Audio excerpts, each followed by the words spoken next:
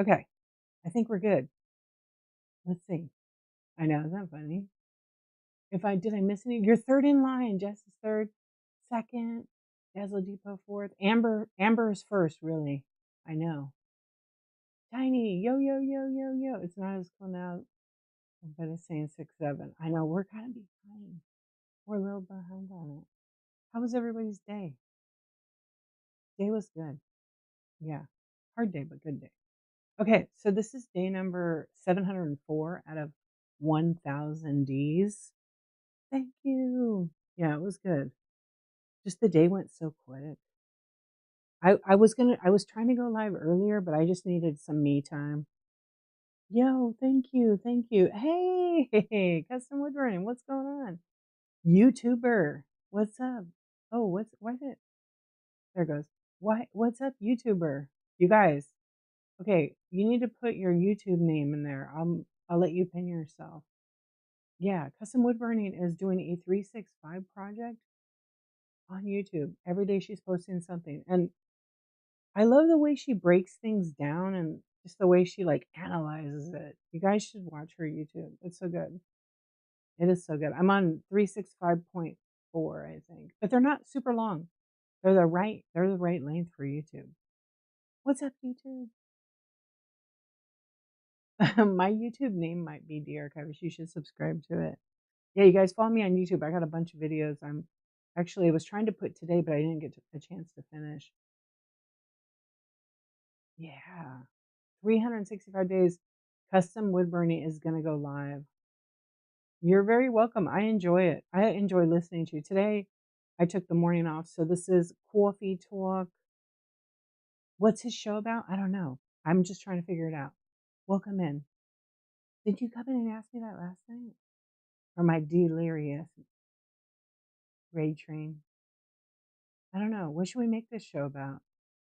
Yeah, we're going to have a chat show. So usually on Tuesday mornings, I have a chat show called Coffee Talk and Tech Chat. We talk about all things whatnot. So if you have a question about all things whatnot, except shipping, I don't think we're going to talk about shipping tonight. Yeah, I don't think so. Think is could mean maybe. Yeah, but if we talk about shipping, I'm only going to say it one time. Yeah, you're working and lurking. Oh, custom wood burning. I love these.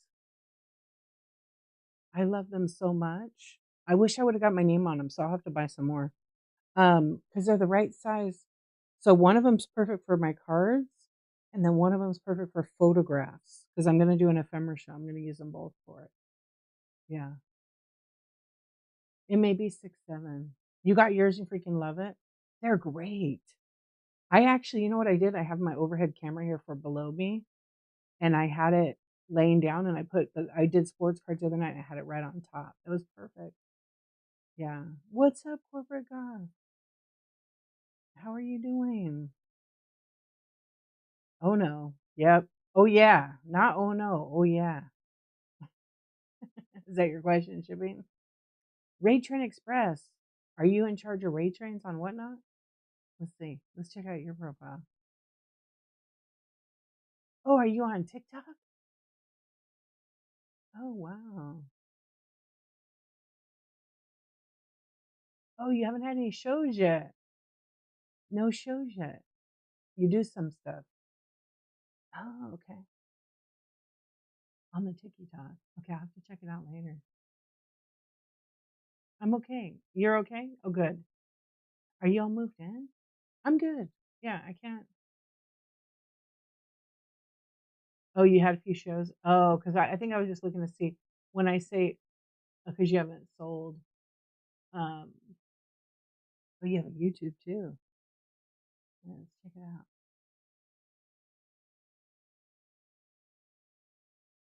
Oh, nice.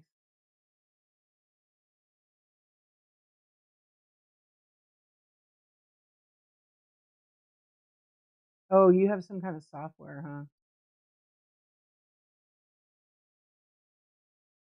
You won't ever be, oh, yeah, probably not. Have you been going live? Thank you, customer. She sells a bunch. Oh, sweet. I don't think people ever unpack.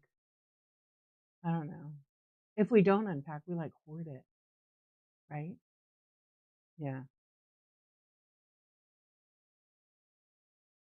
Oh, who's your wife? Your wife married a weirdo. Oh, your wife married a weirdo. Got it. I mean, aren't we all a little bit weird? Aren't we all a little bit weird? So, Jess, are you here? What did you want to ask me, or did you cover it in your messages? Yes. Okay, good. Yeah, I know sometimes it feels like one person, and I was listening. Yeah, just the music. Okay, good. Fundamentals, Derek, he was interviewing JJ Shopper on Bite Size Conversations earlier tonight, and he works for Whatnot. And somebody asked about music in the chat, and he just basically said the same thing I told you. Is like, one person talks about it in the chat show, and then the whole app goes batshit crazy, panicking. But it happens every year for the last 4 or 5 years, and one person will start spreading it like, "Oh, you guys can't play music," and then it just becomes a whole thing. But it's until it becomes a big problem, right? This is what he said. Until it becomes a really, really big problem, it's not a problem. And just, obviously the terms say one thing and you have to decide if you want to. But when someone makes it a big deal, then it would be like a big deal on the app. But every year there's like people panicking because one person finally reads the terms and then goes, "Oh, you can't." But it's very clear about copyrighted stuff. It's like the same people. Here's a good example. Music is one thing, but like any type of intellectual property, such as, the pin people that make all those Disney pins with doorables, that's that's like against that. They see it on YouTube.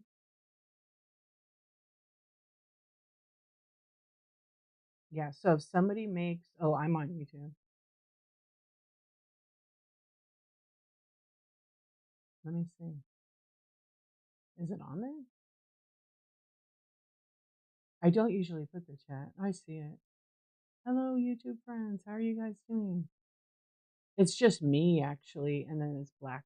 I don't really bother with the chat because if I put it in my window here, it like doubles it for you guys, but on YouTube. Hello. I'm good. I'm good, thank you. Um, hold on, let's see. What's up, Larissa? Amen. Hello. Yeah, so they can't see the chat on YouTube. Yeah, I have been doing that where I go live on my phone and then I have my phone like in the middle of it and then I screen record this. Well, I multicast this. I mean, I blast this over to YouTube, but I haven't been doing that in a while. I gotta fix it. Yeah, I started playing with it when I added the 2 cameras. So now I have one little setting that's off, but I'll get it figured out. Yeah, so oh, I see what you're saying. Okay, let me rewind. So it's just like the same thing with people getting doorables, putting Mickey Mouse on top of a pin and then calling it a Mickey Mouse pin. Can't do that. That's an infringement on intellectual property because it's confusing the end user, the consumer. The consumer might think it's a real Disney product. Make a adorable keychain. South Park, I could take it and make a keychain. It isn't intellectual property and it's confusing the consumer. They could come after you if they wanted to, but I would never make a Disney channel. Yeah, and so music, there's so much royalty free stuff you can get. If I play me, I used to play music on here all the time. I loved it. People would like ask me to play something, I'd play it, and I just used it from YouTube. And then I started multicasting, but I didn't get any copyright strikes. Then one day I was singing the song and I wasn't even playing any music, and I got a copyright strike for me singing it. And so I got it removed because you can have it remove it. But it was so funny because all you see is me going like this, and like you can't hear nothing. They took it all out. Yeah. So the music is on you. The terms just say, you're responsible. So if I'll just pick some random person. Um, you know, say you start playing some Patsy Cline and you have a popular stream and you're making money off it because you're playing Patsy Cline music, and her publishing company finds out, okay? Because this is like the only stream that plays Patsy Cline, and they find out, they can hit you with a listen, stop, stop playing the music, and you don't, and you keep going. Then they'll come after you. But Whatnot's not responsible at all. The terms say that this is on you, not them. Yeah, it's, but people still do it anyway because it's not a big problem, but it is a thing that Whatnot says they side with artists. They believe in intellectual property and ownership. So that line alone, to me, says I don't want to take a chance. That's like me taking Tiny the artist stuff and putting it on clothing, right? You don't do those kinds of things. That's her intellectual property. That's like my photographs, somebody taking a screenshot and putting it in picture frames and selling it on Whatnot. I'm coming after you if you do that. I have no problem with that. I have had to do that before. But you can't play music like, and then also keep in mind, seriously, pick around him. Hello, Bev. Like I just know because I've read it, I've talked to other attorneys, like what they've said. So that's one reason why I stopped doing the music. The other reason was when I started getting monetized on YouTube, which isn't a ton of money, but the fact that you get monetized, your videos, if they keep getting played, you can make some money off them. When you get a copyright strike, you don't get a dime, nothing. So I stopped playing the music because it was just new to that. And I didn't even, honestly, I wasn't even thinking about it. And then I went, oh, YouTube's very strict. Their software, like, it'll get 4 beats and go boom. You can do 1928 version of Mickey Mouse. Yeah, but we're not talking about 1928. We're talking about new stuff. Yeah, but the thing is, it's still the intellectual property on creating a new product to confuse consumers will be a problem. I just recently asked a friend of mine who does intellectual law, and she told me about it. I was like, yeah. I had some keychains with doorables, and I stopped selling them. Yeah, not worth it. How are you doing? It's gonna crush your family business. Wait till I get my. Can I explain that more? It's just if you create a product, you're the like the you have the copyright on the product, not it. And that when I mean product, like a character that you've created from scratch, right? That's your copyright. You've taken a picture of something, that's your copyright on that item.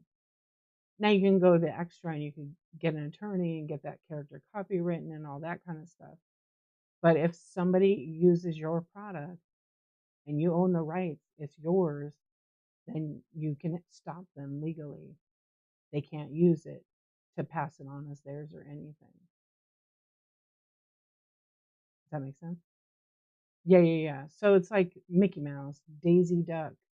These are all, you know, Minions, Cinderella. I'm just trying to think of any of the Winnie the Pooh, Felix the Cat.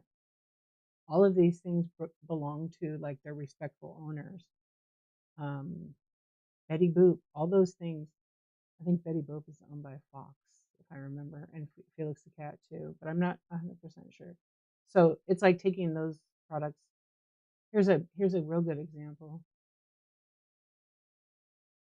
Going to Joann's Fabric, which I think they're out of business now, and buying the fabric that has Mickey Mouse on it, whether it be Steamboat Willie or, you know, what is it, Fantasia? Yeah, ours did too. It was so great. And buying that fabric and then deciding you want to make like a button up men's dress shirt with a pocket with the character fabric and sell it on Whatnot. Huge problem. Don't do that. You can't do that. Yeah, it violates like intellectual because again, people might be thinking it's Disney. You can't. They're very litigious, as they should. Why should they let some random person make cups, plates, T-shirts with their branded items? Yeah. I think a lot more of those people are gonna end up getting caught up with them. Yeah, they'll, like, get a Cricut, they'll buy, like, graphics from whatever site, download it, make a vinyl shirt. Like, for yourself personal, you could do that all day long. You could buy the fabric at whatever store, whatever character, and you could make shirts for your whole family going to Disneyland. You just can't sell them. Yeah. Yeah, you can't. It's a copyright protection. Yeah, they'll spend 100 million to show you to sell merch. They will spend 100 million to show you how to. Yeah.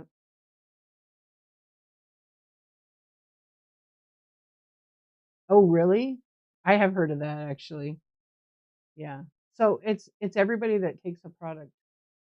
Yep. And just the people of getting away with it, they just haven't been caught yet. I mean, it will happen. Disney is probably one of the most litigious companies because they will waste millions to win. They just will. What's up, Ashlyn? How you doing? Yeah, Tumblr. Anybody that makes a product. Did you guys hear about this lady? This is how I heard about this guy. And I get it, but like it was kind of crappy, but she was wrong. So this lady took Luke Combs, he's a country music singer, and she took pictures of him and made some tumblers. You guys heard about this? And she sold the tumblers for 15, 20 bucks. I don't know. $300 worth maybe she sold. He found out. He sued her. He got a lot of money. She didn't have very much money. Yep. And the moral of the story is don't steal someone's picture and put it on a cup like that and sell it because they will come for you. This lady, I forget how much she had to pay. I'll tell you. We looked it up last time we talked about it. I say this not to scare you, but like be careful. That's how I found out who this guy was. I was like, what? December 2023, he sued her for $250,000 over tumblers. Counterfeit tumblers with his picture on it. It wasn't him. It was well. That's what his PR team tried to clear up. I'm sure it was him. But you know, to save his name, he said it was his legal team. But I don't believe that for anything. Yeah, I don't. Yet you're right, Fox and Grain. I think it was his lawyer's name. Nah, I think it was him. I do because he is the final thing to say. You know what? Let's give her a warning. Let's no. And he went after her. He could have stopped that.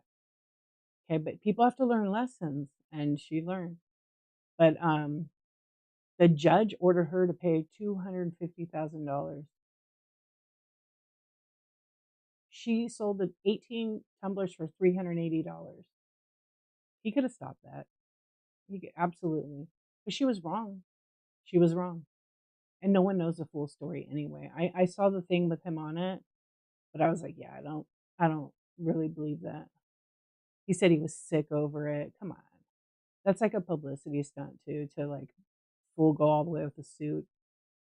Um, but they did later like remove her from the lawsuit, and he basically said that they pledged moving forward that he would only the legal team only goes for large creators over counterfeit stuff rather than individuals. But to me, I feel like there's too many missing things.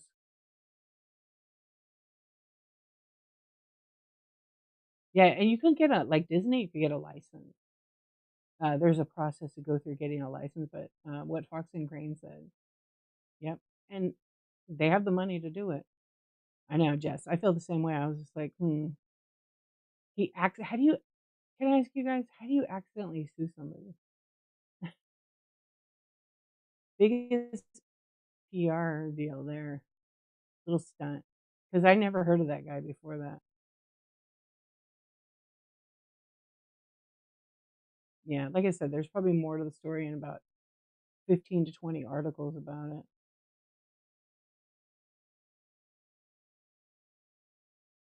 Yeah, who knows? Right, Picker Adam? We don't know. I mean, you could read like probably 10 little write ups and they're all going to say, but still, 18 tumblers for 380. And if they could sue her, even the thought of 250K, It would make anybody reconsider because most people don't have that kind of money laying around. Yeah. Japan is really strict. US, yeah. I know. US, you could change the likeness off like 2%. Yeah. But it make it people this is where people need to stop stealing people's and likeness and passing off like, fan art. Because people there I've had debates with other people about fan art and they get mad about it, but they're wrong. I've asked lawyers because I'm always curious too. Yeah. I mean, it's well known about Disney, but it's hopefully, the guy did the right thing, but I don't know, I smell like, oh yeah, how about all the people who are selling Mickey ears on Facebook Marketplace? Probably like 8 or 9 years ago. I knew someone that was doing that. She's like, "You wanna buy Mickey ears?" And I'm like, "Nope, I bought a pair from the theme park. I don't want fake ones because 'cause you're selling the fake ones for about same price."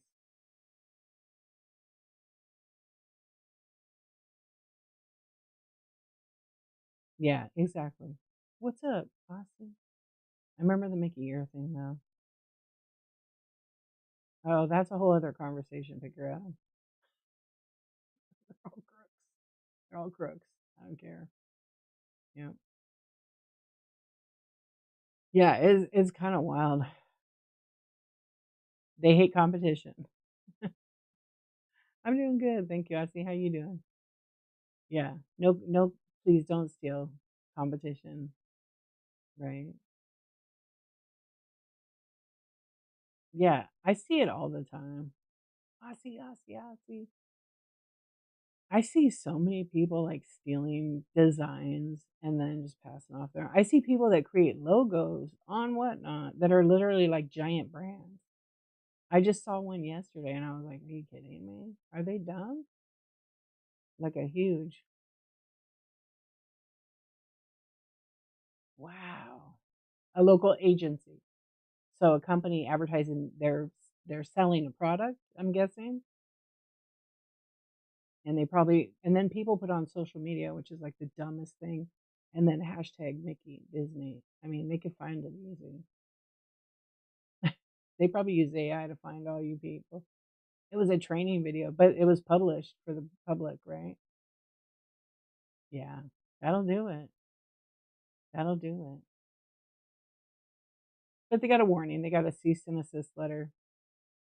Yeah. So I mean, I've had to send one before with another photographer. Somebody took our photograph, stole it, put it on a huge campaign. We let them collect some advertising. I'm sure they made a lot of money from that. But by the time you're all done with that, you're lucky if you get that much out of it. I know these photographers that I watch online. Somebody stole the wife's picture that he used it for like a YouTube, and it is. And I forget the amount, but this company took the picture of her, and it was like a gorgeous picture, and put it like on their package. And I forget what the hell the product was. So they somebody who watched her YouTube sent it to them and was like, "Oh, you have this product I didn't know," something like that. And so they got an attorney and fought for it because they're in the photography industry, like they're really good. And by the time everything was done, they got like $200, but it was like tens of thousands of dollars that they had got. Yeah, you never know. Exactly, it's true. You never know. That's why it's better to do the right thing and have integrity. You had a photographer bring a family for photos on our property without. Yeah, see that's people like come on, and even down to the property. Like you've got to what if they would have knocked on your door and said, "Hey, you have a beautiful piece of property. I'm taking this family's photos. Could I use part of your property?" And you approach. You don't assume you can. And so what happened? You weren't home and they just did it? Oh, good, good. Yeah, legal fees are crazy. I mean, some of those lawyers, those big entertainment lawyers, I don't know. They're like 700 to like 1,200 bucks an hour, and they do the main work, but their paralegals or like their main secretaries do all the they really do all the work. Good thing I got a backhoe. Don't call her that. I told them they could finish. Yeah. Yeah, as soon as they saw your backhoe. Mm-mm.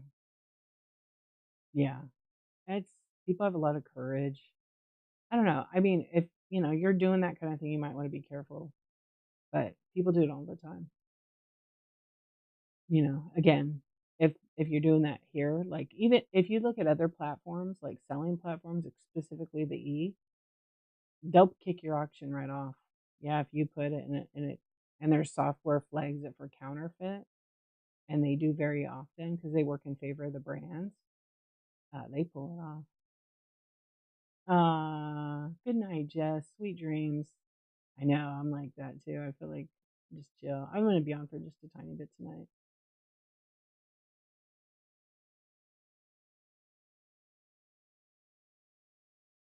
Oh, I know what I did. Hold on.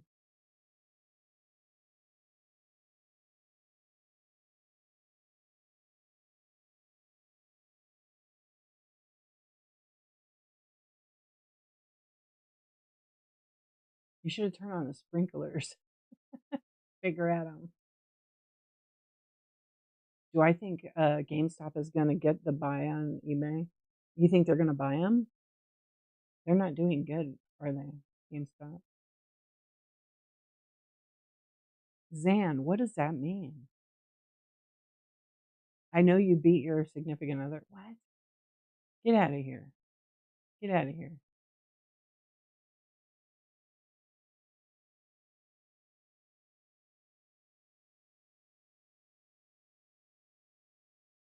I brought them some way. Yeah. No, I mean, you could always chase them off, or you could just be like, tell the photographer, because it's really probably the photographer, hey, next time knock on my door. I don't bite that hard, right? At least they could ask you. Yeah. I always would ask people. I remember a lot of sparkle. Hello. I remember I was doing photographs for somebody and the girl's like, "Oh, we want to take pictures on the railroad track." And I was like, "Really?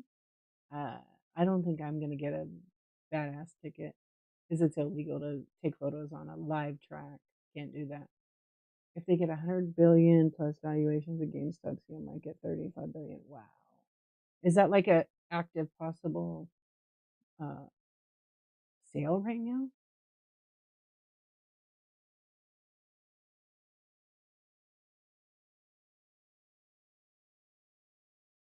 Who's really?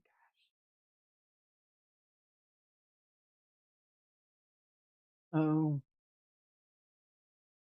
that's crazy. eBay and GameStop merger. Well, just put in $10.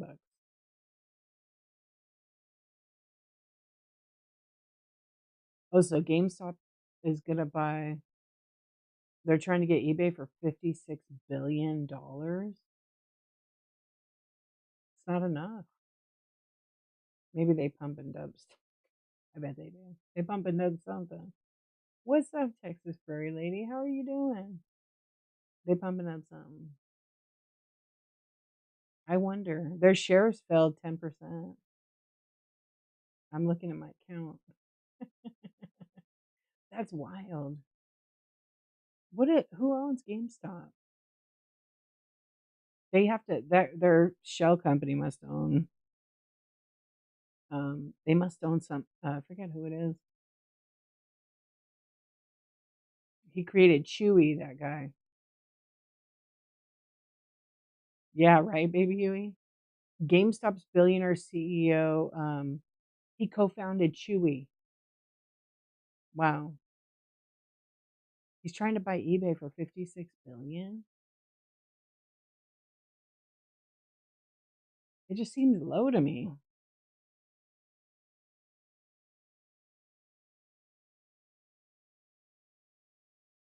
Oh, I guess it's high. eBay's valuation as of this month is has a market cap at 47 to 48 billion.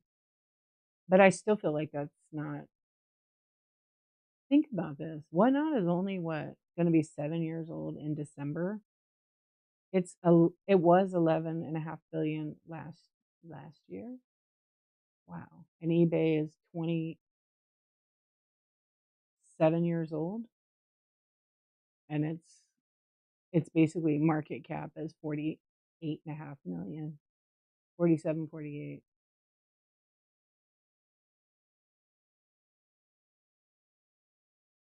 Wow. That's what I'm thinking. I honestly would have thought they would have been like 80 to 100. Yeah, it started in 99. That's 27. Crazy. Oh yeah, their stock's gone down. But it's been staying about the same for the last 5 years anyway. Yeah, it's kind of on the up. I was thinking it was a little bit more, but it has jumped up. It has jumped up this year. 105.26. We're just chatting. We're talking about copyright infringement, stealing people's shit, passing off as Disney. Yeah. That's crazy the amount. Now we're talking about GameStop buying eBay. Do you guys think somebody's going to want to buy Whatnot?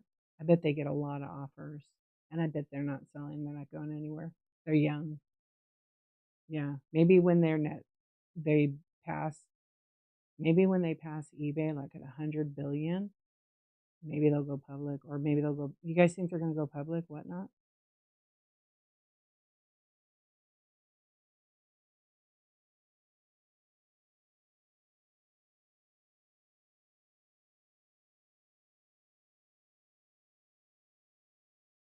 Oh, eBay was 1995 actually. I know. I'm ready to buy stock. I'm ready to dump a ton of money in it because I believe in it. I know the employees have stock, but it's a different kind. It's not like, the publicly trained. Yeah. Um, but yeah, I'm ready because I really believe in it. Oh, of course they are deals for real. Yeah, of course. I was trying to get the list because I can log in and see a list on this site I'm on. I'm not gonna say what site it is, but it's like you can get info on it. Yeah, eventually I think so too. But they can't say, "Oh, we're going public," because that would be like insider trading, and they don't want to go to jail. Yeah, I know. For a long time. Yeah, eBay was founded in 95, so 31 years since it started. But I think 1999 was the year it like kicked off to us because my account was 1990, January of 99 or December of 98. Yeah, because 97 it says, so it is almost 30 years old. Indeed. Oh yeah, Texas Prairie Lady. It's just you can't. Yeah, it's one of those things. Is that when they started? The first item that sold on eBay, do you guys know, was a broken laser pointer that sold for $14,000, $14.83. I remember reading about that. We were on it in 98 or 99. Yeah, the USPS is easy. Piece of cake. I can't wait till we get some UPS. Um, yeah, Whatnot is wonderful for sure. Just need about 30,000 more workers. We need about 10,000 more carriers. I still can't believe that GameStop thing. I didn't even read about it. Oh, the billionaires from Canada. Canadian. Yeah, well, they're hiring all the time. I love Whatnot a lot. You went on the Bay on 2005. Yeah, I was 90. I have to look at my account. Well, my original account is a little long story, but um, got hacked, and then it was such a headache, and they're like, "You know what? Just make a new account. We'll set you up." And then they fixed it. Those rich Canadians. I don't know who the CEO is. I don't pay too much. I know they're having a lot of issues. They had that guy, they had that lady, 2009. You was 2008. I used to sell a lot over there in like 2000. I sold a lot. My first, yeah, when I first sold stuff online, I sold on what do you call it? Yahoo's Commerce. You guys remember the Yahoo one? And back then, there was no, you sent in a money order. Yeah, and the very original was just money orders or checks. And then eventually they got like you could buy it online, but yeah, you would have to do the money orders and the checks. God, that's a long time. That's like 98. And then before that I did like Penny Saver. I don't think there was no Craigslist.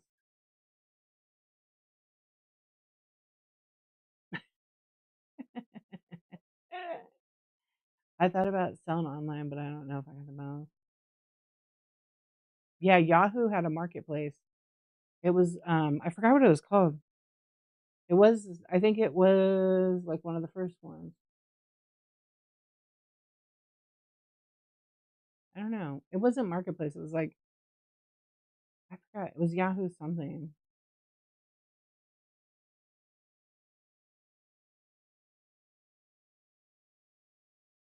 It was like 1997. I just forgot what they called it.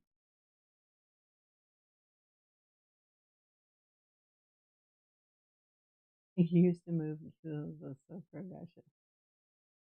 You had to wait for the payment in the mail. Yeah, and you know what the scam was back then? So somebody would send you a money order, and it would be like a fake money order, and they would write with like the pin on it, and like, here's your money order for $12.50, and then it would be like shipping there because shipping was pretty cheap back then. And then so people would like mail the stuff, and then they go to the bank to deposit, and they'd be like, "Sorry, fake money order." So I remember my cousin like saying, "I learned that you could take the money order and put it in the freezer, and if the ink stays on the paper, it's real. If it's not, it like it smears." It was the weirdest thing. Cali Yahoo store? No, it was something else. It's not the name of it. Let's see. Is that what you found on the internet? No, it was called Yahoo Stores. No, it was Yahoo Shopping or something. I think it was like 1997. 'Cause I think they might have been like the first one. Yeah, Yahoo Shopping. It is Yahoo Shopping, e-commerce marketplace. In 1997, Yahoo Shopping. But I feel like it was called something else. I have like I know I have a screenshot of my shop. Hey, and Yahoo's stock price back then was $30. Is that crazy? Used to move kilos. Banned. You're banned. Permanent ban. No, I'm kidding. This is the new version of AOL chat rooms. It totally is. You remember that? You remember this? Remember that? What? Yeah, $33 for Yahoo stock. I know I had friends that worked there, and they worked for the company, so they got tons of stock options, and then they went public, and a lot of those friends became really rich. It's wild. One of them, I forgot what she did. She became rich and retired. Can you get me some Bitcoin from 2008? Sure. It's only like $40. No, I think it was less. What did it come out? 2003?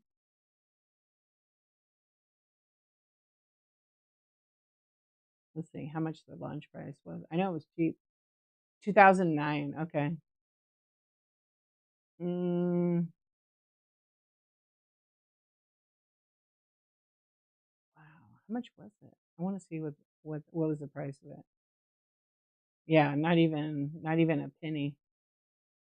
It's like the Shiba Inu. You shoulda bought it. Shoulda bought a house in the 5th grade.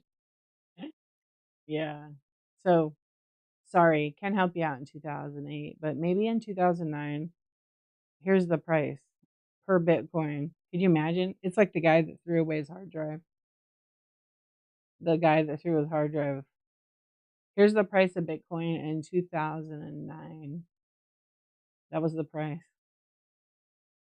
I first heard about it when it was like, I think $4, and my friend was like, "You should get some of this," and I was like, "I'm not gonna waste my money." Yeah.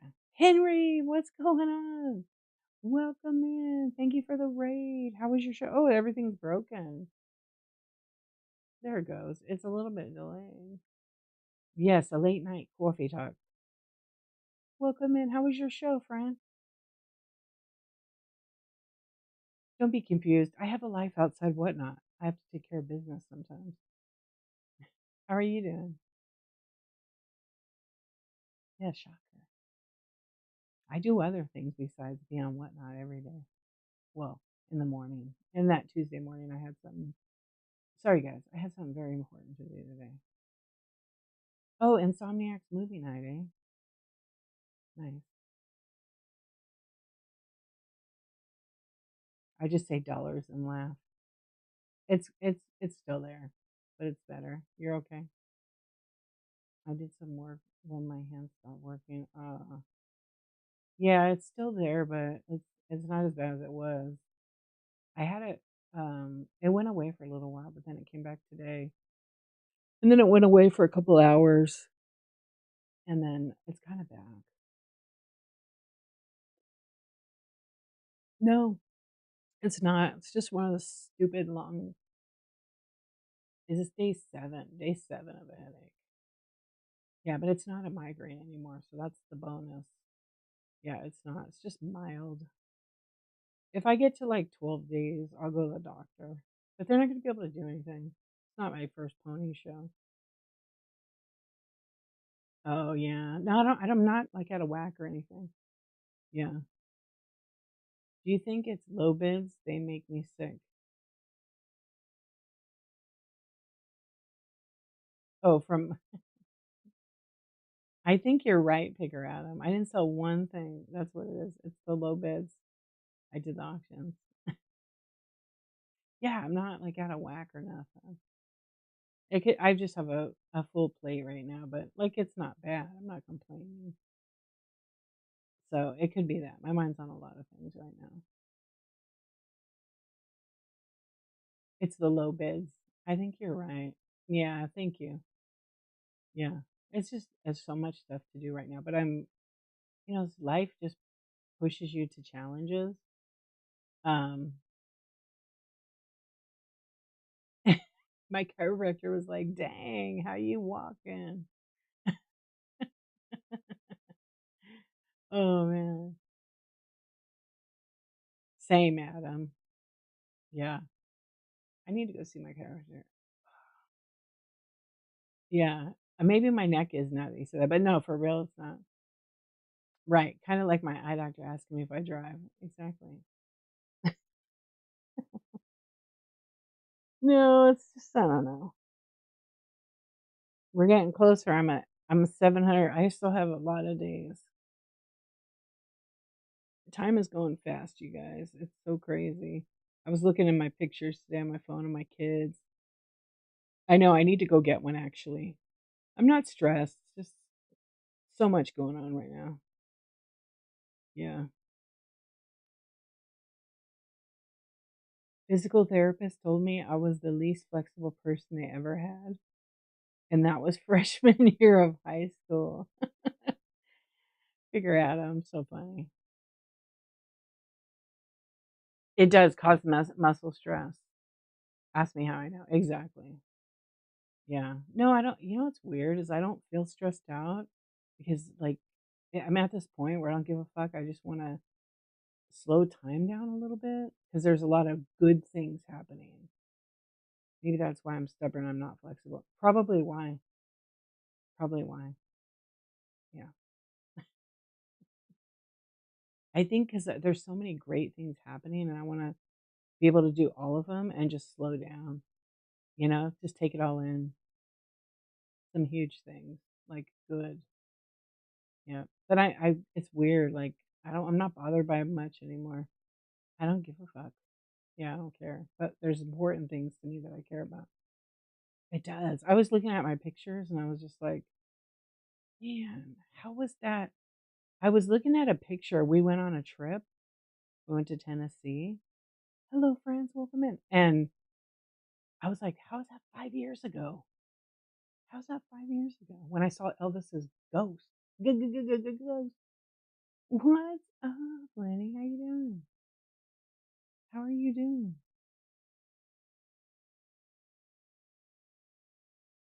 Yeah. Happy new 4th July, Christmas, New Year. Yeah. Thank you. I don't know where I got it. It's got cherries on it. I think I got like Marshalls or something. Because it is a little bit cool. Hello, Diane. How are you? It's crazy though when I look at the pictures. I was looking at pictures, and I was just like, even I was looking at some pictures of my mom. And I was just like, because my phone, the way I have them, I have like the memories come up, and it was like on this day, and it was like for the last 17 years. This is my mom's birthday, May 5th. It was the last 17 years of pictures of me and my mom on her birthday every year. Because I pretty much I think there was one of them that wasn't on there. Anything before 17 years is on my computer. And it was just a reminder. I gotta put them I gotta download them off my thing and put them in my folder. Because I made a book. I just gotta print it. I finished it finally. Yeah. No, great memory. But it's just crazy when you look at the pictures and I'm like, I always pick her at them. I'm crazy. I got like 2 RAID systems. I have about 22 hard drives. I'm crazy. I even have a fireproof set of hard drives. They can only handle a certain temperature, but enough to. But I look at those pictures and I'm just like, that just seems like yesterday. Yeah, it just seems like yesterday. But I still save them in a. That's great. I love it. Yeah, I find these pictures and it's just wild to me. Even my kids, some really cool pics. My mom was so funny.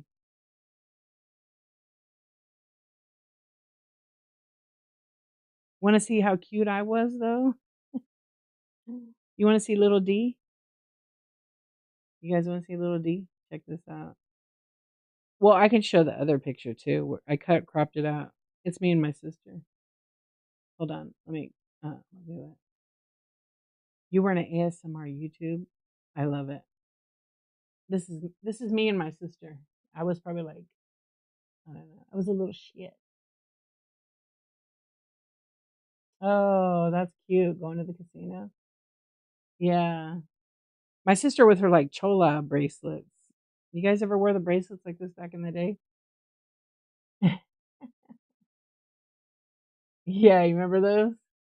Little D, my little pug nose, so cute. I love it. But I look at that and I'm just like, gosh, I don't remember that. And then there's another one I have. I gotta find it where my mom's like, I don't know what she's changing me or something. I can't show that on here, but I was like, I used to be a little bitty. That's when I was the size too. Yeah, it's crazy. And life just goes so fast.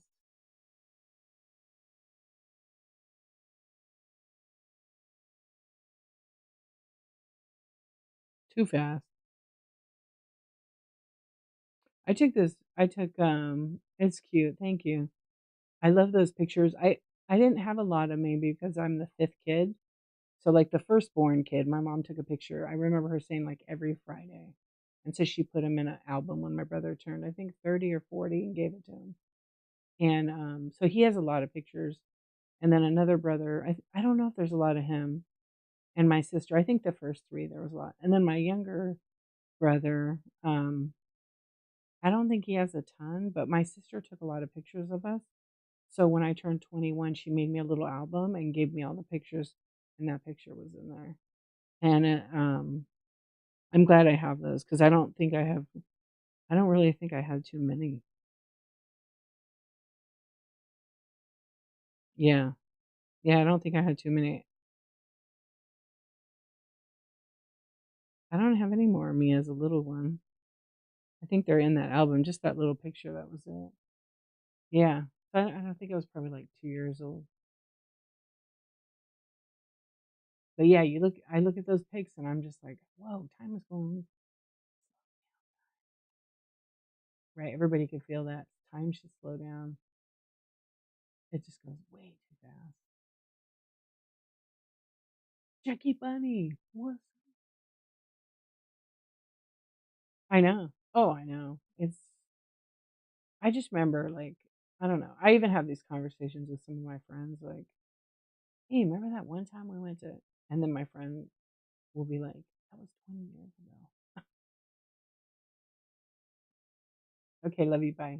I see the red chat. Uh, I love it. I love it. Okay, I won't say your name. I won't say your name. Just kidding.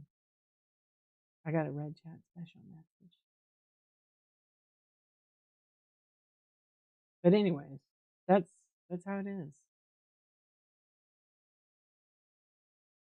You're gonna go visit your bestie of 44 years in July.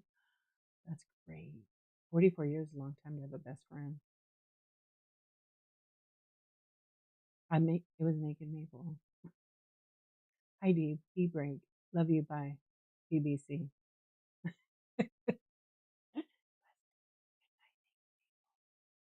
She'll do that sometimes. She usually writes something else.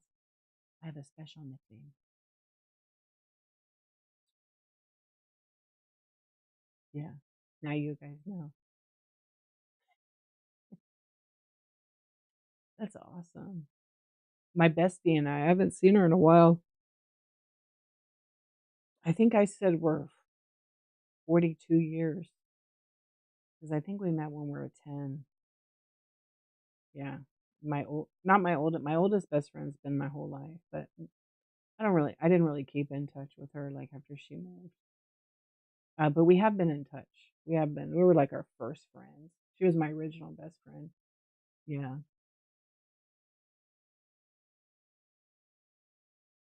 Her name is Barbara Jean.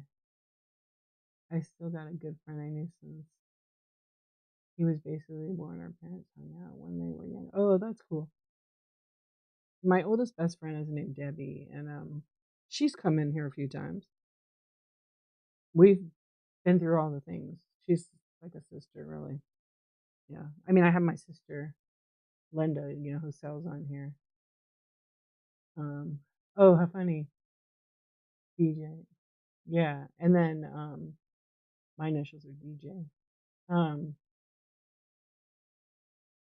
I am best friends with your mom. You didn't know that? Your mom's Linda too, huh? Or your mom Debbie. Yeah, Debbie's my oldest, like best friend since I was in 5th grade. Debbie, yeah. And then I have another best friend who I met in the like when you go to high school, you go to like the I know, do you know us all? And she and I met in like 10th grade orientation in high school. So that was, oh my gosh, 1989, I think. No way.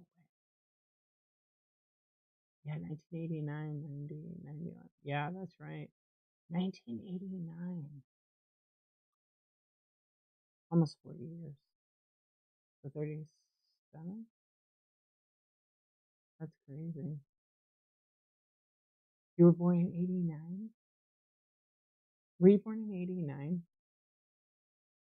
Your old wait, I read it wrong. That's when my old wife was born. What do you mean your old wife? You have another one? 1990. You're born in 1990. I graduated in 1992. You had a 3-year-old. I was born in the 1900s. She was back in the 80s. Oh, in the 1980s. Are you sure? It's weird when someone says I was born in 1989 or 90 because it makes me feel like, oh my gosh, I'm really old. But I'm not. I'm not old, you know. It just it just um you graduated in 91. Yeah. I graduated in 92, so yeah, I would have to have met my other best friend. Yeah, I remember Baby Huey said born the same year I graduated. I think so. Yeah, you were in the diapers. 92. Yeah. Oh, that has to be crazy, Aussie, huh? Still in diapers. I mean, lifelong. No problem with that. 40. It's got to be crazy. 40 was great. Turning 40. I feel like I feel like I kind of I don't know, I had a change. I just pivoted in my life around 42 where I stopped like, you know, taking taking like things personally. I barely remember the 1900s. We had lawn darts. Jax has started driving. No way. Wait, what? Really? Oh my gosh. He's doing good. Lawn darts. And then they had to outlaw them because people were getting stabbed with them. My friend has some, the OG ones. Like they're totally illegal to have. Pagers. Oh yeah. Y2K. Y2K is vintage. Drinking from hoses. Oh gosh, in the summer, do you remember that? You would take a drink from the hose, it'd be hot. You had to let it run. I'd always let it run for like 5 minutes. Your fiance has some? I love it. I still have my pager. Remember I showed you guys? I still have my pager. It's not connected, but I still have it. It's in the black case, though. I have a pink case somewhere.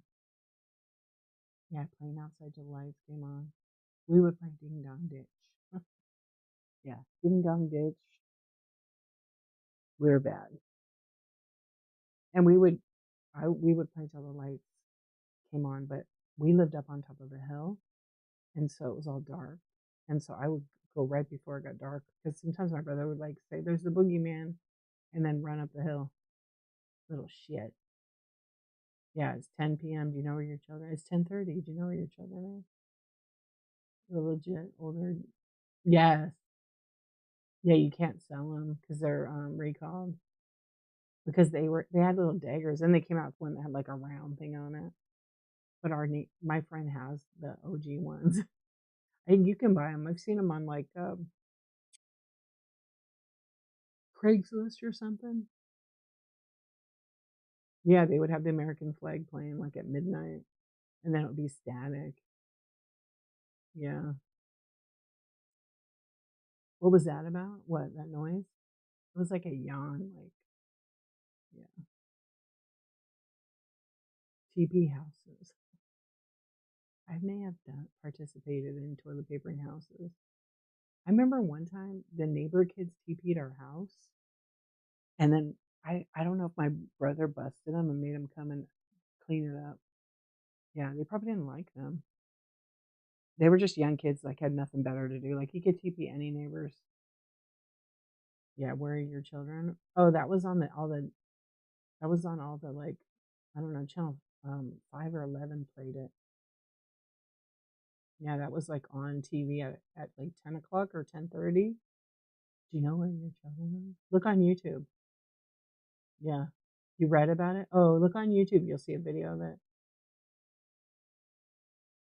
We went from don't ride with strangers to buying gift cards to riding with right, right, Pick Random. Yeah. Hey, if they TP your house in 2020, you was rich.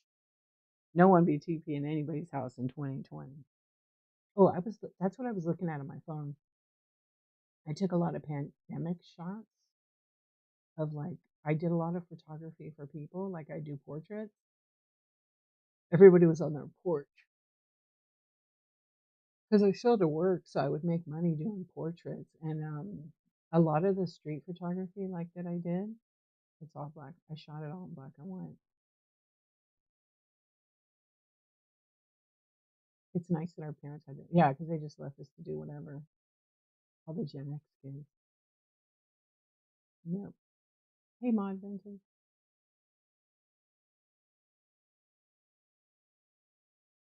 You remember traveling to St. Louis at a young age, and now I think, what was my parents doing? Right? Denisa, what's going on? Thank you for the raid. Welcome in. It shows like a double raid. How weird.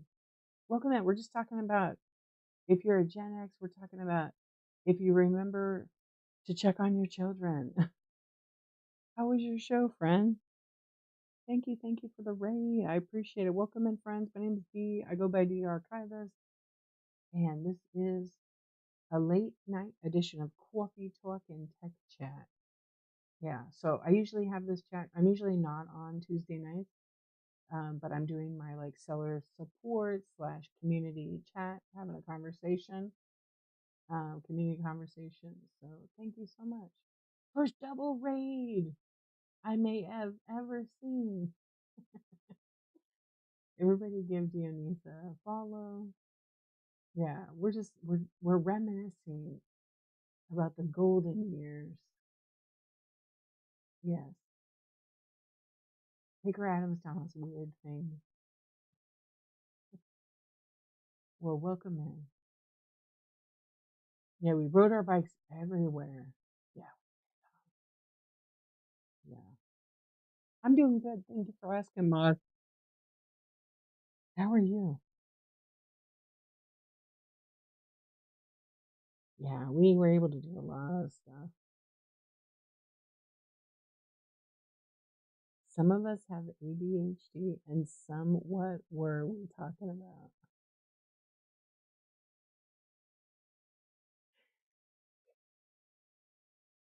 Yes. Yeah. I don't know. Just hang out and see. What'd you guys say? What were we talking about? I'm kidding. Yes, we're just shooting the shit, hanging out, not really doing like a per se coffee talk, and that's okay. My plan was to be on for like an hour because usually I do this chat show for like several hours.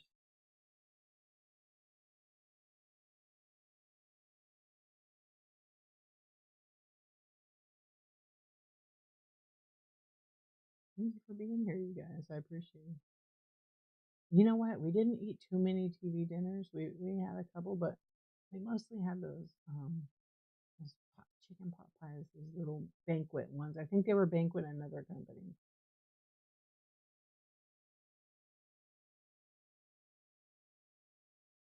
Rice man, no, nothing you could do. You need to get a counter scan. Yeah. Or did you scan the package in the app? You got to scan the packages.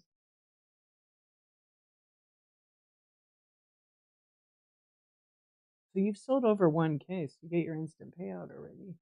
Um, so you dropped, I'm going to read it out loud because of YouTube. I dropped off several packages at post office, put them in the bins, but they were never scanned. Now they're late. Yeah, so let me tell you something. You can't do anything now, but for next time, scan them within the Whatnot app, not the label by itself, but once they're finished, pack them up, put them in an area that it's just going to capture the ones. So I have like a gray wall over here, and I hold the package up no matter the size of it. And then I take a picture so they can see it's a box. Because the future is if they like charge you because they say, oh, your box was overweight, but you have a tiny box, you can dispute it because they can kind of calculate roughly how big that box is. And if you take a picture of it like on the scale when you scan it, It'll scan the barcode and it'll register it. Because if you drop it off at the post office in the bins, I do it all the time. If I don't do that one scan, sometimes I scan it right in the post office, so it shows that I'm there. What it'll do is I've had it where they scan 2 days later, but I've scanned in the app and then I've dropped off like 20 minutes. So Whatnot kind of calculates that in there. As far as now, you can't really do anything. But when you say late shipping on the app, what does that mean? Like, does it tell you, did it drop your percentage? Like in the health? I see 1 day average ship time, 5 stars, 1.1K, and you're 5.0. So I don't think it says not on time. Does it say it like in the seller hub? Hey, Cawfee, how you doing? Let me see. I'm gonna go out of my show and look. Yeah, but how many packages? So on mine, see how it says here, the account health? See all that? Is that where you see it at? Is that where you see it there? So mine says on time rate 100%. So if you click it, does it have a percentage for you? What's your percentage? If you click it, it'll show you this. You could put a red chat if you don't want no one to see it. Okay. So now you can't let any go in the bins. Are you scanning in the app? It sounds like you're not scanning in the app at all. And how many packages? I would just absolutely scan it with the app every time. Yeah, packaged up, scan it, and then take it. And for the next 30 days, I would get it scanned by a person. I know it's a pain in the ass, but I would.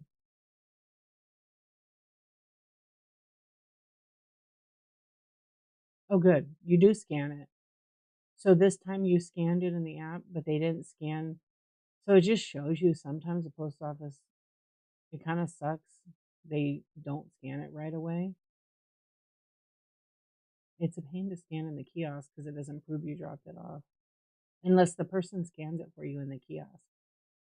Um, I would just try to get a scan because what it'll do is it averages out like 30, that 70% stays there for up to 180 days, which is 6 months. I know a lot of people do that. You're not alone. It's time. But what you need to do is get them to scan it for the next, I would say 30 days. It'll bring that 70% up. 70% is not terrible. I've seen people have 50 and 40%. So, but just it'll start keeping a record of it. But if you click, this is where they ding you. So,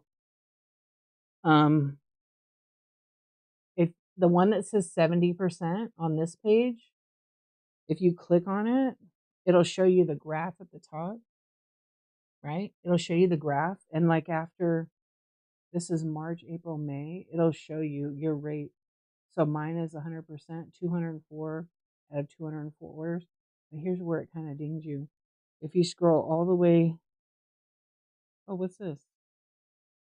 Yeah, how to improve your rate is scanning it within the app. It says drop off order shipping within did you take them within 2 business days? So if your show ended Monday morning at 9 a.m., you would have to take them Wednesday at 9 a.m., not later. So it's better to take it like if you ship the same day, that's optimal. Yeah. And it just says you to keep scanning the packages within the app first. That'll bring it. But if you go scroll all the way down on that 70% and view, here's where it kind of sucks. So if I click on it, I won't go in it because it'll show the person's name. But I had one order, so it's one box with 27 orders in it. I got dinged on all of them. And it wasn't even my fault. Well, it was my fault because I was packing so many orders that I put a ground label on a flat rate, not a flat rate, a priority mailbox. And I sent it out and it came back. I was like, dude, it weighs correct. What the heck? And I missed it. And I sent it and it came back. And then I went, oh my gosh, dummy. It needs to be in a brown box. So I repacked it all up.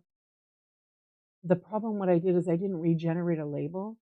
So it was just floating out there, but it did end up tracking internally, and then they got it, finally got it, but they said they never got it. It shows scanned, so I said, "Do you want me to send a replacement?" Like, "Nah, don't worry about it." And I'm like, "Are you sure? You dropped it off in time?" Yeah. So what happened with this one is when it came back the last time and I sent it, I took it to the counter and they scanned it, and everybody said, "No, it's good. You've already used it, but it'll still go through. It still tracks." So what happened was it got delivered, but it doesn't update the like USPS.com because I'm only seeing the external of it, return to sender. What I should have done is ask Whatnot for a new label. They would have gave one free and then put it on the box. So it's already like, but it's still bouncing around. So it bounced around for like 2 weeks. And then it finally showed delivered internally with USPS. And I mean, it was like for a lot of money, but they didn't scan it. So when I first dropped it, I dropped it, let's just say on a Wednesday. I sold it Tuesday morning and then, or two, like by noon on Tuesday. And I took it not the next day, but the following day in the morning. The post office had it Thursday at like 9 o'clock in the morning. Like I went early. They didn't scan it until like Friday night at 7 p.m. So it was late, but I took it there. I had a receipt and everything. So I could have disputed it, but my account reset after 45 days to 100%. Yeah, it's best to do that. I mean, you're doing all the things right. It's just one of those things. Yeah, it's just one of those things.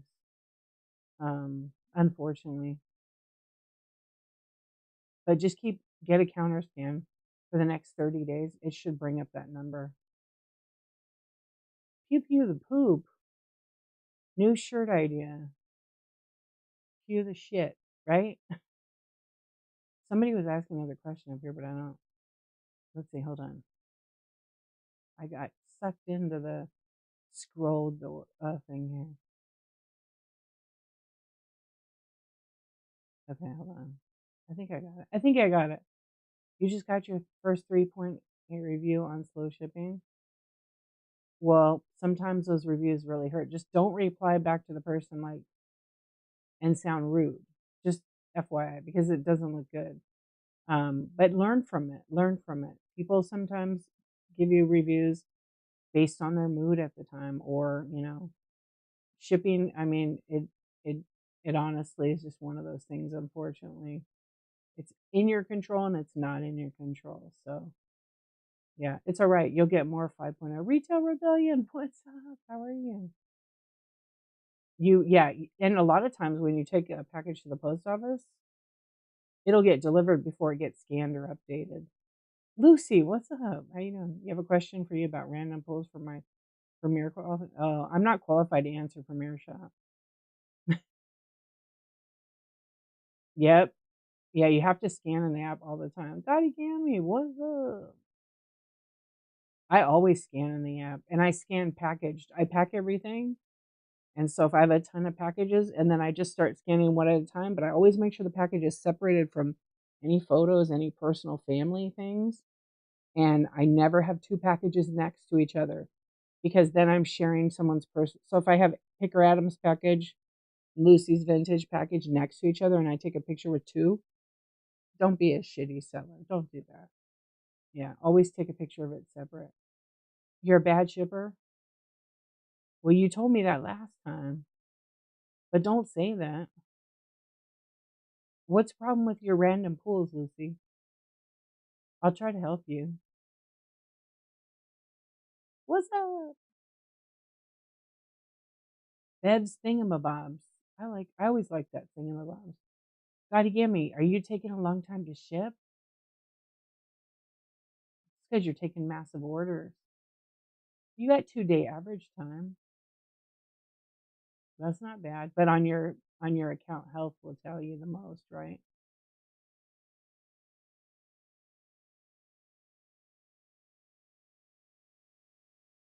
You don't know why your quality listings are at 75%? I could tell you why. You take a picture of the actual item every time? and does that title match the item, or it's random pools? They're cracking down on that stuff. A true quality listing would be a photo of, oh, it's been like that since day one. Yeah, since I started on the app. I preach this all the time. Yep, they've cracked down on it. I'm glad. Yeah, so basically, a true quality listing would be me taking a picture of this beautiful Mr. Hanky keychain, instead of taking a picture of like my logo and putting it as the placeholder. But say I take a picture of this and then I title it South Park Mr. Hanky bag clip. Okay. Then I have a very short description like open box, pre-loved, right? So if you don't have that all matching, it's not considered a quality listing.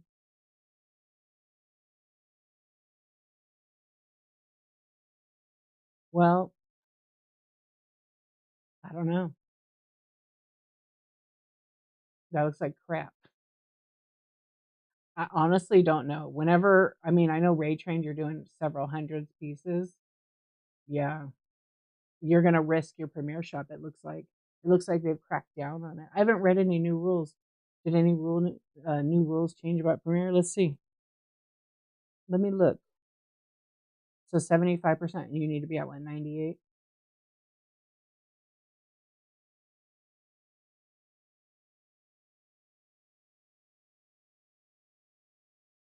I want the real whatnot one. Yeah, 85. Okay. Yeah, originally the rules are in the terms of service since I started that all listings should be, people never do it right and they just do what they want. All the rules say on there, take a picture of the item, the title has to match it. It says it in the terms and conditions since I started here in 2021. I actually just found a screenshot. It was October of 2021 that I was on Whatnot. Yeah, because I made a tutorial, but I didn't post it to YouTube. Um, see if it says anything about quality.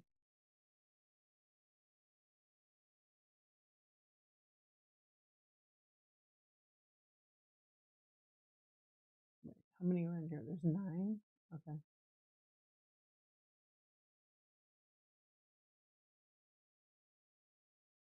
Hey, you want me to read it? What it says? I skipped ahead.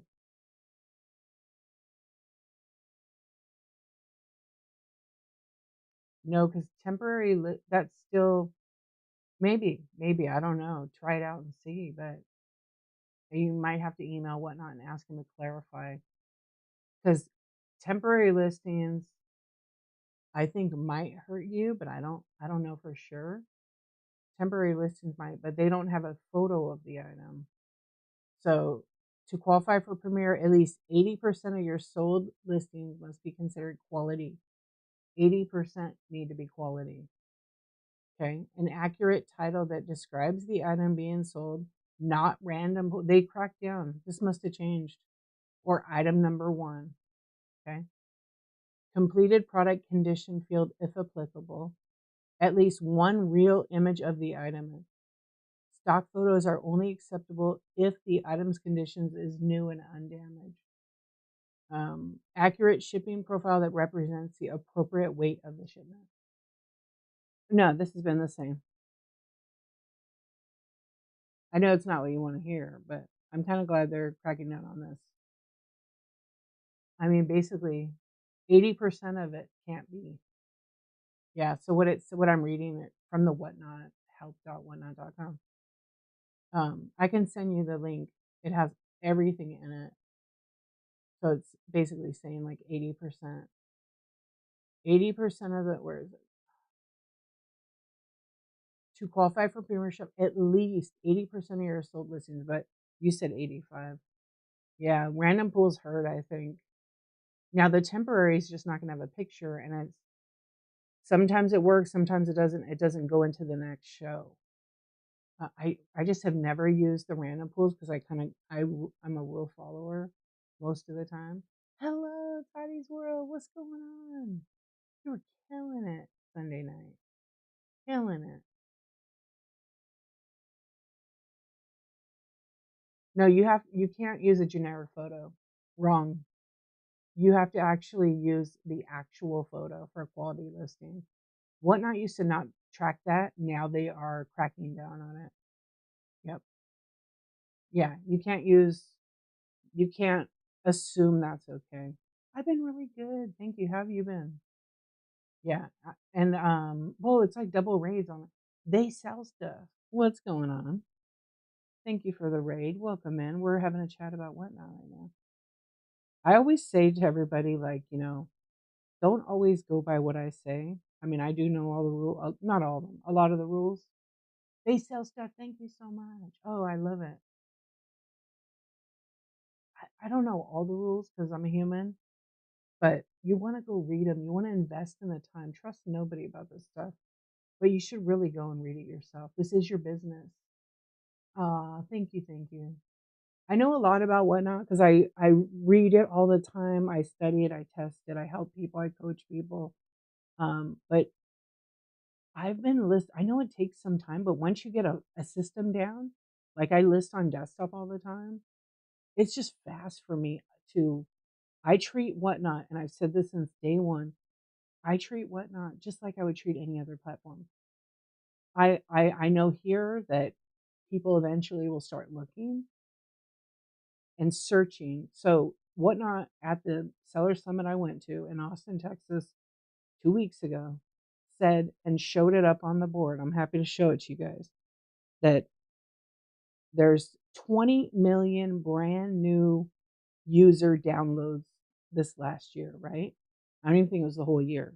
20 million. Of the 20 million, here, get your calculator out.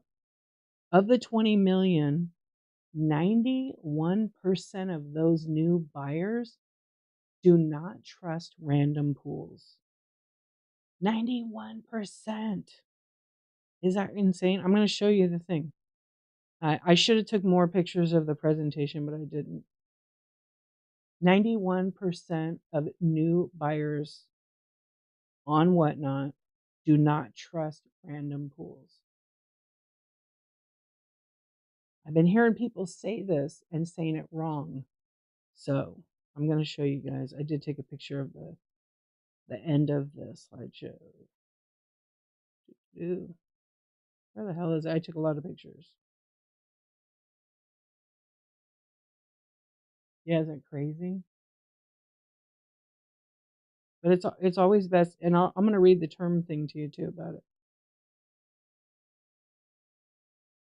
Gosh, I met so many nice people at that. Okay, this is the bar. This is the party. Okay, here it is.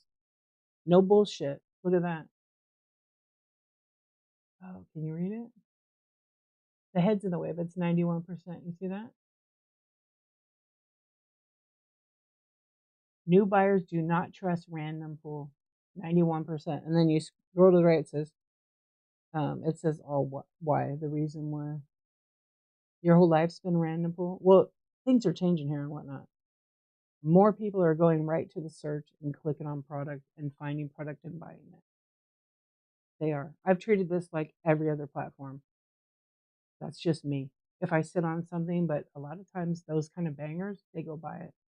I never discount Whatnot. Whatnot will be the biggest. It might take 5 more years, but they're going to be bigger than the E. Maybe they'll buy them. Maybe they'll buy the E one day. Hey, I've already called it out that Mr. Beast would be on this platform from like day one because it would get this app was growing and growing and growing. And I said, one day we'll have Mr. Beast on this app. I was not wrong. Yep, I was not wrong.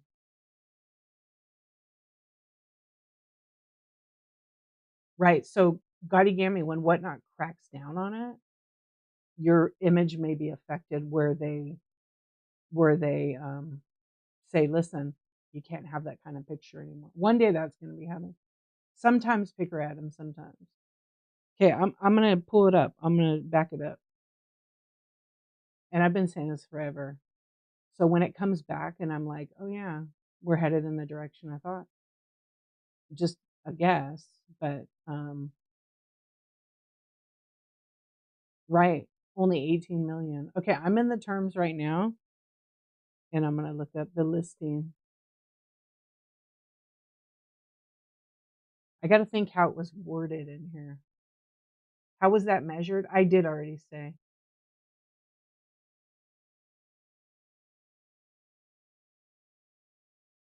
Also, these 91% never request.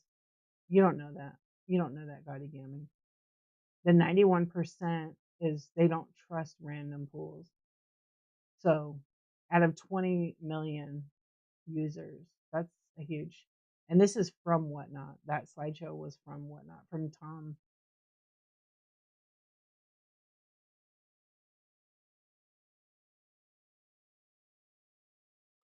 I mean, sometimes people do random because they're running through it fast and they're running at low start. So if that works for you, keep doing it. If you want to get Premiere Shop, you might run into a problem. You would have to list it, Lucy. But it doesn't mean you do random pool. You could actually call it and probably get away with it. Like if you have like some glass, home decor glass, put the weight, right? So the weight is kind of like the random pool. So maybe it's home decor and then you have it set up for 1 to 2 pounds. Like light stuff you could just put and then just put a description of it that somewhat matches it. And then just take a picture of like the whole estate. So but one day they'll crack down on it. Yeah, no, I know. What's up, Skipper? How you doing? Thank you for the message, by the way. Okay, so they message you. Yeah, they're cracking down on it. Yeah, you cannot use stock photos unless the item is brand new, sealed in the box, and undamaged. I just read it to you guys. Yep. So random pools have to have. So they're cracking down. Good. Yeah, I've been waiting for them to do it. It's kind of a pain, I know, for a lot of people want to run fast lit auctions, um, but they are going to crack down on it, and I'm sure their software is going to be. Yay, you did? Oh, good. There are many ways to be successful. Might as well tell fart jokes. Picker Adam, you're not wrong. Yes, I'm gonna lose my wings because the random pools are not quality. But now you know. Yeah, it's been a thing, but they weren't like tracking it. Now they're cracking down on it. Yeah, you can't use a stock photo unless the item is brand new. They're probably gonna lose their wings too then. No, but it's fair. Anybody that's just doing that, it sounds like it from what Lucy said, she has to have 85%, even though the website said 80, 85 is better to play it in case. But it looks like Whatnot's cracking down on that. Yeah, so stock photos, reminder, you can't use them unless the item is brand spanking new. So if I have an item in a box like a Funko Pop and I scan the barcode, it'll pull up all the information and then it'll show a stock photo. I could actually list it that way, but I would rather people see the actual item. So I can still add in the stock photo and put my photo first because you can arrange them on the app.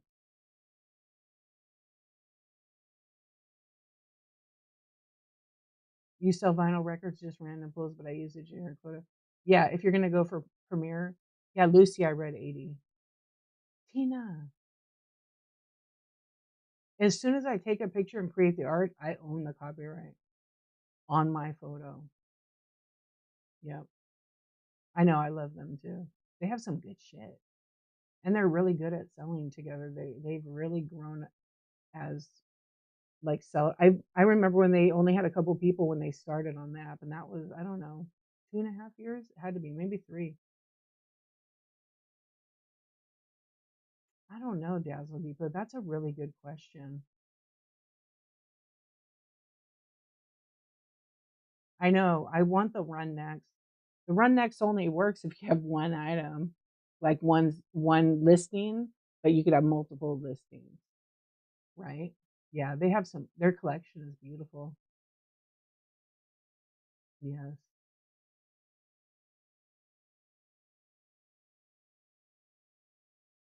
Yeah, I love it. I love it, Picker Adam. I saw that. Um, but it sometimes doesn't work. Yeah. Doesn't it run alphabetical or did it change? Oh, on the run next doesn't work at all. If you have like, say you have 7 or 8 preload, say you have 30 pre-listed auction items, right? Like as they are with the proper picture with a proper title and then a small description, right? But they're all like 50 different ones. If you hit run next, the problem is it doesn't go in order. It'll pick any one. So if you don't have everything right there, it doesn't work in a raid train. So I don't even use that anymore. Yeah. Like what if I take a photo of my shelf for the night and list it as vintage decor with quality and condition? Try it and see. But I would, if you already had them email you, I'd email them and ask. They're going to be the best way to find the answer. You thought it was alphabetical? I don't know. It never worked for me in a long time. Yeah, and I think they're working on some of that stuff. I mean, you could, if you want to number every item and go number one, Fenton vase, blue, whatever, right? And then use the same picture on all of them. It might work, it might not. Especially if you're doing a table and you have it masked off with the tape. You know how people do that? Yeah, so you could label it in one, period, two, three, all the way down, and then put whatever item it is. Right, but you have to select the item, right? For you do numeric, so you make your own numbers, and it won't hurt you in the search results or any of that. Actually, it'll help. Uh, you know who you could look at is Mountain Fable. She numbers all her stuff. She does dollars, starts on bitch and vintage, and she sells out, and she gets good money for her stuff. Yeah, and her name's Amanda. She curates so well. You think it did for someone today numerical? Well, if they have one listing and then they run it, it numbers them all the way to whatever. I would own the product photos. It depends on the contract, actually. Yeah, it depends on the contract.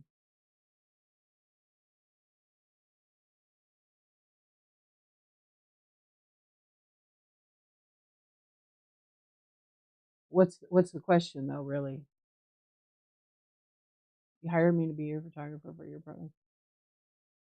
Yeah, people can choose what they want to do though, but people are trying to keep their premiere shop, so I get it. I was trying to find the other thing in here.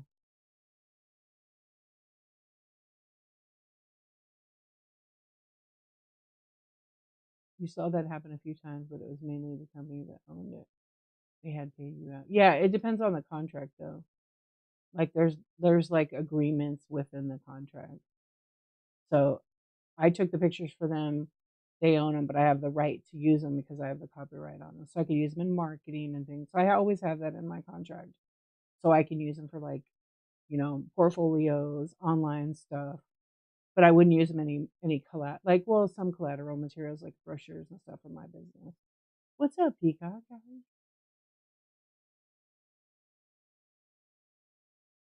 No, nobody's screwed. Nobody should panic either.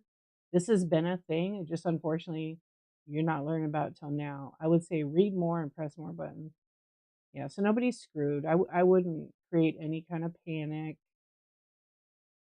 A cat walked into your house and won't leave. Open the front door and go outside and then be like, meow, and try to get it to come out. And then I'll do it right now. We'll get the cat to come out. Yeah, you can't. There goes our millions. Pick her at him. We can't even get Bitcoin now. Run next is easy, especially when you're 70/30.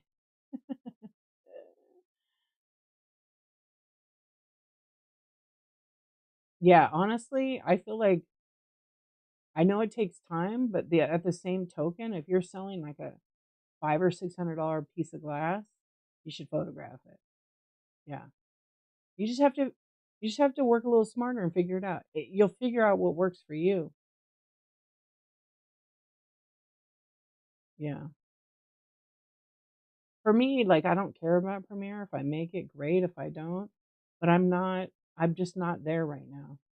Yeah. Yeah.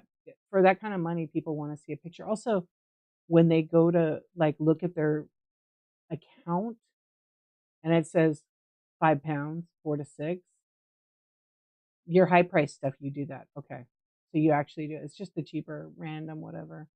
You're gonna have to figure that out because you don't want you have to kind of figure out what percentage of your business you're running that stuff. If it's more than half because you're doing estates, you're probably gonna have to get a little more creative with your language.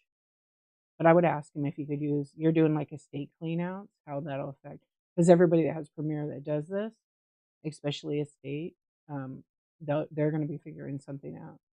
Because I know a lot of people will put like A, 4 to 7 ounces, B, da da da da. You know what I mean? And they'll run it that way.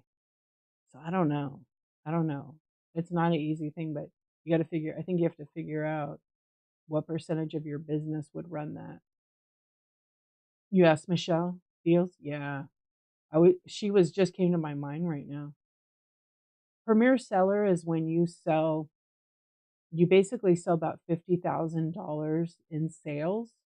Doesn't mean it's your profit. You make 50,000 in sales in a 90-day period, and then you get wings. But there's also some other criteria that you have to meet too. Yes. So when you see people that is what they've sold, but that doesn't mean that that's their profit. Okay. And that's a lot of hard work. They also have to ship. They can't have one cancellation. Yeah. And they get a little bit of a discount. There you go. What Picker Adams said. Yeah.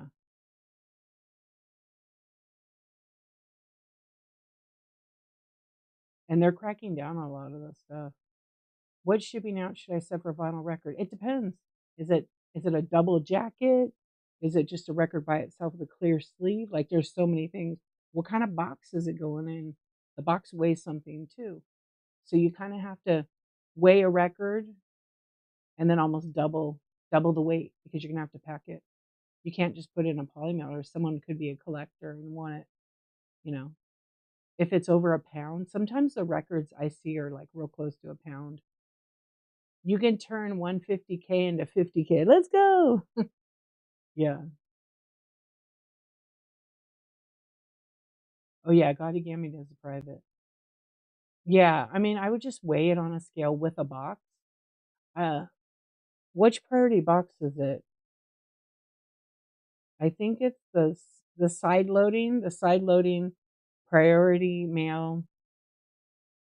Um, if it's over a pound, you can use flat rate or whatever. But the side loading one, it's like 14 by 13 by like 3 inches. It's regular priority mail. You could actually get that one and cut it and Frankenbox it. So then it's a little bit lighter and it's like 1 inch because you can do that with those boxes instead of buying those boxes for vinyl. If you're shipping a lot of vinyl and you can fit like 10 or 12 of them in there. And if you're making a bundle for somebody, as long as you don't have anything in your buy it now on the vinyl and you have those boxes, you could get the flat rate boxes and then do a custom shipping profile and decide how many fit in there. And then you could do that box up to X amount per box. Even if you do flat rate, you can do that. So say you can do 10 records per box. People are going to probably buy 5 or 6. And then they don't pay over $9.21 unless they get a new box.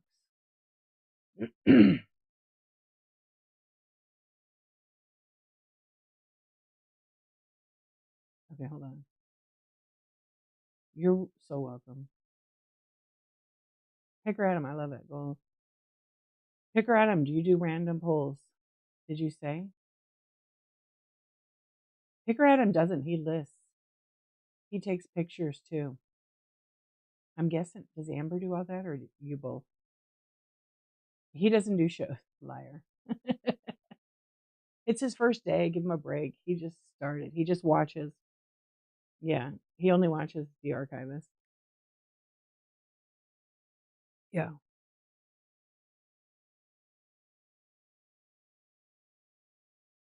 Oh, she does private shows. Yeah. Whatnot's cracking down on a lot. I didn't know they were doing that with the pictures, but I knew they were going to be doing it. You got a 34. You just had somebody order 3,400 pairs of blank clip earrings, or you bought some for your rings, right?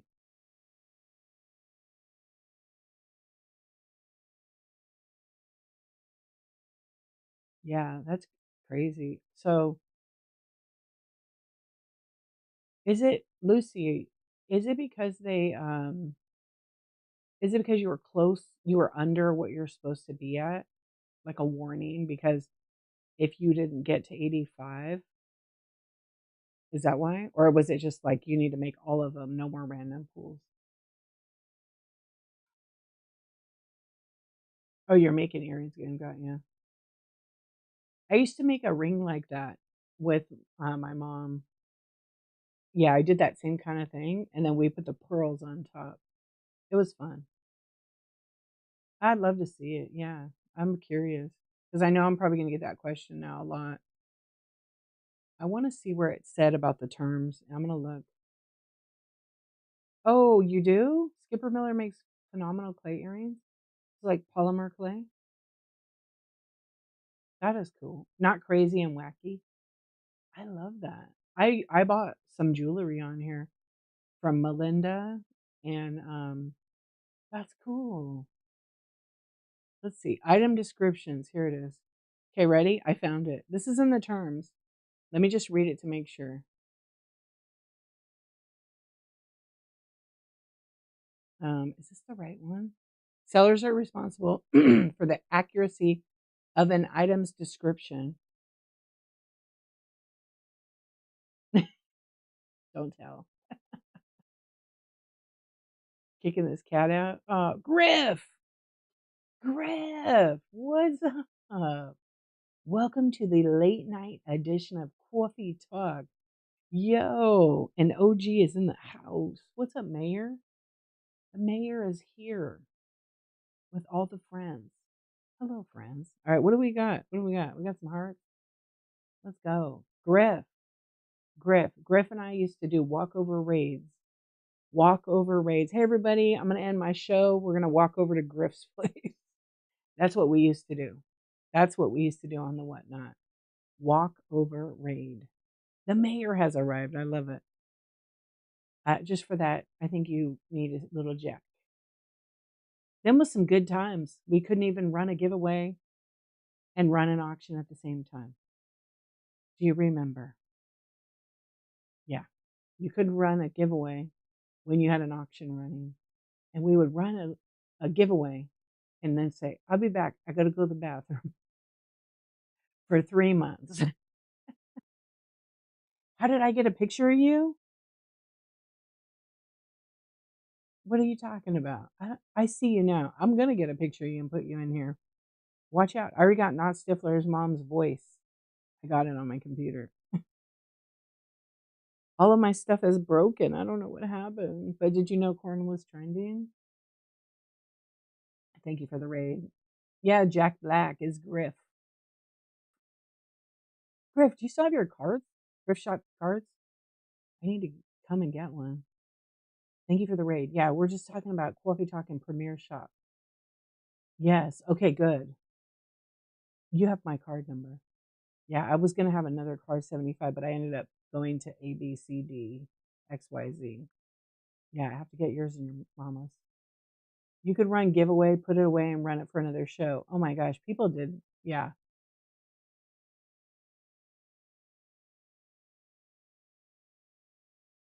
Yeah, I got you. Oh, they're all sold out? Hmm. Maybe I'll find one day. Yeah. You could do all that. The giveaway could run for hours. It was pretty crazy back in the Whatnot early days. Let's see. Yeah, thank you so much for the parade. Welcome in. I know most of you, but if I don't, my name's Dee. I go by Dee Archivist.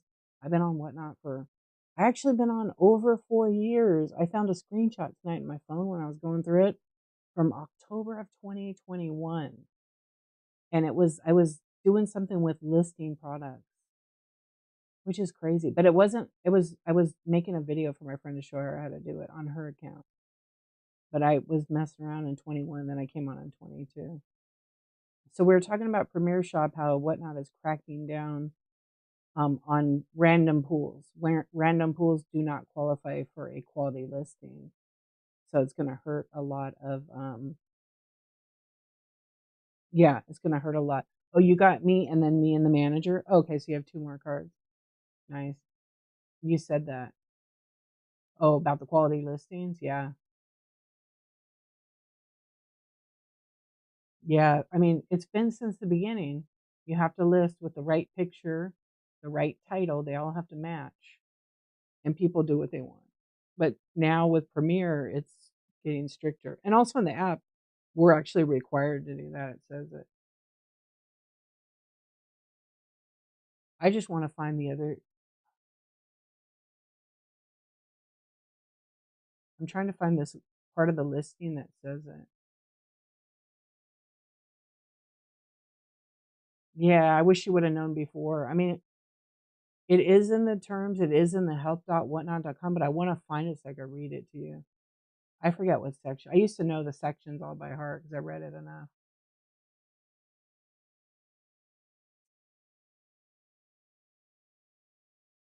Yeah, because it's like 30. I'm trying to think how they phrased it in here. You definitely need nothing. It gives you all the stuff. It is.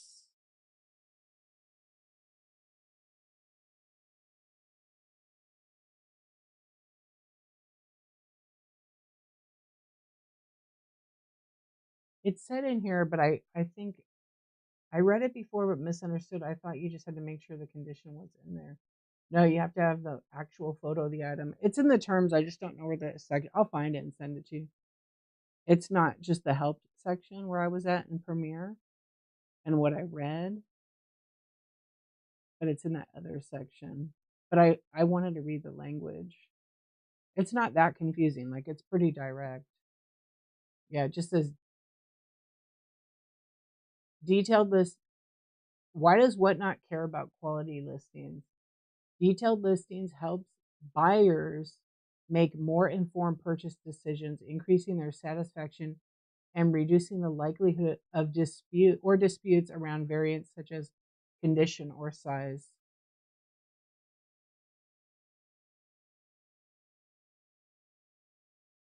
There's a whole. I'll send you. You read the thing I got already.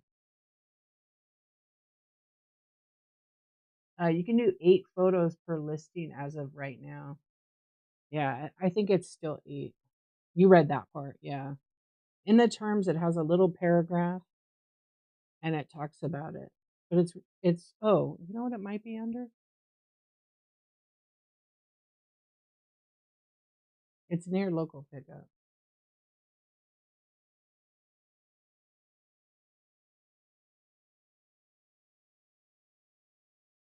Let me see real quick.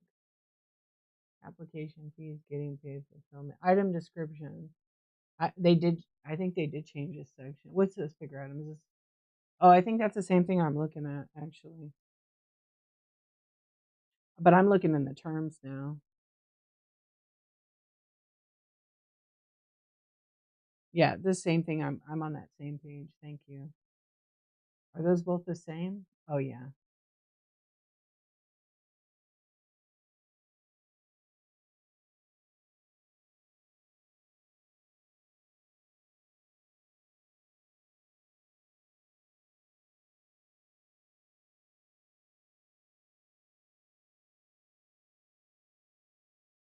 Your internet is double chat. Yeah, it is kind of weird. It's double chatting a bunch of stuff on my end on desktop, so it's really, really weird.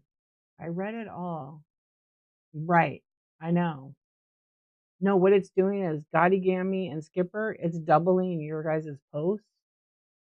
It's weird. Not on my phone, it's not doing that, but on here.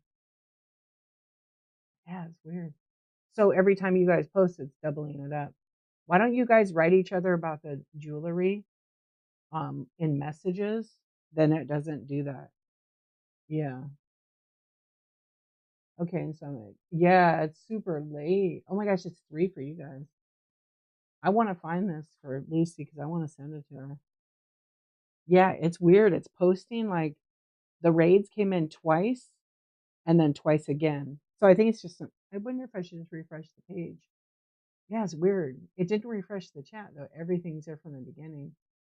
No, no, no, it's okay. It's just sometimes it crowds it up. Okay, let me see. I want to see if I can find it. It said refunds. Oh, I accidentally just. Oh, is it working? Yeah, it's weird. It's like posting it twice. I heard that from other people, but you guys can hear me, but it's not showing me. Yeah,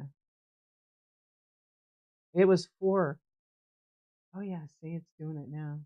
No, it doesn't. Not here. It's just tonight. Yeah, I haven't had that double chat thing in such a long time. They might be updating it. It is Tuesday night. This is why I'm not on Tuesday nights. No, I'm on desktop though. You haven't been getting. Yeah, I don't usually get it. It's been a really long time. Can you guys see me? Okay, I'm gonna come out. I'm gonna go out and come back in.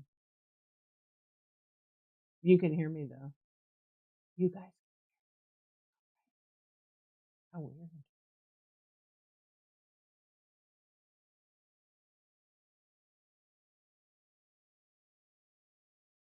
There it goes.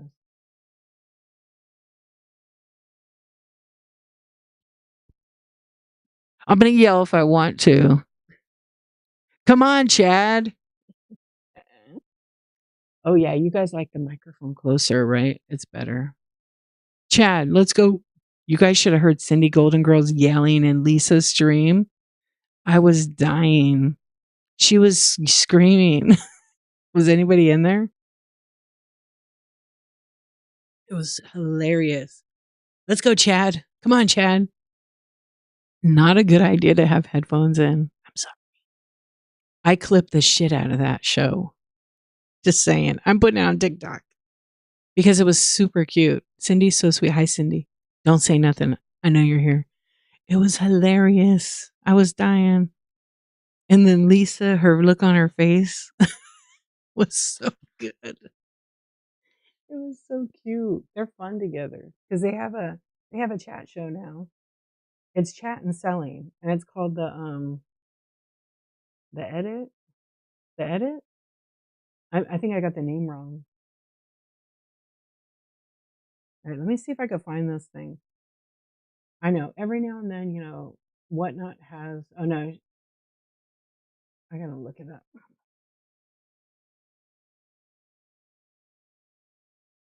Let me see real quick because I'll tell you the name. The weekly edit. It's great. Lisa and Cindy, unsupervised. The weekly edit. Fabulous inventory. Laughing guaranteed. 1,000% funny. Yeah, they're a good duo for a unsupervised chat show. I absolutely love it. Next Tuesday it'll be on Cindy Golden Girls' stream. So go check her out. She has a show tomorrow at 4:10 p.m. She's doing it like 4 a.m. I really want to find this section. They're not. They're not supervised. Be warned now.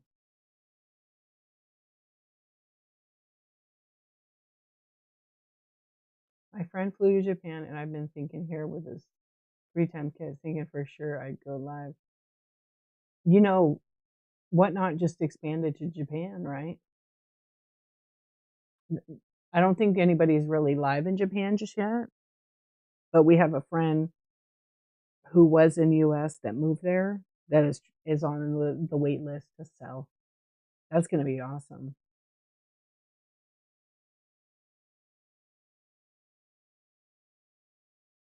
Oh, you're going to fly there and go live. I don't know if you're going to be able to. Yeah, I don't know that you can go live from Japan without being approved. Oh, you do? Yeah, I don't know if you'll be able to go because one of our friends here, I don't know if she's still here, Ashlyn. I don't think she can go live on her channel in Japan yet. You have to get approved because it's beta tested first, and then once everybody's approved, then they could do it. But maybe there's someone live already. Pokemon's gonna be crazy. I know.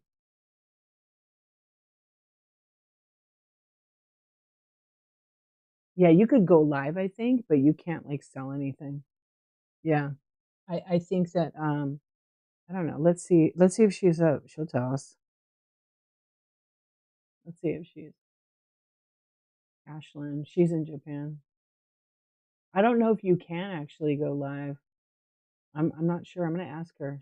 I think you have to get a Japan account. Yeah, from what I'm understanding. And then once the beta testing for the new sellers gets tested and thoroughly, Ashlyn, hi, I have a question for you. So, can you go live? Yes, because one of our other friends was saying about going live in Japan. You can't go live in Japan unless you've been in the beta, right, for Japan? On your other account, could you go live and hang out? This account you can't. You're waiting for that, right? Because you had to get a separate account, if I'm understanding correctly. Yeah, have your friend get it. Give them your $15 code. Because I don't, she used to, she does micro crochet. Her check out her stuff's beautiful. But she got a separate account, Fox and Crane, for Japan. Let's see. You feel like it's a gray area, not allowed to sell, but maybe you can go. Hey, did you ever try to go live on this account? I mean, on your other account.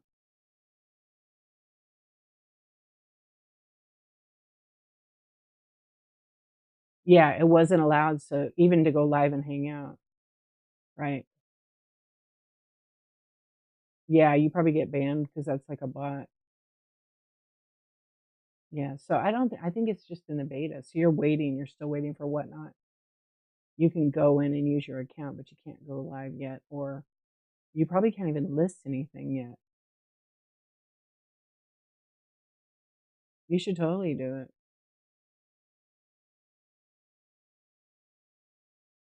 Oh, really? That sucks. So it's hard because you can't see like who's in Japan. Welcome in, friends. So this is your new account, right? Oh, you put it 6 6. Your what is your other one? Crochet. It has the word crochet, right? After. But you're not going to use the crochet one because you told me what you told me. Yeah. Okay. Yeah, yeah. That's her other account. Follow both her accounts. She's been on here since 2024. Who's shipping from Cali? Uh, sellers that live in Cali. Me. She used to live in California before.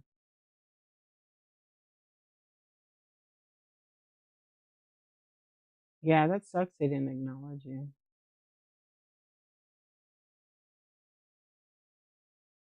Oh, that stinks. What did they sell? So there's some Japanese cards. Oh, don't tag them. Red chat the name. I wanted to see their streams. I haven't seen anybody in Japan. I wanted to check them out.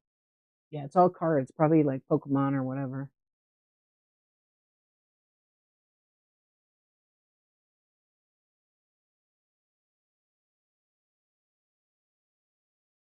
It was a snack seller. Oh, it's one you told me about. Okay. Yeah. It's well, I could search by country actually. Okay. Let me see. Yeah, tag me. That would be fine. I think I've seen the snack one, but if I go and oh, I could search on the app by country. Let's see if Japan's in there. The beta stuff is in there. I'm gonna peek real quick. It has a JP. Yeah, it has the flag, right? Let me just peek, you guys. Um, yeah, because there's two or three of the card ones I think. So if I go to products and then I search by country, filter. Let's see if I can search by country. Shipped from Japan. There's like 25 listings. Boom, found the seller already. Yo. Oh yeah, Japan card gem. Is that?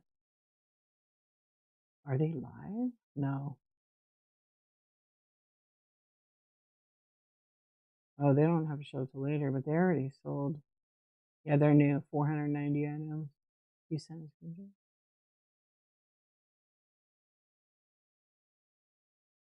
Oh, Lucy sent me something too. What'd you search? What was your word? You just searched Japan.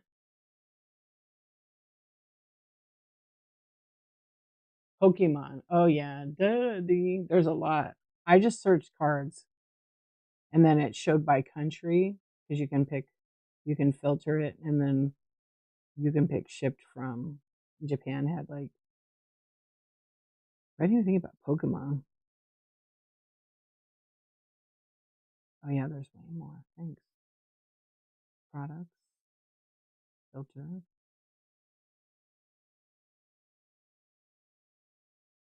um, shipped from. That's crazy. Well, just if I put Pokemon, I always do ship from. It's United States, Canada, Japan, and then I can see the results. Yeah, I just saw their name right now. Thank you. There's so many now. Oh my gosh. I'm gonna check their show out.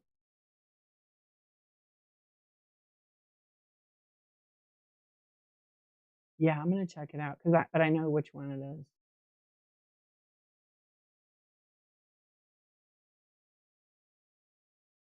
Oh, that was a cute picture. Thanks. I know. I wonder if they're just beta testing it with cards.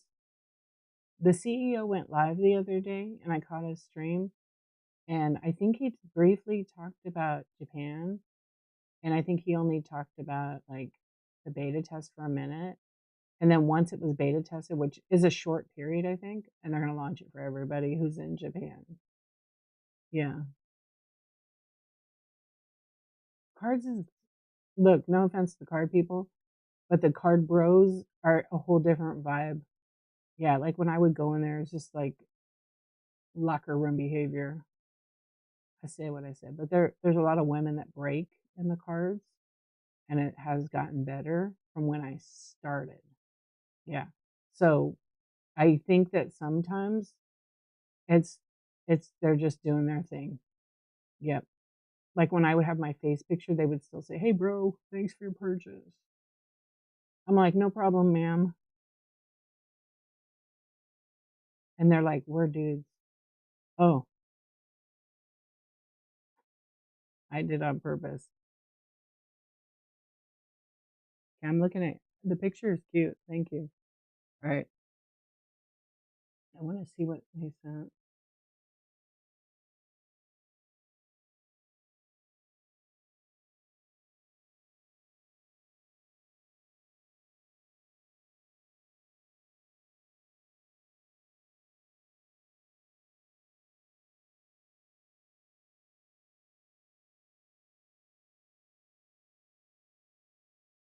It was for stickers.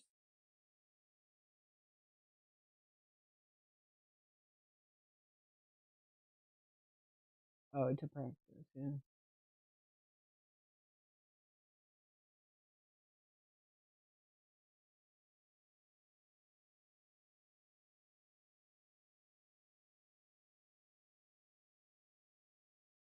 Oh yeah, they're really cracking down, Lucy for sure. I see your thing here. That's all right. You can fix it. You can fix it. No, it's the picture. So if you have a sticker, they want to see the actual picture. So if you're running an auction and you've got like a lot of different stickers, just put them in there. Put them all, like a bunch of them, in the picture, and then write in the description seller choice title. Don't use the word random. One sticker, seller choice. Take a group photo. Hmm. And show all the stickers, but be very descriptive. Yeah, it's the random pulls, but on the thing it says stickers. Let me see your thing.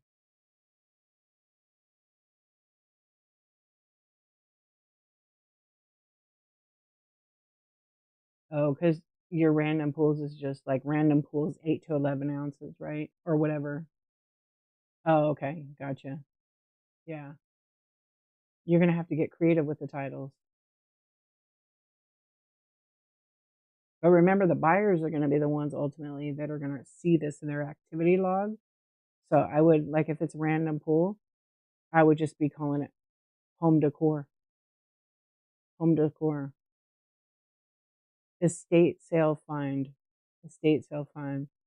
And then in rent like this is how I would list it. This is how I list some of that kind of stuff. If you get the right language down. And then, or if you're doing an estate sale and you're doing it at somebody's house you know,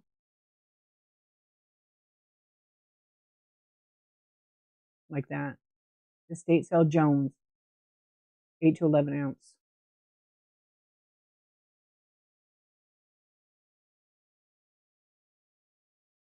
Do it like that. But then take a picture of, like, if you have a table of glass, take a picture. And then maybe your description is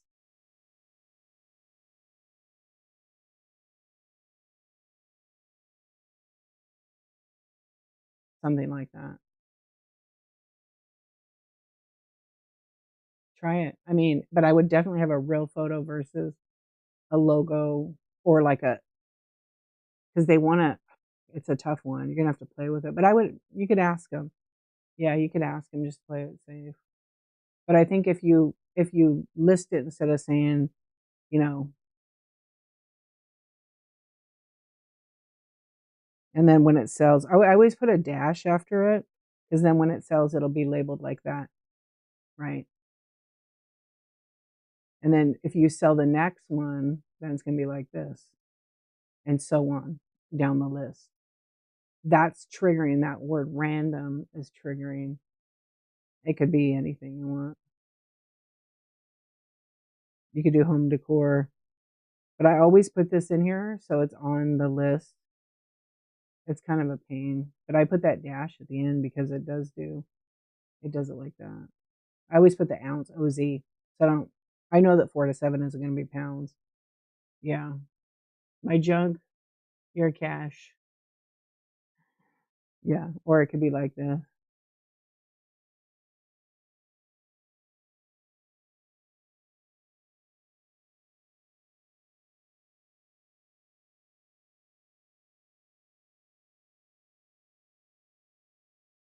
Yeah, I would take out the word random. I think that triggers. It could, maybe they're testing. I don't know. This is my personal opinion. They could be testing with the AI, and they're seeing all the word random. Random is a big trigger. Yeah, I mean that's what I say. And then if you have something that's heavier, create a custom listing. Like I think you guys already do that, and don't use the word random. Smart label the thing so that you know when you click on it. I think you said I already had that. It's massive, yeah, but random, the amount of people that use random pools is insane. But the good part is, like, when you don't, I'm gonna just do random. Let's just do random pools. I'll tell you right now. Okay, random pools. Sometimes they do. So I'm gonna go in live shows.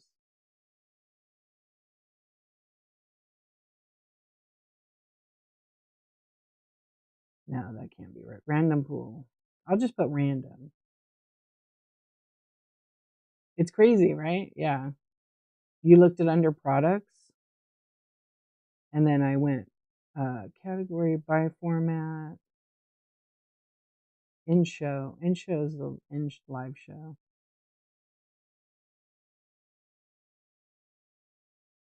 No, people are changing it.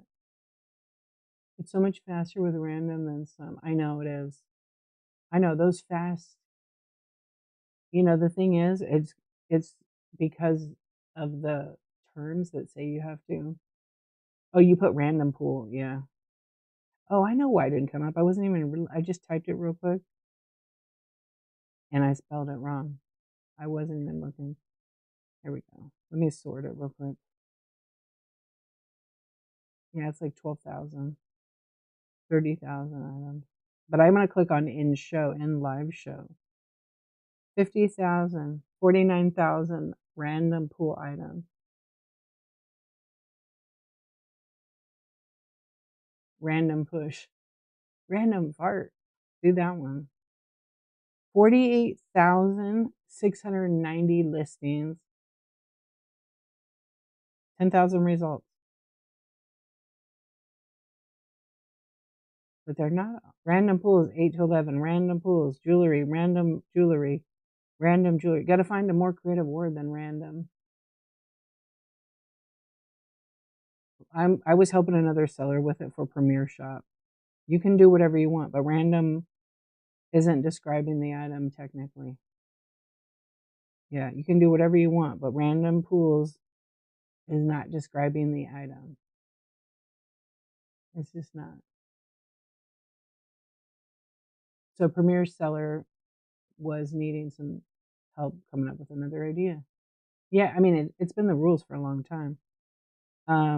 I want to see something else now. So what's another interesting item as shown?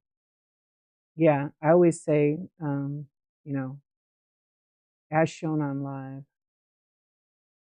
You do as shown boring. I don't want to see now. Now I'm going to look on desktop.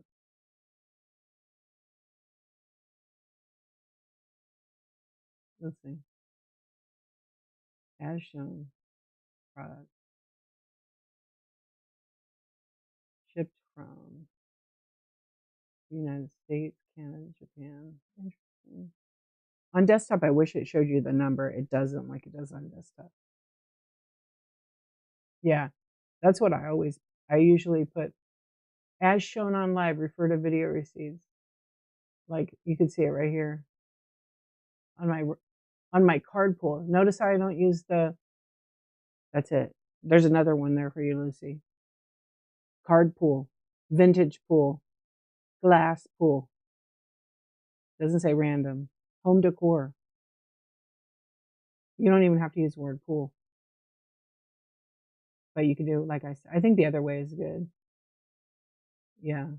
But I put random, and my description could be that random sport or non-sports card pools as shown on live, refer to video receipt.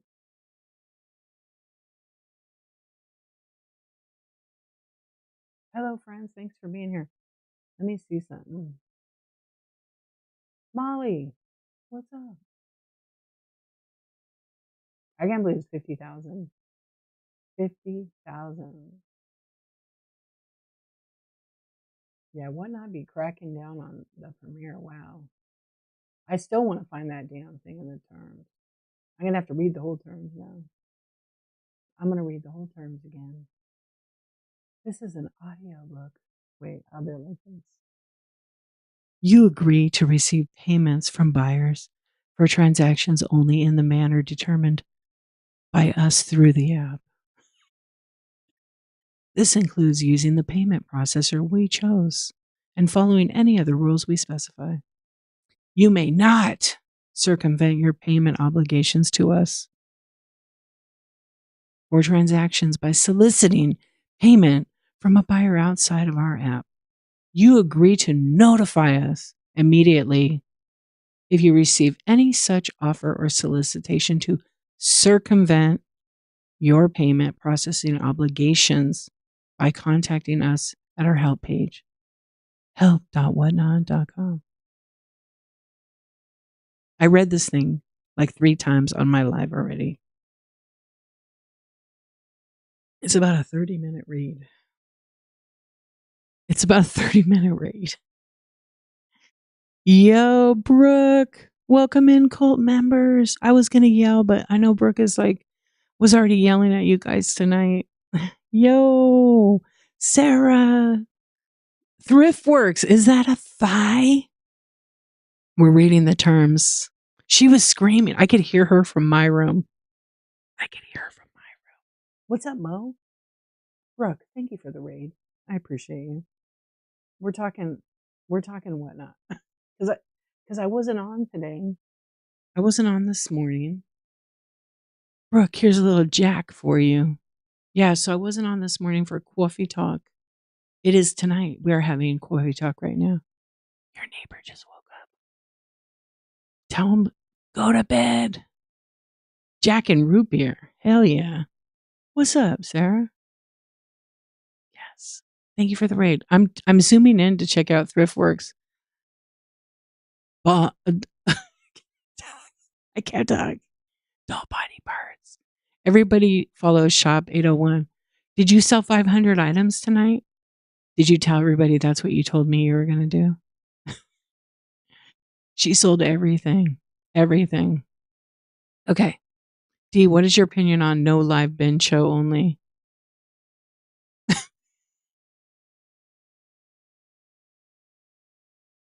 People who let what not cancel their show when they don't show up? That's called bookmark farming. They schedule a show when like somebody who's like a competitor is live, and then their show like looks like it's been moved, and they go in and reschedule it and do it again and again. So people go to the bin, they book. That's really against the rules. I've been told by whatnot, but they do it all the time. Are you talking about the card player, the deck of cards? Can you tell me what a raid is? Yeah. So when I have a stream and I end it, instead of ending my stream, I click choose a raid and I pick another seller on the app and I take this entire party electronically and then I push us all to that next stream. So that's a raid. And then they go, thank you for the raid. Welcome in. But they scream it sometimes. The leg emoji is the worst thing I've ever seen. Worst thing you've ever seen. We need to have a talk about that. You chatted 3 of the 5 hours. I was in Lisa's show and Cindy was screaming at us. It was hysterical. I loved every minute of it. I clipped all of it. It was so funny. I like 4 clips. And then Cindy showed her light switch covers or cover. Thank you, Sarah. Yeah, so people basically load their bin, make their thumbnail say bin show, not live. People can shop the bin, but that is bookmark farming, it's called. So they schedule show, like I said before. Not supposed to do that. Gotti Gammy cracked me up. I haven't shown up for my show yet today, but at some point I will. A raid is what Vikings used to do. I know you don't go live very often. There is a leg. There's a bunch of doll heads parts. Yeah, drumsticks. She was aggressively screaming. H. Bugley said she could hear Cindy all the way in Brooke's room, and then I could hear Brooke yelling over here. So no escaping these yellers. Totally kidding, by the way. You hate it. I know. A few people have sent me the picture of that thumbnail and asked me the same question.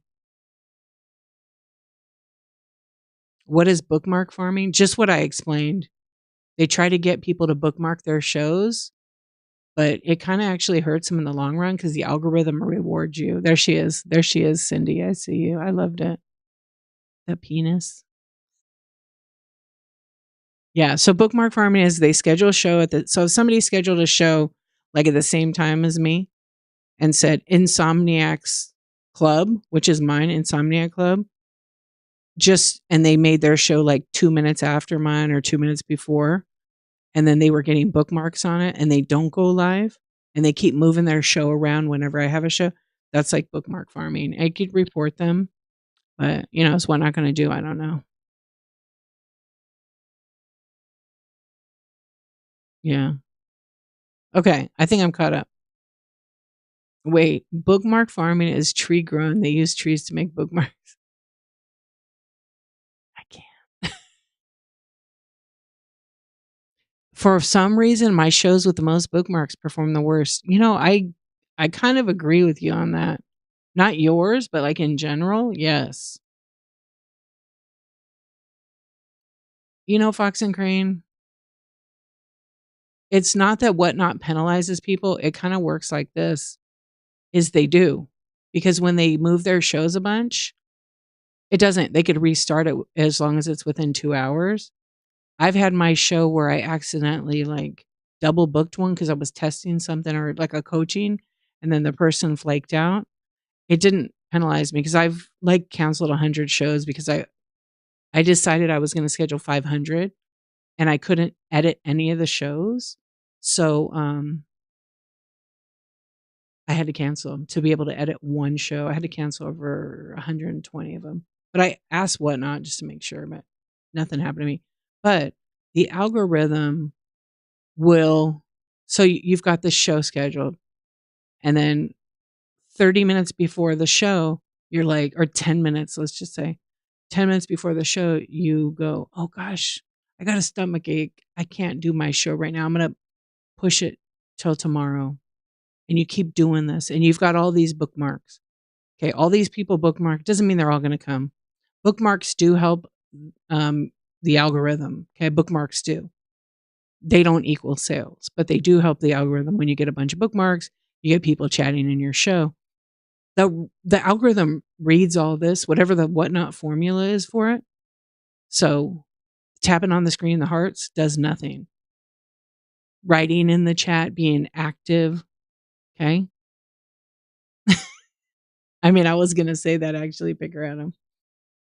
Hey, pal, I got to push my shows because I got to push a poop. Yes, I read it. But no, for real. It's like, so then you go live and you get no one in your show and you've got 500 bookmarks. You've got 40 people. It was envy. Are you still wet? Yeah. So the tapping on the screen, the hearts, is only for the seller. Yeah. I think they have way too many users, but there's some other stuff that in the background that people don't realize is the less you sell and the less you have a shipping history, those numbers all go down. So you get a longer ship time and you get longer ship dates. Okay. So say you don't ship anything for 30, 40 days, your 1 day ship time is going to be like 8 days. Yeah. So when and you're not penalized, but the algorithm, you're like wiping yourself out. You have to be consistent. You have to get people chatting in your sheep. Okay, if it's your first time here, drop a Y in the chat. Drop a Y. I want to see if anybody follows it. Yeah, so see. So when you ask people questions, it's like really good for the algorithm. So it's good to go schedule a show. Schedule if you're new, schedule a show like 5 to 10, but make sure they're at times that you're going to make it, right? Yeah. So that this is creating engagement and the algorithm will reward you. The algorithm will also send you people that it thinks are a good fit. Because when you sign up for Whatnot, you say, "Oh, I like estate sales. I like women's clothing." You pick like 3 kind of categories. And then they mix it up and then it's based on who you bookmark, who you follow. They grab a snapshot of all of that. Yeah. Well, the algorithm will penalize you, not Whatnot. The algorithm, they're never going to tell us how it works. But there's clues. They literally tell us in the app. Be on time, schedule your show. So if you have 11 o'clock p.m. show, one of the tips I've learned, and I'm usually at the top of the FYP because I've been going live for 704 days. But you get more going on in the app if you're running stuff all the time, auctions, flash sales, and different things. Like I could be running just random flash sales in here. Sometimes they weren't working tonight. Yes. So it likes the engagement. But here's a little tip. Every day I have a show. I stick to a time. It just makes it easier for me. Squishies are at the top of yours. Yes. And if I have to move my show, I always do it 2 hours, about 2.5 hours before. Yeah. So like this show I moved like a couple days ago. Yes. Not always though, because I've been. It's so weird. Like I've been just having like a chat show. I remember one night I had a lot of people in here though, and we were talking about whatnot. And somebody sent me a picture of my show was in the momentum category, shows with momentum. And I was barely selling. I was selling some stuff, not a ton. I think I was doing mini brands that night. How do you get people?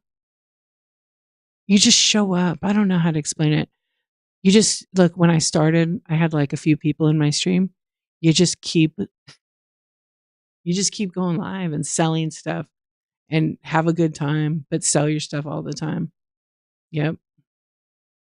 Well, when in the early days it was still hard because there was still a lot of people. You just try to be different. Try to don't copy, don't try to replicate what people are doing. Come up with your own idea and just run auctions all the time. And be exciting. Yell at them if you have to. Get engaging with them, but run your auction, show your items. Just yell like Cindy did. I got the best clip ever. Yeah, I got the penis one. It's going to go on TikTok. Just be positive. Be positive. Figure out what you're going to sell. I mean, watch other sellers in the category that you're going to sell. See what they're doing. See what you like. See what you don't like. Then figure out not to do that. And don't trust everybody's advice is correct advice. It might work for their business, but it's not necessarily going to work for yours. And read the rules. Know how to ship. Consistency giveaways make me laugh. Okay, you guys, your top 3 things why you stay in a stream. Go. You don't have to run a giveaway. Yeah, I used to do a ton of them. Yep. I used to do a ton of them. Sometimes I'll still do them as long as I'm selling stuff. Yep. There's so many ways. There's tons of people that are on this app that never show their face on camera that are extremely successful, making 6, 7 figures on here. Did I just say that? Nurse Sarah gives them 30 seconds. No sudden death. Yeah, don't run your listings 30 seconds. Is that what you're saying? Entertainment. Have something weird. You guys already know about me. I don't know where anybody is tonight. Just have weird shit. But don't copy me. Hello, how are you guys doing? We're going to dust some stuff. Brooke is the most successful genius on this app with her 5-minute sudden death. Isn't she cute? She's not a Barbie. She's not a Barbie, Leah said. Description. Calming, good merch, fun seller. Oh, no sudden. I'm not. Sudden death is like, I don't know. I like to let it go. What do you think is a good time to start? Right now. There's no perfect time because if I gave you the perfect time answer, everybody would be live on the app at the same time. Do it. You only go live when you want to. Yep. And the price is the price that you're comfortable with, but also the price is what the buyer pays. Yep.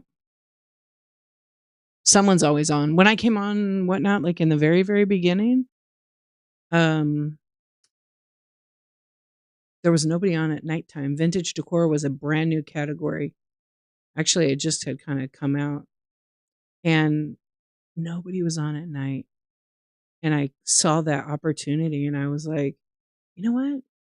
I think I'm going to go on at 10:23 p.m. Pacific time. It's late, but it's not too late. And then I did that a few nights and then I started the Insomniac Club. Nobody was using those words, Insomniac at all on whatnot. Not one person. I checked the entire app.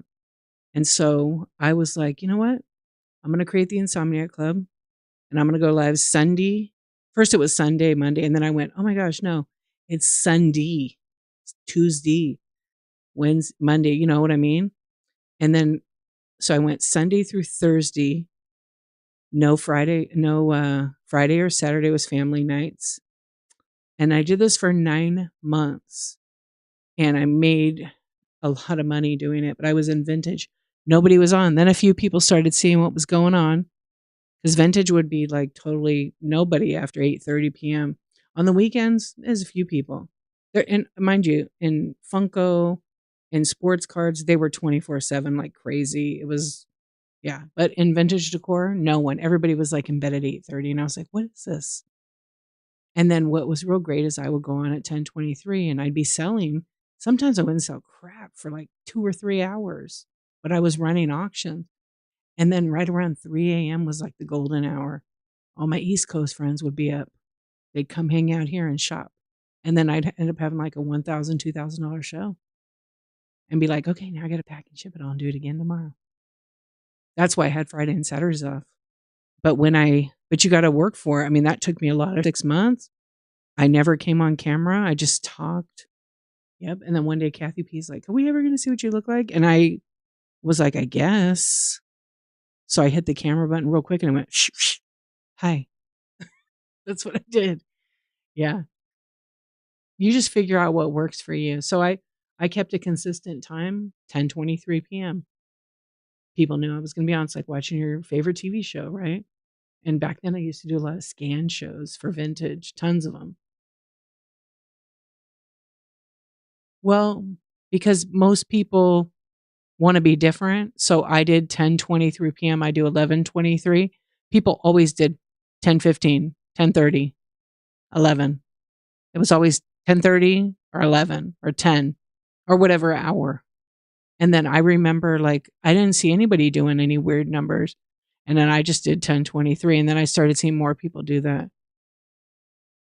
Remember back in the day when you could actually check every show on the app real quick? Yes, pick her Adam because there wasn't that as many. No, she wasn't on the app then. She's only been on the app for like a year and a half, maybe. The OG dumpster diver, the OG dumpster diver on this app was OMGYG and Tweetco. They were the first people to do dumpster diving on here. Yep. I used to watch them and laugh. I got clips of them. It's hilarious. Yeah, they didn't do it all the time, but they were the first people to do the dumpster diving. You showed my face, it cracked my phone screen. Oh, I wonder who that could be from Fox and Crane. I'm staring at that was a cute, cute vase. You don't have to show your face, Clive. Not at all. You could still make a killer living on here not showing your face. Yeah, there's tons of people that never do. Like that are making big bucks on this app. People just want to connect though, so they do like to see you. Yeah. Whatnot is definitely such a great opportunity for many people. I know a seller that puts on mascara and talks to a fake cat named Percy in her stream. She's fun. I love that. I'm reading your guys' stuff about the weird stuff. Yeah. Bev, don't even worry about it. Everybody feels anxious. They're nervous. They're scared. But you know what? Just do it scared. Do it anxious. Do it nervous. Have a cup of water. Go pee before you go live. Um,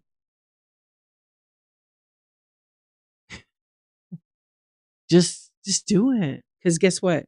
No one's coming to do it for you.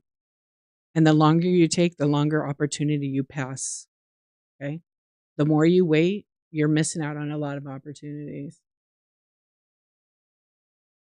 Don't drop your phone in the toilet like Baker Adam did. He just had to buy a new one. Yep.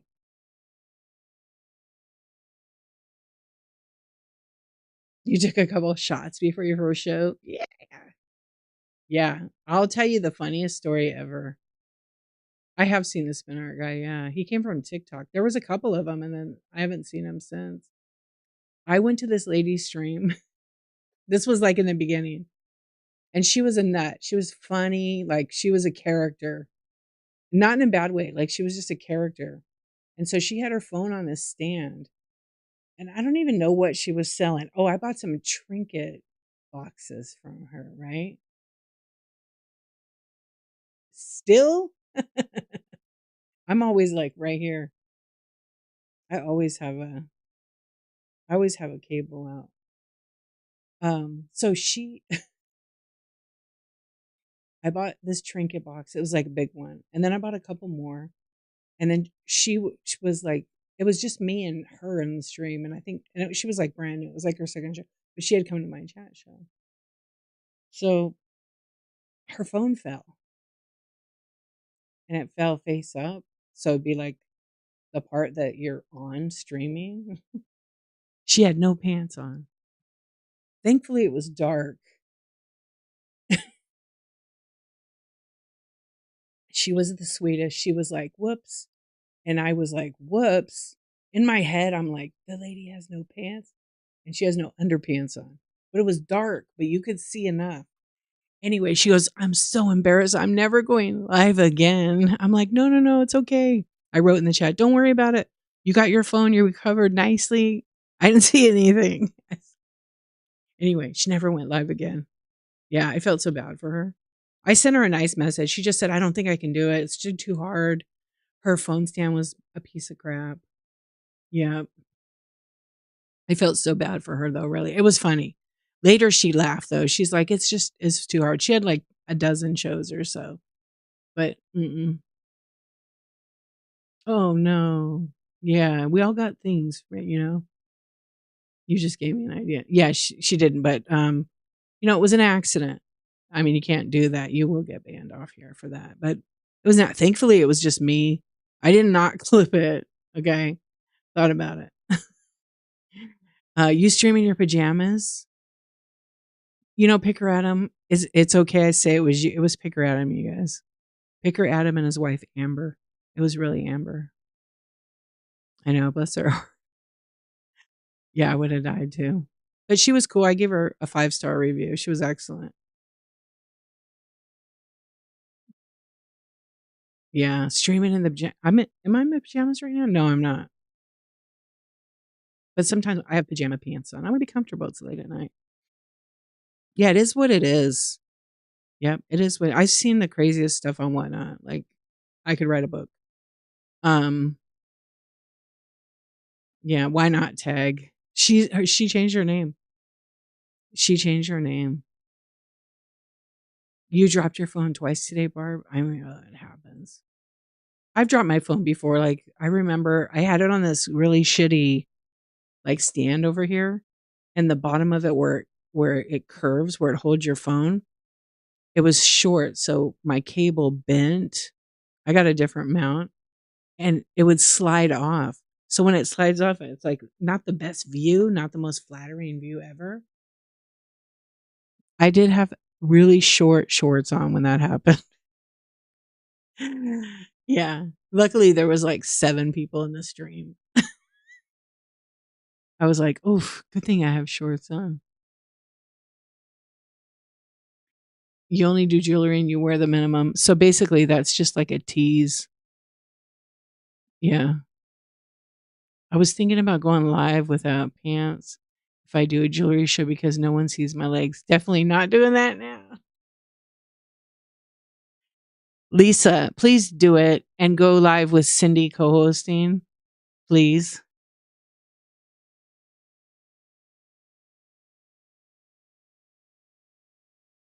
Perfect. Gotti Gammy. Perfect.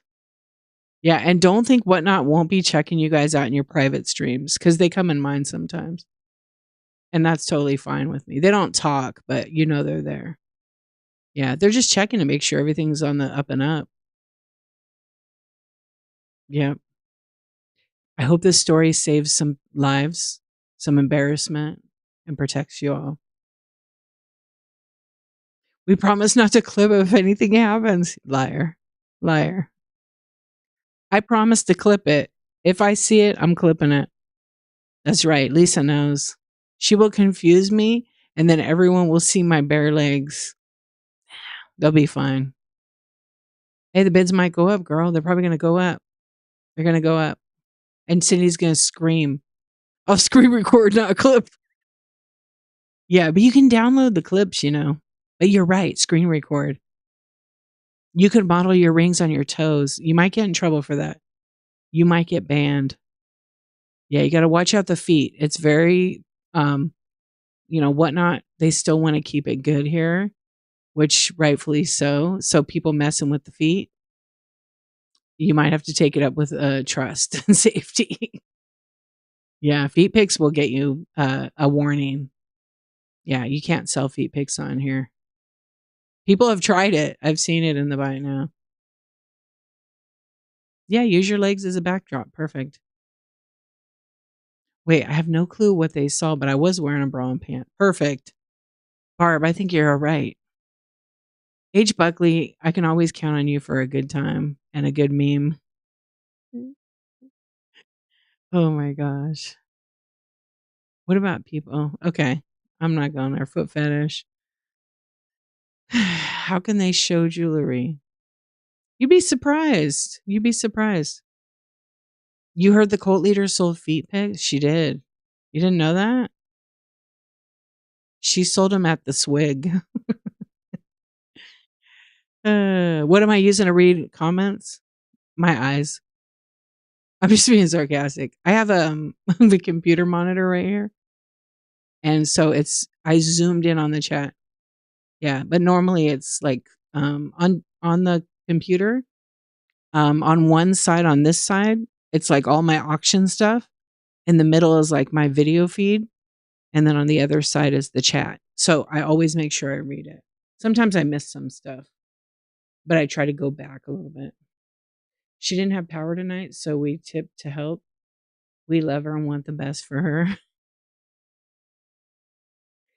Uh-oh, the lights are out. That's so funny.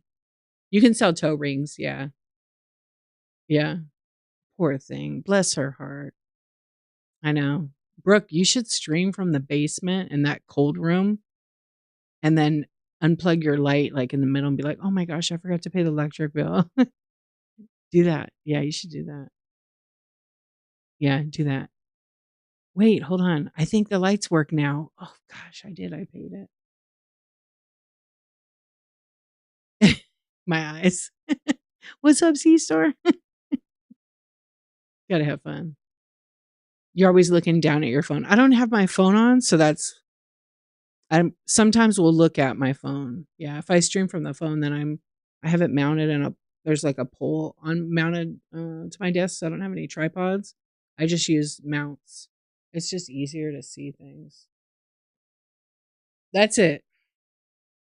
Yeah, the kitchen lighting. I thought about streaming in my kitchen before, because it's really good lighting in there. But I don't like when I stream. I don't like these can lights. Is the worst. It's better to have side lighting or like window lighting. I mean, I think it's kind of dark in here. Oh, I didn't even put my moon on.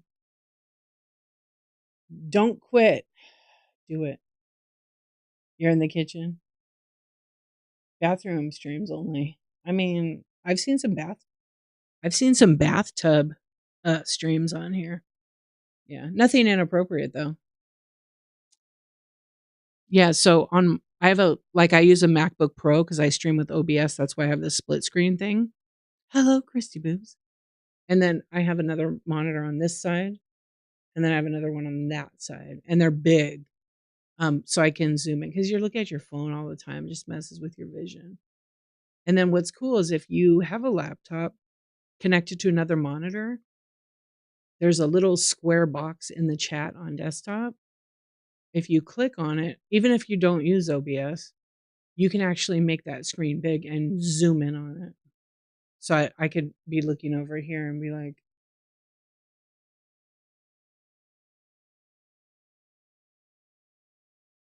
I can read it there.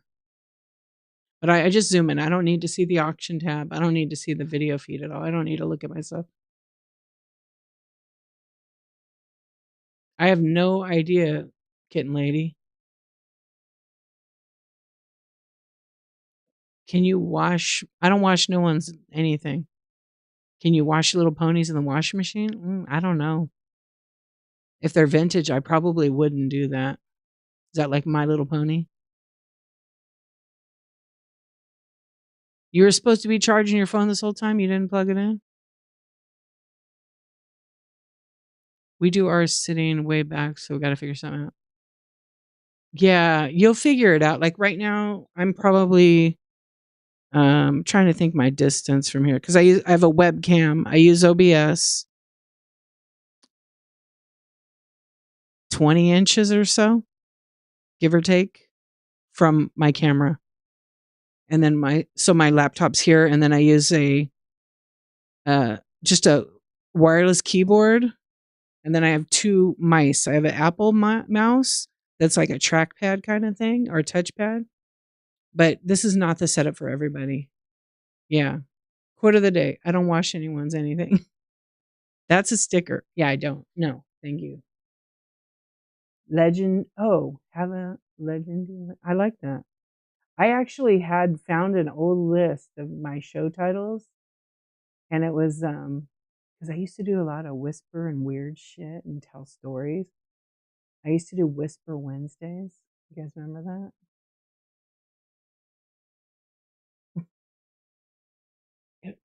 I would play games, Whisper Wednesdays. We did Pictionary on Saturdays, Tiptoe Thursday, Cawfee Talk Tuesday. I forgot. And then Friday I didn't do anything. And then I rolled right into 1000. I love it. When I first started, I used stacks of books and an iPad. Yo, let's go. That's awesome. Yeah, so I originally I only used my my phone. It was enough. That's all you need. You don't need all this stuff. This is for overachievers. For real. I always joke about that. Show offs and overachievers. It's good for card streams because I could do this. You can split screen on you can split screen on the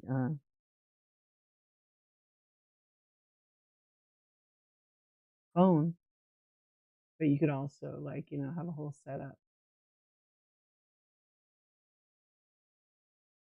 I could have a whole setup, you know, and have a camera or have a product. Oh, I got a bookmark. See, you can do whatever. And I have this all smaller.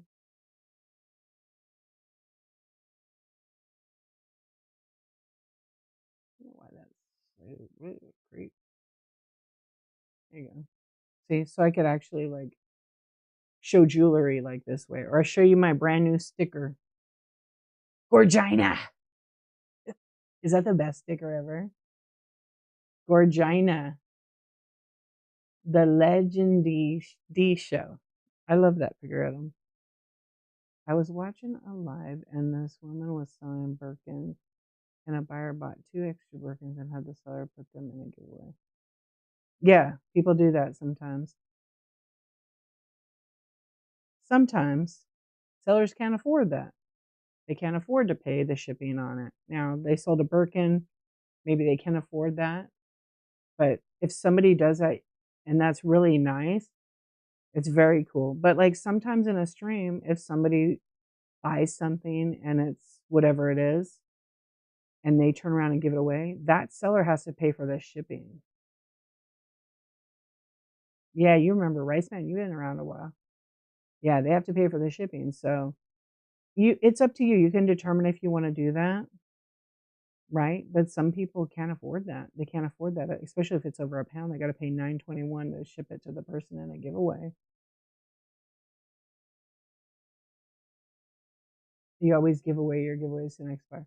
Some people don't do that in their shows. It's up to you. You can say thank you, but I really don't do that in this show. But it's up to you. You can do it if you want. Right, but just because they sold it for 20,000. Oh wow. That means they would have to pay a lot of money for shipping, more than $9. Is if they got to insure that thing for 20 grand. Yeah. But they bought it and paid for shipping, but that doesn't mean they're going to pay for shipping if someone gifts it to the seller to give away. So did they give those 2 purses away? You guys understand what I'm saying? Yes, I've seen people in their shows like where they're like, you know, somebody bought something. Let's say it was like a $5, $10 item. They're like, oh, give it away to the next person, but it's a pound. They got to pay that shipping. So the buyer pays shipping originally for it to be shipped to them, but now they want to give it away to chat. So that means the seller who puts it as a giveaway, the seller has to pay for that. Yeah. I've had it where people like will buy something and go, "Hey, give this item away to the chat," and then they tip for the shipping. Yeah, so it's confusing. Me personally, I'm grateful they put the bag in the giveaway. Yeah, so was it like a sponsored giveaway thing? Yeah, buyer giveaways. Yeah, but you can't control who enters the giveaways. I could come to your show and you're giving an iPad away. I could fill a form out and enter and win it, and you have to deliver it. It's the law. Yeah.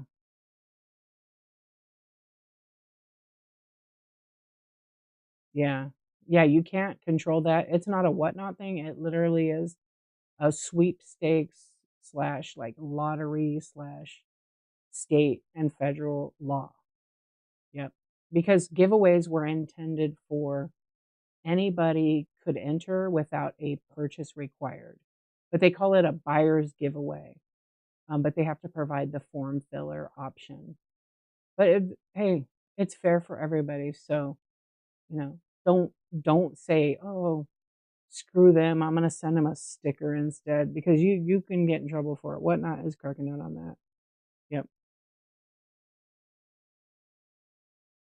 I've been in shows where people, because we used to have a thing called gift to chat. So anybody, and people can be so generous, so nice. People go into the chat and they click on it and they hit purchase and then they like buy it now. And then there's an option to gift to chat or send to somebody with an address. We used to be able to do that.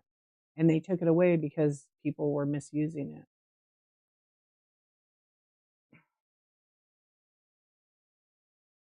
Yeah. Yeah. People call form fillers gibby goblin. Me, I don't care. Whoever wins it, period. I don't know. I won't get into all that. That's just old news. There's lots of ways to misuse that kind of thing. Wonder how much shipping was, whatever the item cost to ship to the person. So say for example, I have like blind bags in my bite now, and a buyer went there because here's what we used to do. Okay, I'll be real. So people would go in there and find the weirdest thing they could find sometimes, or like the funniest item, and then they would gift it randomly to chat.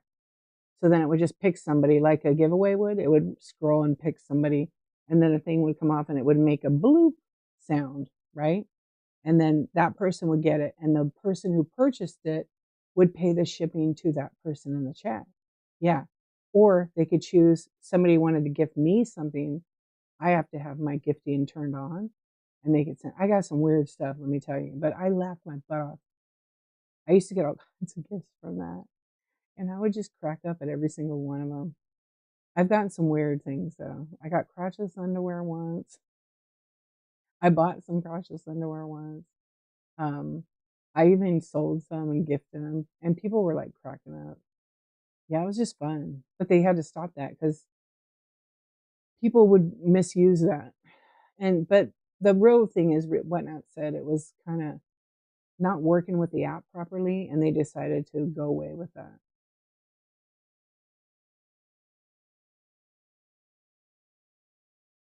They're underwear. That's what they're listing them as, underwear. You'll have to read the terms to know if you can or not. Yeah, you can't do buy me a coffee, buy my dog a bone, buy me breakfast, buy my family dinner, buy me a pedicure, buy me bubble wrap. How about stop being a douchebag? Period. People do it still and they're not supposed to. Yeah, so basically, I'll tell you why. When we all started Whatnot, people started finding loopholes. Some people, we didn't have tips. So some people, we didn't have tips back then. So this is how it started. Some people who looked for those opportunities would put in the buy it now. So kind of like a tip. They just didn't word it properly. There's a way to word it. I know the language to use. You have to figure that out.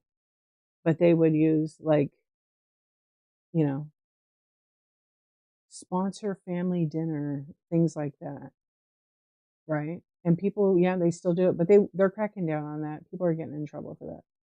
Because once Whatnot gave us tips, because we didn't have tips back then people would tip us. and they still left the stuff. So I remember Whatnot on the Whatnot Sellers, Kenny said it, you guys have tips now. I better not see any more. Buy my dog a, I'm just making a thing up, but it was a thing. Buy my dog a burrito, buy my dog a treat, all these different things. You can't do that at all anymore. Yeah, but you could say something like, um, some people put, I've seen somebody put like stickers, and then they show a picture of stickers, and it says, swipe if I'm doing a good job, you get my stickers. Yeah, because not all people like to tip. People like to get something for their money, right? So you can have some things in there.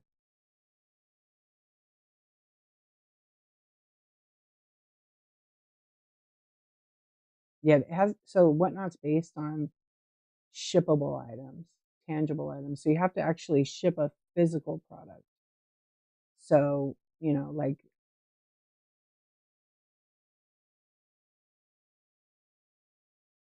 when that happened, I thought, oh, okay. Yeah, don't do that. Buy me a gallon of gas. No. There's somebody on here that had pay for my parking tickets, pay my rent. I'm not kidding. You can't do that. Mm-mm. What's your thoughts on paying to promote a show? How? How promote? Like where? In Whatnot? We don't drop names in here, kid lady. You know that. Yeah, they're not supposed to be doing that. Eventually, they'll get in trouble. Yes, or boost it. Try it and see if it's working for you. Yeah. Well, no excuses. You know that. That's all right. Just make sure you don't do that. Yeah, I don't like to put people's names. That's their business. What they do in their stream is none of my business. If it affects the community, I will report it to Whatnot. Yeah, I personally feel like everybody's going to say, "Oh, don't do the promo; it's a waste of money." Maybe because they had that experience, it didn't work for them. But I feel like new sellers, because Whatnot caters to that and promotes them. I feel like it sometimes. I've used the promote feature for me. I didn't see a benefit from it. I did it several times. You can always try it and see. You don't have to do like where it shows promote the show, and then and you got to be running auctions like all the time, right? You don't see like they tell you, oh, it's $25 for the hour. Listen, every time you get on a raid train, go live 5 minutes before, promote it. If it's a 10-minute raid train, promote it for 5 minutes. It's going to bring people to that raid train. Promote for 10 minutes, an hour, but don't make it $30. Make it $5, $10. Try it out. Try it a few times. Obviously, the more you pay, you get people that. So what happens is if you promote it, right? And say you're selling like Pokemon packs and you promote it, okay? And you're only going to do an hour show, so you promote it for 20 bucks or 10 bucks for an hour, okay? What's going to happen is now that your show promotes where it has that red up here, right? Where the number is, that's going to turn yellow and it's going to promote for whatever period of time you chose. The minimum's, I think, 30 minutes. So even if it was $1 a minute, you may get people that kind of click in. You'll start seeing all these names that pop in and it'll say like join the link, join the link. And you might think, oh, I only had 10 people on my stream. I only had 10 people, but I sold 10 items. You probably had 1,000 people come in your stream because they come in and out so fast. Okay. So just keep that. But I would try it and see. You're never going to know. There's some days it works better on. Sometimes it's better to have a show right when somebody who has a lot of people in their room. Because sometimes people go there, especially if you're in the same category as them, you may get more people than you even believe. I've seen that all the time. Yeah, we're not even talking about that gaudy gammy. Oh, I'm saying people who promote in other people's lives. Personally, I will immediately block you, even if it's not my show. Yeah, you can do what you want. Sometimes I'll get friend requests and people think it's an invitation to share their show with me. Please stop doing that. Instantly unfollow now. I don't really block people unless they've disturbed my peace. But I get like right now I have somebody that shares our show literally like every day, and I told them, listen, this is not going to get you. You could put yourself on social media like Instagram, TikTok, or wherever. Share your shows over there because it's I'm not coming to the show, and they keep sharing it. They're not under. I'm trying to be nice about it. I'm like, do I got a block? I don't understand why like it's not connecting. So then I wrote them and I said, if you share shows to people and whatnot that are other sellers, there's a huge chance they're not going to come to the show. You're wasting your time. And I think it clicked today. Like I want to tell you, you're wasting your time. Use that time and post to Instagram. Really post to Instagram.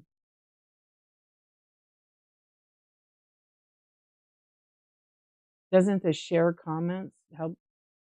Typing discount deals, re- being active in the chat helps. Bookmarks help. Yep. Talking in the chat boosts the most and being consistent and also running auctions. You have to do multiple things. There's no like one size fits all formula to like boost you. And also people come on here like on Whatnot and they have a show, they have 2 shows, maybe 3 shows, and then they make like 20 bucks and they listen to this shipping advice of run everything at 8 to 11 ounces. Don't weigh anything. Don't even have a scale. That's a worse advice. You hear that? Never go back to that show. For real. Because it can end up hurting your business. Now, when you've moved some volume and you got a better handle on how the shipping works here and how to run a show and how to like mark and label, then you probably could go with some of that advice. Except you have to ship, you have to weigh stuff, you have to measure the box, you have to edit the label every time. Or with a new dashboard, you're going to end up getting some overages. But what happens with the overages, big deal. You want to avoid that because you don't want your buyer to ever have to pay a dime after they've shopped with you and paid already. So without a scale, you're going to have a problem. Yeah, talking in there. You don't need permission, Cheryl, with Whatnot. You just need to make sure obviously when you search the app to make sure no other user has the name.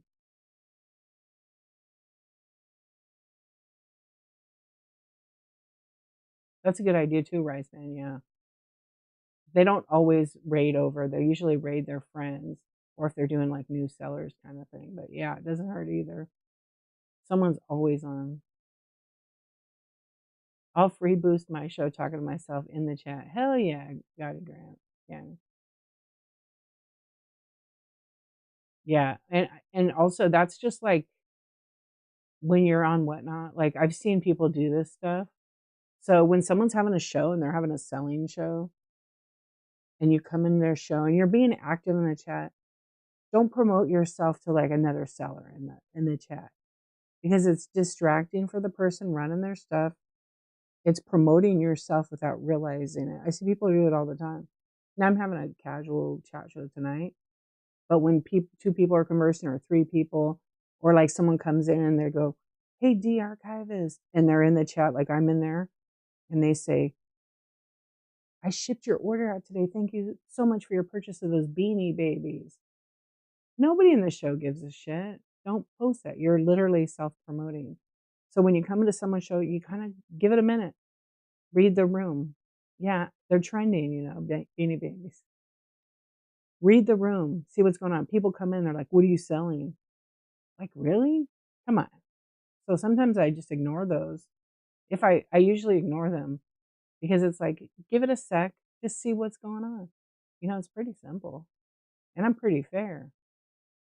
You're 95% flat rate with only 3 carrier adjustments over 6,600 orders in the last 30 days. My ground is you've had over 6,600 orders in 30 days. That's great. Yeah, it's giveaways, right? That's good. So 95, 3 carrier adjustment's good, but you weigh in a well, on flat rate, you don't even have to put the weight in now, they've changed it.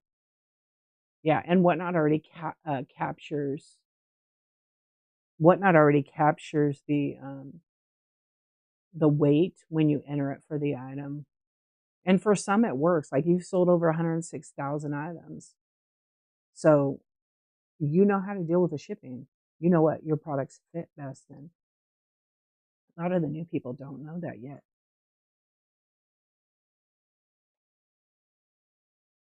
A lot of your friends are literally, yeah, that's good. So since I've been on Whatnot, and I've always treated this platform like every other platform, I'm just a regular person like all of you. I'm a seller. We're all sellers. Okay, some of us are buyers. I've always weighed every item. I've always added the appropriate packaging weight. Have I been off? Of course. It's not perfect, but it's close enough. I never put like a big giant piece of glass or anything like 8 to 11, 12 to 15. It's always double. So usually like 10-inch, 10-ounce vases, they tend to be like 1.5 pounds to 2 pounds if you pack it good. Yeah, especially when something's 100 years old. Like, oh, let me just throw it in a box. No, I don't do it that way. And I let buyers know, and my feedback speaks for itself. Yes, you have to build the product line around the. Thank you. Just exactly. Yeah, you don't do bulky at all. And what do you sell? Pretty much like new stuff or no? I stopped selling. So I used to sell a lot of swung vases and big stuff. And it when Whatnot kind of changed that cubic foot thing because it wasn't originally like that. Um, we used to have that magical 20-pound box. If you know, you know. And I think I only used that a couple of times, and then I was like, "This is gonna be too expensive for the buyers." And I do love doing flat rate when I can, but none of my big stuff fits in a flat rate box. Oh, old stock. Okay, so it's perfect for flat rate. Yeah, I stopped selling all the bulk stuff, so I think my tallest item right now is my food dogs, which are 14 inches tall with packaging, with proper packaging. But that's it. Yeah. Um, yeah, just exactly what that's exactly it. And in the beginning, I just saw somebody, I said this recently. I want to say, you guys, let me turn this camera off. I don't need that anymore. Um, Somebody was selling like, okay, patio decor, and it was a gigantic, I don't know, this thing was huge. It was like you hang it, and I said this recently, you hang it on your patio. It was a sun, and it was made out of metal, so it wasn't super heavy, but it had to be at least 10, 12 pounds and 40 inches across at least. I mean, it was huge. And they had 921 on shipping. There is no way that thing could ship for 921, not USPS, not priority mail. So they never changed the label. I'm pretty sure the buyer got dinged big time. Less volume, higher prices. Yeah. Because are you getting like, yeah, you got the vintage. The vintage is just, oh, I hear it now. The vintage is really like doing extremely well in this app. Discount deals. Can I ask you a question? Are you a man?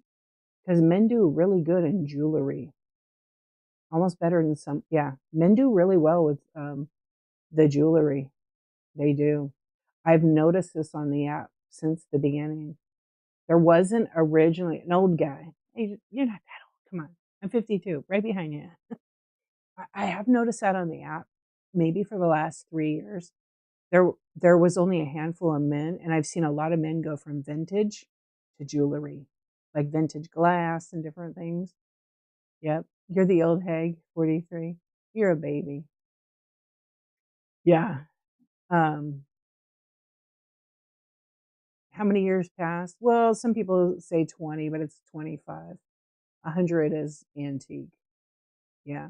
You go really 25, but 20, 25. is considered vintage. Yeah, I'm in the middle. It depends who you ask too. Ladies, tell me that hate buying from women due to catty behavior.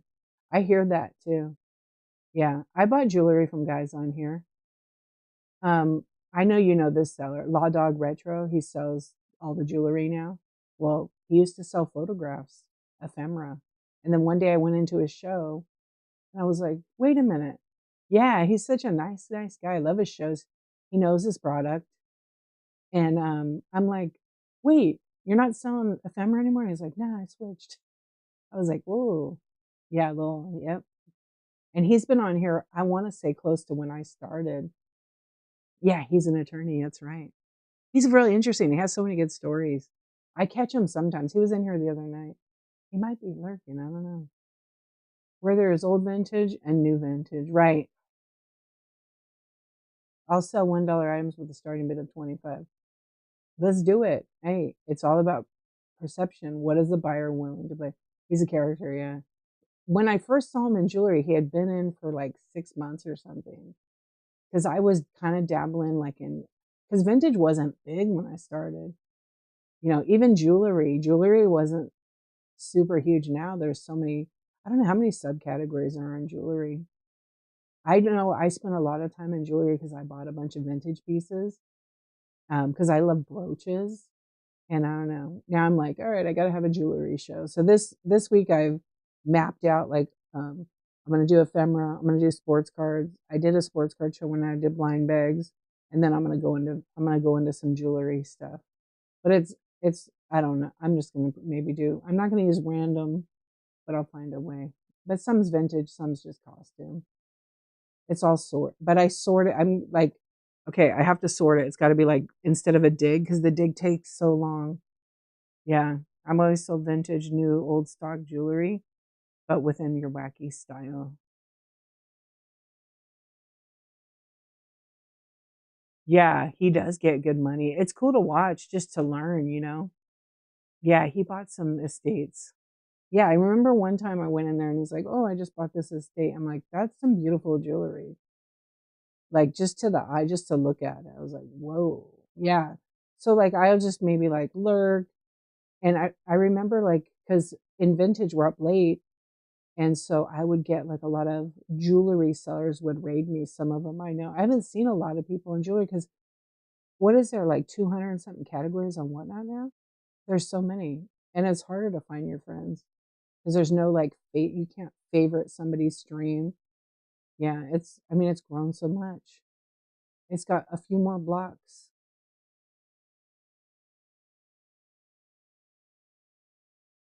You're famous on this app with the bulky wacky. Oh yeah, I remember clip earrings. Okay, you've been running flash sales in the bike now, and that's been working. Oh yeah, flash sales people like. Best new category hands down is plus size. Oh yeah, plus sizes bloom like crazy. I feel like it really kicked off like 4 months ago or more. Yeah, flash sales are the best. Hey, the rusty spur, what's going on? I used to put my thumbnail with my picture on like a lady with a trench coat, like the old school, you know, the one where they open it up and have all the watches on the inside. That was my old thumbnail I designed. I should bring some of those back. They were pretty fun. Yeah, I always run flash sales. I did a bunch tonight already. What time is it? See, it doesn't matter. I get on whatnot. We talk about shipping. It's literally like 3 hours later every time. No joke. 3 hours and 15 minutes. Good morning. Hey, Brass Lion. How you doing? I don't think I even looked at YouTube. What are you guys doing over there? Oh, we got a whole bunch. Oh my gosh. You guys are vulgar over there. I'm loving it. Wait, but you got to know how to spell, Robert. Come on. Do better. You're not going to get any of that if you can't spell good. Oh my goodness. Discount Deals USA. Thank you so much. That was super nice of you. Just for that, I'm going to give you a little dancing, Danny DeVito. Thank you for the tip. That was very, very generous and very kind of you. I appreciate you. Wait, we got Jack. Yo! Thank you, thank you. Very, very nice. I am. I know it's. I'll get some coffee today. Thank you so much. Most of my. Wait, you're doing jewelry and plus size. That's interesting, but that's smart. You got busted, Carolina. Are you Cheryl?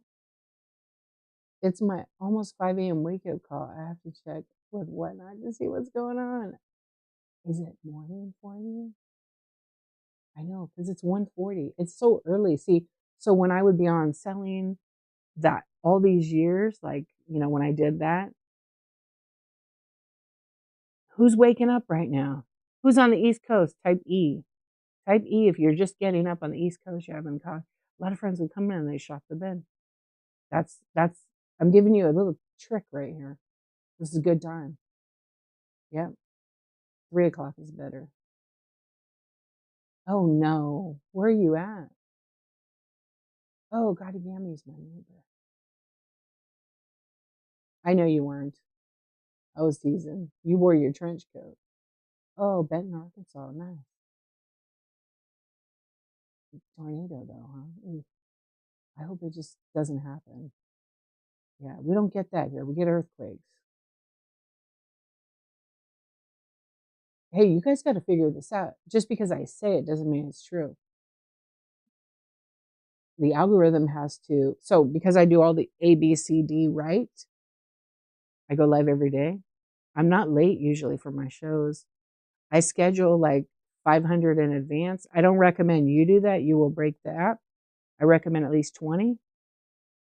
Okay. Same time. Be consistent. Find the time that works. Preload your shop. Put stuff in the Buy It Now. Constantly be running that stuff and showing it on camera and explaining it and consistent. All that stuff. Then you get people in and get them to engage like I just did. It'll push you in the algorithm. But it's not going to do it on one show. It's not going to do it on 2 shows. It might take 3 months. It might take a month. Because when you come in, you gotta you gotta build that. You gotta build that, and whatnot will reward you. You get them every year. Oh, yeah, I bet. You have like a tornado shelter. There you go. Look, everybody has a different opinion, but like someone give you a tip right there, then guess what? It might work for that person and not you. There might be other things. Also, you have a customized audience. You're selling to resellers at a good price. But you're selling to anybody, right? Like, oh, you only do private. I don't know. I've had a lot of orders out of California. I'm not going to say that the West is shit. No, it depends. Consistency and accuracy. Yeah. Early morning ambient shoppers are the best. Oh, good. They have a storm shelter. Yeah. Oh, are the hearts still going? Oh wait, no, it's because YouTube gets like, hello DM, what's up? Yeah, you have to. I feel like I don't know. I feel like I've sold the most. Um, I feel like the most buyers came from either Texas or California. Yeah, you just have to just find a time. Don't worry about what other people are doing. Find a time that works best for you and stick with it, and do it for like a few weeks. And then if you don't get no traction, try a different time. You grew up in the Midwest. I grew up here. 40. Oh, okay. You're in that area. I love Whatnot. You guys love Whatnot? Sears. Remember the Sears catalog that was real thick? You'd come in the mail and you'd be like circling everything you wanted, but you didn't get. I love Whatnot so much. Honestly, time doesn't matter. Just have a good energy. And when you go live, 100% positivity too. Like, okay, You guys, I'm going to tell you something. Okay, look, if you're in a stream, like I have a good vibe. I'm not negative. I'm positive. I'm calm. I don't yell. I mean, if you want me to yell, I'll yell. Yeah, I can do that. Okay. Because sometimes I like to do like, let's go, Chad, bit it up, right? Sorry, headphone users. But I'm not that kind of seller. Like, I'll do it and laugh and it's fun, but it's just not my style. I can tell you, wait, what is it? Yeah, I don't know what they're doing. We were talking about that earlier. But the more engaging and fun and positive, there's this thing. And since I started, is I've noticed going in streams, and I did not like to swipe before at all to the next show. I never liked to do that. And one day I did it, and I was like, oh my gosh, I noticed the depletion of my positive energy. I noticed how like I would just be drained in some streams. There is a thing called a positive vibes transfer. It is real. If you're in someone's show and they're just happy that you're there, even if you're not buying shit, and they're just talking to you and they're running their stuff, they're running their business, right? And it's a good energy. It's a good vibe. You don't want to leave. Pay attention to how you feel in the stream that's the opposite of that. Okay? It transfers to you. Pay attention to your mood. So if you're in a stream that's chill, happy, good feeling, great product, great vibe, and then go to a stream that's like, hey guys, my cat just, I lost my cat today, and it's a downer, and you're an empath, right? That transfers to you, and you got a heavy heart, and you're like, oh my gosh, I gotta leave. I can't handle this. This is just so sad. Go to the next stream, and they're like, let's go. Come on, bid up. Let's go, Chad. Let's go, let's go, let's go, let's go. It's highs and lows, right? So you will feel all that energy. Yeah. And if the music's loud and you can barely hear them, that people, the music, I can't do music really either. I don't mind a little bit if it's low and it's chill. Yeah, you have insomnia too. Yeah. That's why I only do one daytime and I do these nighttime because of the insomnia. And some days it's like I'm tired, but like it's almost 2 and I'm still like wide awake. And I only have 1 cup of coffee today. Yeah. Negative shows are a soul suck. Yeah. So just pay attention to that. When you notice that you're in a show like that and they're just depleting your energy, it's probably not the right stream for you to be in. It's also, if you're on it all the time, it's like watching that bad movie or bad TV show. Yeah. I never had insomnia until I stayed up to be in your show. I love it. One night I was a DJ and we played German techno in here.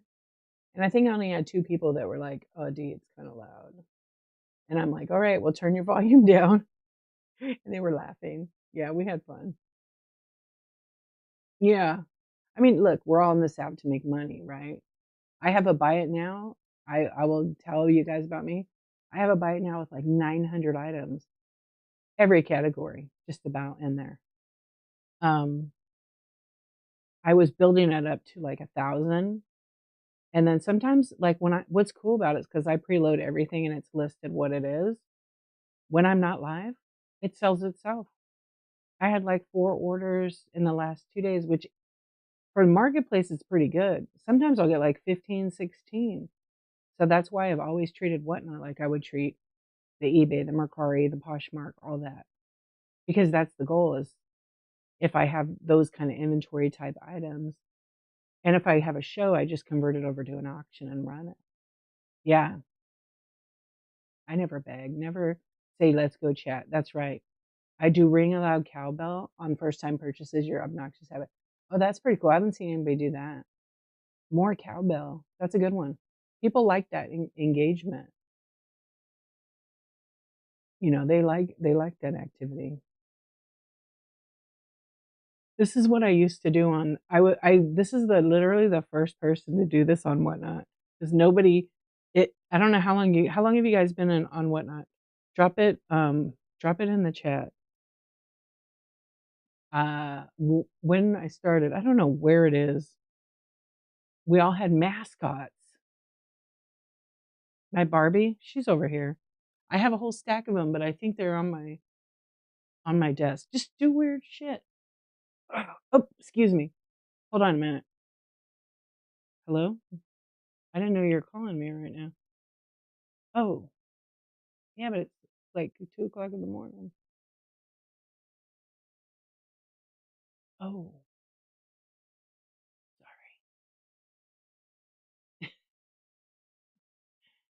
Okay. All right, Whatnot. Thanks. Yeah, did you fix that thing? Okay, thanks. Yeah, I could do that. I'll send it to you right now. Bye. That was Whatnot calling me on my phone.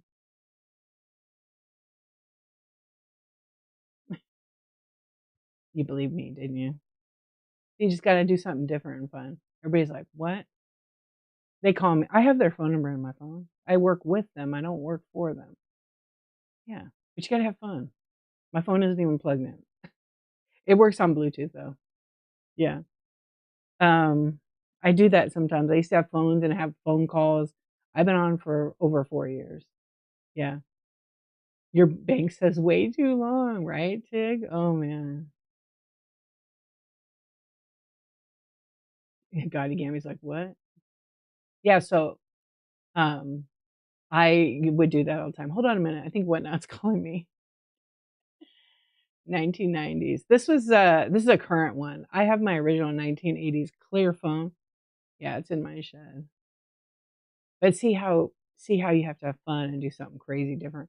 So when I started, I would do like I have that phone, I have these dolls, I don't know, but the one thing I did is when first time purchase, I don't have any talking Barbies, but I do plenty of talking for the Barbies. I would have this goat. You know these little goats? I don't think you can hear it. You can't hear it, huh? And I would do the every first purchase, I would go, "Congratulations on your first purchase. Goat." And then I would do the goat call. And then all of a sudden, I got more of them, and I would, like, give them away or sell them, and people were dying. Yeah, so pretty soon, like, a bunch of people had them. Oh, that guy was funny, yeah. I saw him. I haven't seen him in a long time. Goat has a sore throat, yeah. Or, like, there's one seller that has her name, and she comes in just so I could say her name. I'm like, "The sassy goat." I'm like, "You should hear my husband do the goat. He's way better at it than me." I need to put him on my soundboard, but he won't do it. Yeah, but people have their own, like, their own thing. Okay, first purchase, drop whatever emoji in the chat. So me, I do, like, eyeballs. I do orange hearts because of kidney disease, and then I always do the peace sign. But peop but here's the trick why you do these things. It helps the algorithm, it's engagement. Kelly, what's going on, sis? How you doing? It's engagement, engagement, engagement. Yep, it's engagement. Look, it's almost 2 in the morning. I have 57 people in here. It's about engagement. Thank you for being here, you guys. I rarely look at the number, but I always say 75% off coupons in the show notes for first time buyers. I love that. Yeah. Gotti Yammy, ask people to drop some jewels, drop some diamonds, drop some whatever other, I don't know what other emojis you should. If it's your first time here, drop an emoji. Put, I mean, I know yours are private, so it's a little different. Yeah. But what do you do? Invite people to your private stream, or do you actually do a real, like, public live?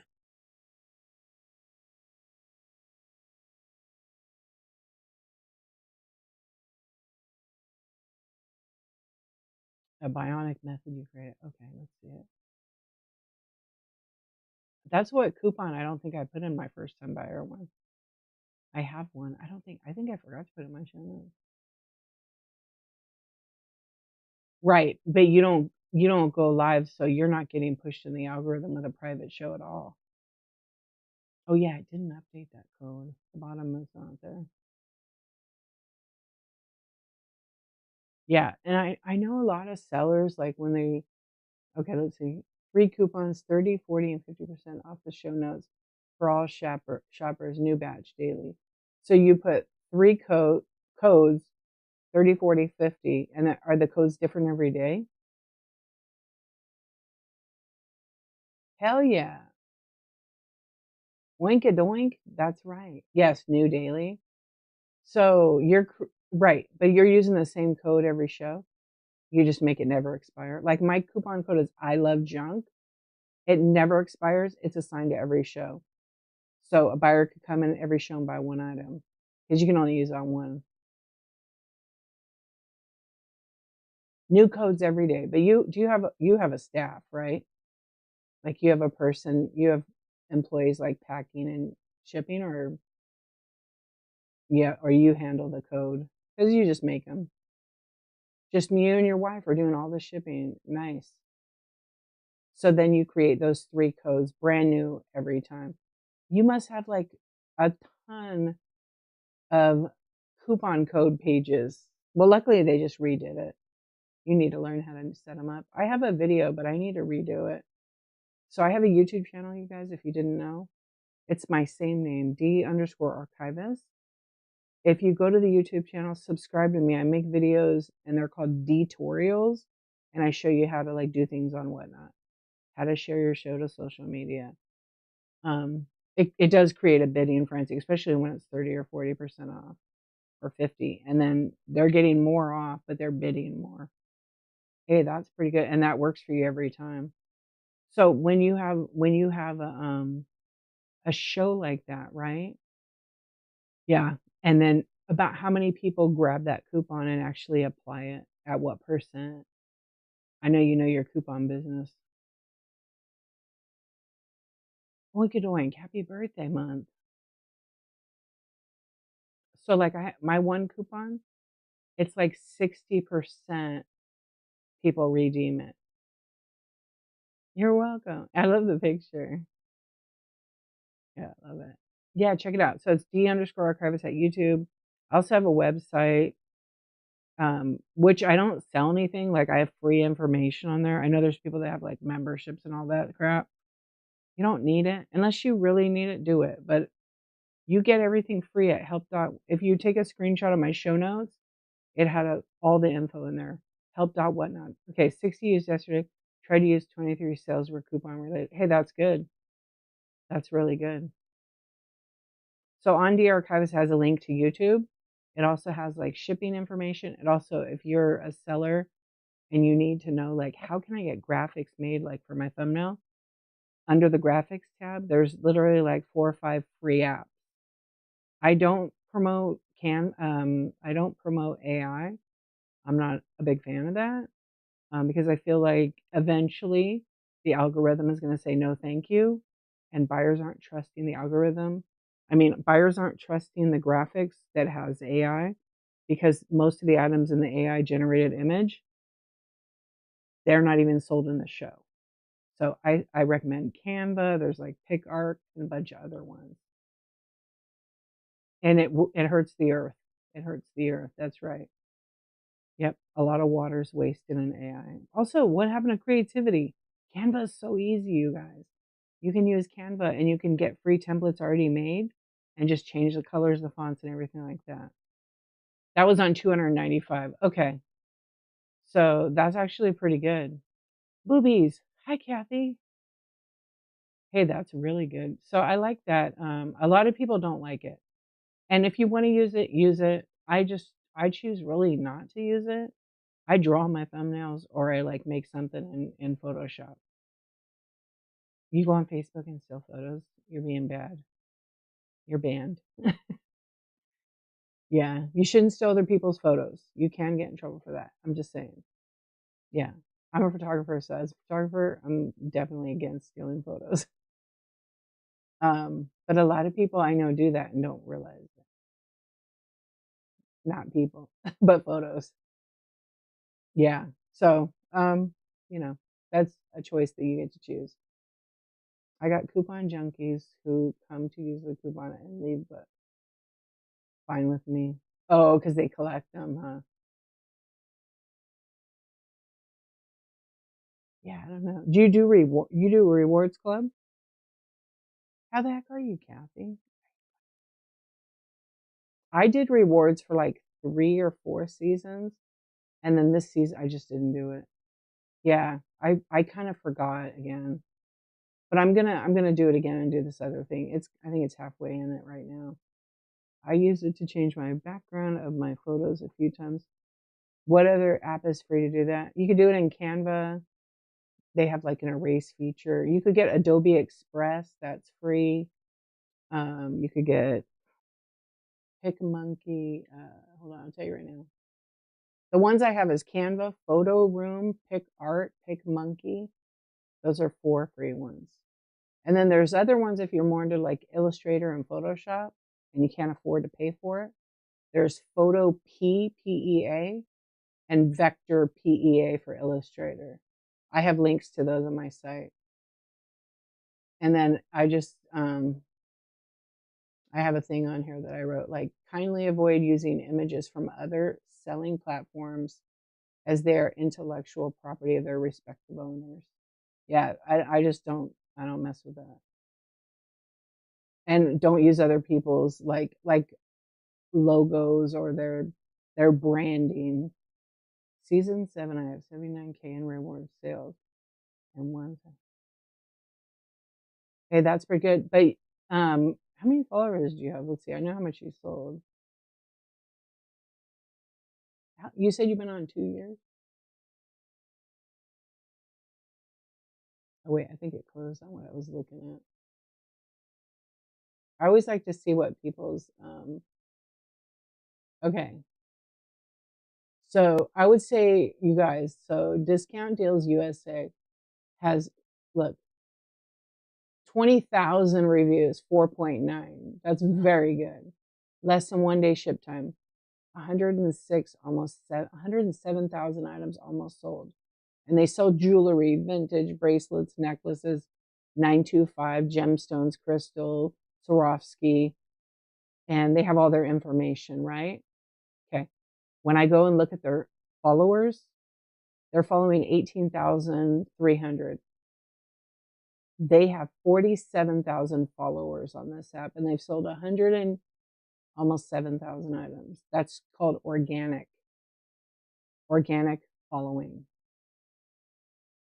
You think the gimmies? It happens. I laugh because it's like it's unavoidable, and it's just part of doing the business. Your son is good at taking pics. That's great. How do you repost bins? What do you mean by repost? List?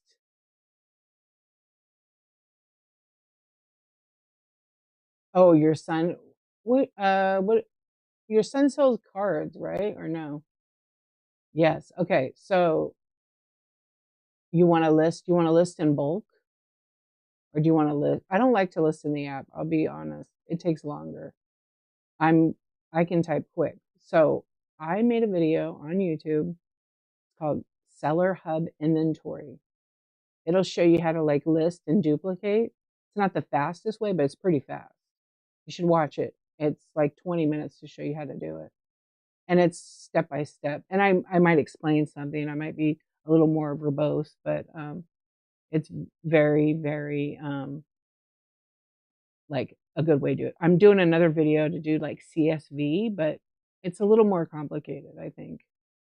The Shopify import is going to be awesome. Yes. I haven't played with it yet because I don't really sell anything on my website and my other business that I use Shopify. I could bring in here. I might bring in here. It's more handmade though. It's my photography. So I'm still kind of on the fence about that because I don't know that I want to mix it with this. Yeah. Oh, that's awesome. When you get followers, do you always follow them back? Barb, I do. And then if they start sharing their show to me too much, I unfollow them.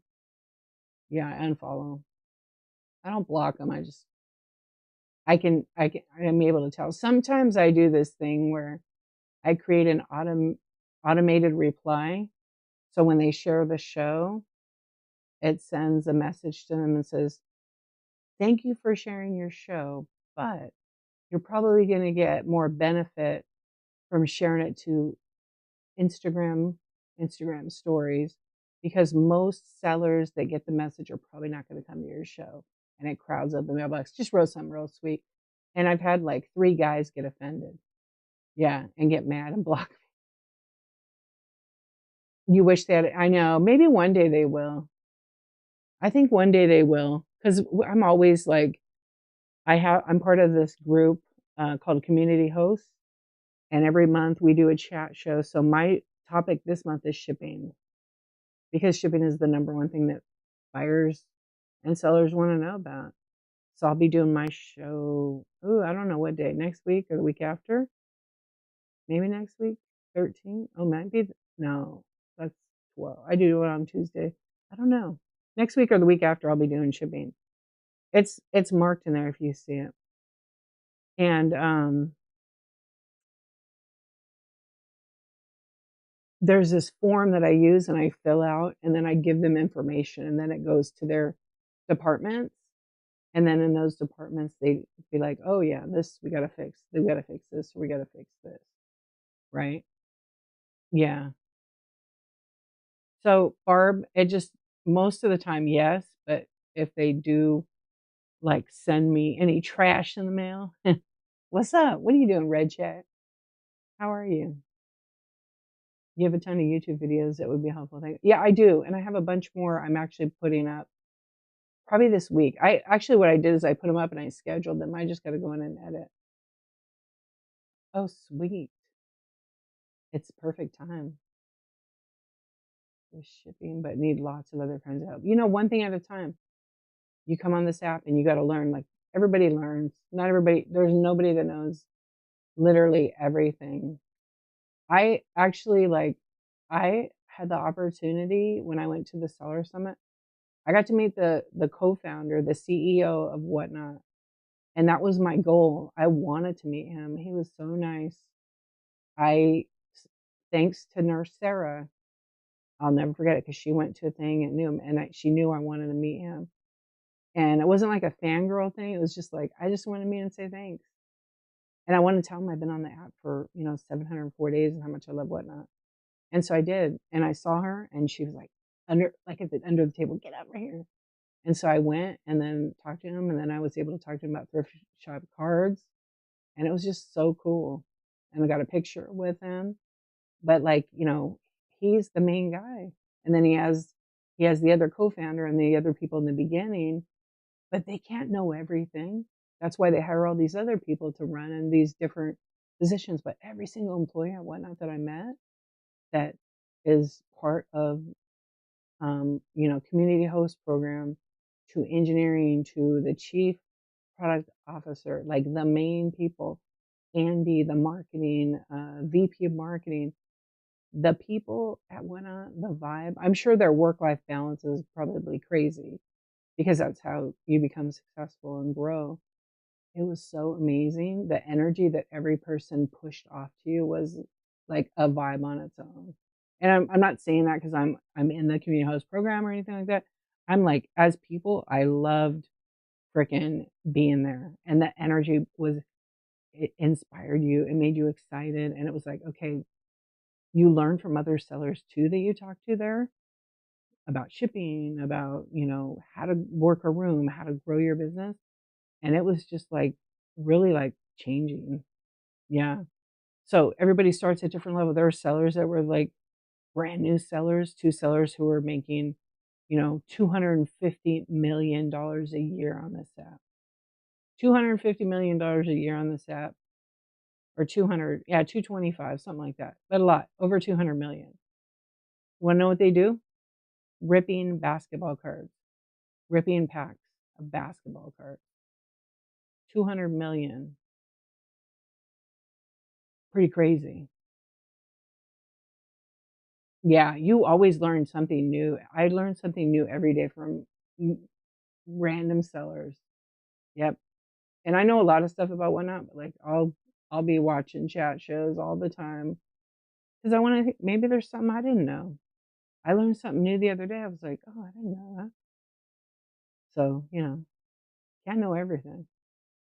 I did no research when I started. Just went live one day and been flying by the seat of your pants. Yeah, you know what, Barb? That's how it goes.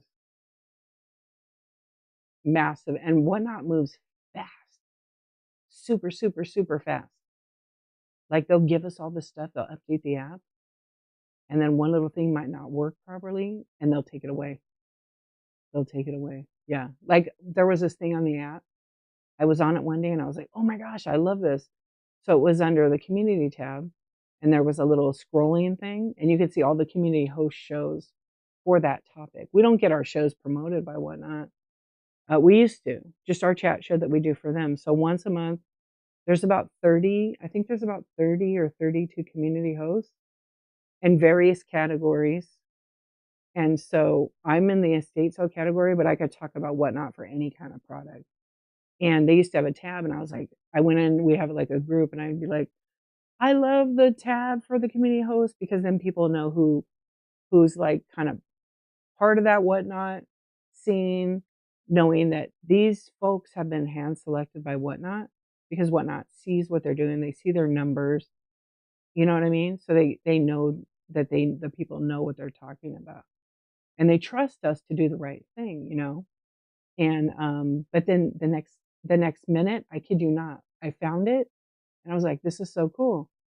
And because I could promote it and tell people, oh, this is where you find some of the community host shows. Go check it out, see if you like it. 30 minutes later, an hour, it was gone. So, they're really good at giving us and teasing us and then taking it away. But then they come out with something incredible that's even better than that. You think you could sell out of a full Walmart store in 1 week? I bet you could. But is Walmart going to let you go live in there? They don't. The kids don't care. The kids that work there, nope. You love flying pants?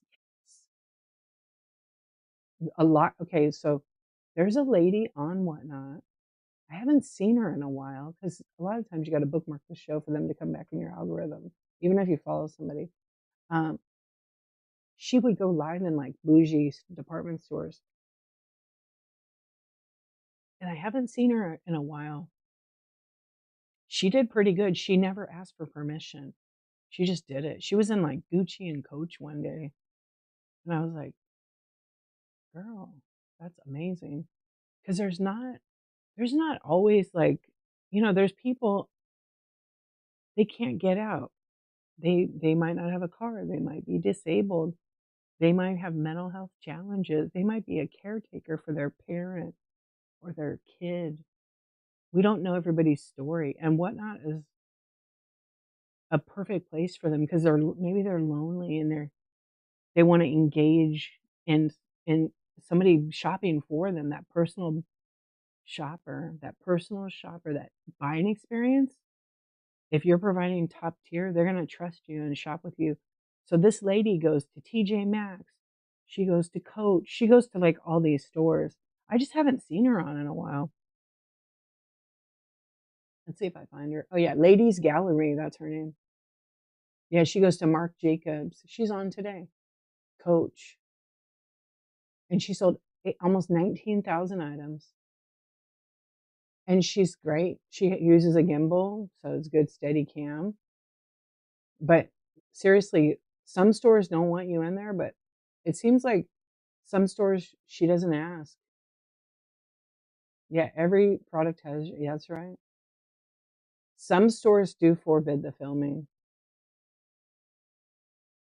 Oh, is that right? The espionage? The food shows are awesome. Yeah, that's a new thing this year. This last year.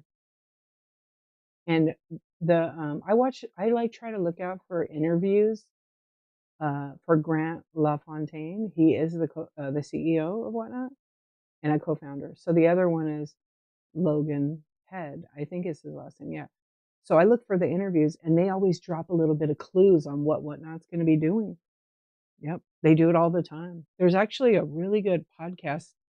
Um, if you search like Whatnot CEO, they come up on YouTube. I highly recommend watch it 'cause he's like the decision maker, for the things. And he was like, "Yeah, this I think this was last year. We're gonna have fresh crabs. You're gonna be able to shop fresh crabs right off a boat." It's happening, folks. People love this. Yeah, and you know what the tough one is? The shipping on the West Coast and East Coast, because there are, yeah, the West Coast, the shipping and stuff, because usually on the East Coast, there's a couple of people like in out here in California. Rooster Farms. Oh, I've seen them. I love watching the food stuff. I remember when there was no snack category, and Blasian Bunny and Fundamentals were like the first in the snack category. I did a couple of snack shows like in when they first started over there, but I was like, yeah, it's not for me. It was so much fun though. Yeah, but I was watching. There's a couple of people that sell. I think it's the Korean beef. They have a restaurant, Jen something. I think they're near me. Actually, I could drive to their location. That is cool. I have a friend that does farm to table meat, and I've been trying to get him to come on here to do it. But the shipping is kind of expensive because it can be, $30 to $50. And for some people, it's a lot. Wow. That's great. People love that. I'm telling you. You got to watch someone who goes to flea markets and shops for years. Oh, yeah. That's cool. Yeah. But this girl, she's going to Michael Kors, Vera Bradley, TJ Maxx, Sephora. Now she's got a first time outlet. I guess I lost her on the app. Bloomingdale's. But it seems like she goes to some of the same stores, so they already know her. But she knows her product. She knows her products. Live from Versace, all bougie kind of stores for the most part. People want that curated service. And then you figure out, like the Naked Maple, she goes to thrift shops. She has a great eye for finding good stuff. Yep. Everybody has their own thing, what they want to do. The live sales from a location is tough because your internet isn't always going to be crisp. It might be choppy, just depends on the building. So, you got to figure it out. Oh, yeah. Lot. And there's a lot of people in rural areas that shop online. Yep. Food is going to, I think the food category and time, it's going to be a big, like one of the top categories. Yep, especially if they can provide a product that's, like, affordable with the 921. I mean, those candies, have you seen those candy streams? Those candy streams are, like, really good. Yeah, they're selling 100. I think some of their boxes are doing 921 fill a box kinda thing, and they're selling, like, 5, 600, 700 boxes. Yeah, and they go 24 hours, so this is, like, I think per hour they do a couple hundred, so they do a ton. Yep, they do a ton. Now, I'm always leery about the candy because I'm like, well, it's like Easter candy and it's chocolate and it's summer. So I tend to don't buy that at the time. But I think they still go 24 hours. Let's see. Yeah, that one I watched them one night and they had like 800 boxes. I think it's I think it's lots of snacks. Yeah, they've sold 223,000 items. Is that wild? And look at that. They have now, I don't know, they have 199,000 followers. What's up, Flamingo? How are you doing, baby? Sis. Hey, ZEDC. Congratulations. Keep going. Keep going. Yep. You're a small fry. No, you're not. You know what? You're gonna keep growing and growing, like, especially your numbers and your coupons. But look at that. 223K. There was somebody on here that sold, I wonder who sold the most items on Whatnot. I don't think they'll ever tell us who the oh, I think it's that guy. It's that guy. Yeah, let me see how many he sold. Yeah, He's not the most though. Swish Breaks is the basketball guy. He has sold 557,000 items, and he has 238,000 followers.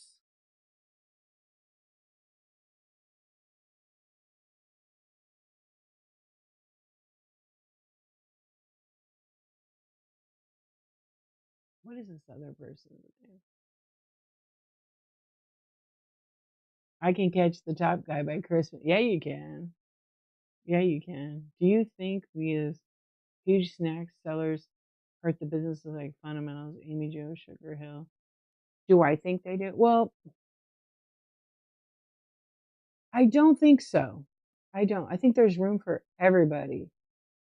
I think though those shows like Fundamentals, Sugar Hill Market, Amy Jo, they're doing their baked goods, right? Along with candy. They're also engaging. And some of those big streams, they're just playing music and nobody's talking to anybody. And it's just repetitive. Yeah, they're selling a lot of stuff, but these other sellers are doing something different. They're engaging. They're having fun. You're entertained. Sugar Hill Market. I mean, I don't go to Amy Jo shows. I don't usually catch her that much, but I have been in. They're all entertaining. They're engaging. They're constantly selling product. And their goal is not to operate on that high of a level because they're just X amount of people, right? And then you have to go to their show to figure out what they want to, but they're not competing against those huge snack sellers at all. I don't think they want to compete with that because some of those huge snack sellers are like, you know, selling, like I just said, the one there was what? Let me look. 223,000 items less than one day, but they have a major overhead. I don't know. I don't know how corporate they are. I don't know how many employees. I see like 3 people in the stream and they're packing as they're selling. So that's a plus. Yeah. I wonder though. Yeah, I don't know too much. They don't engage though. They're just playing music.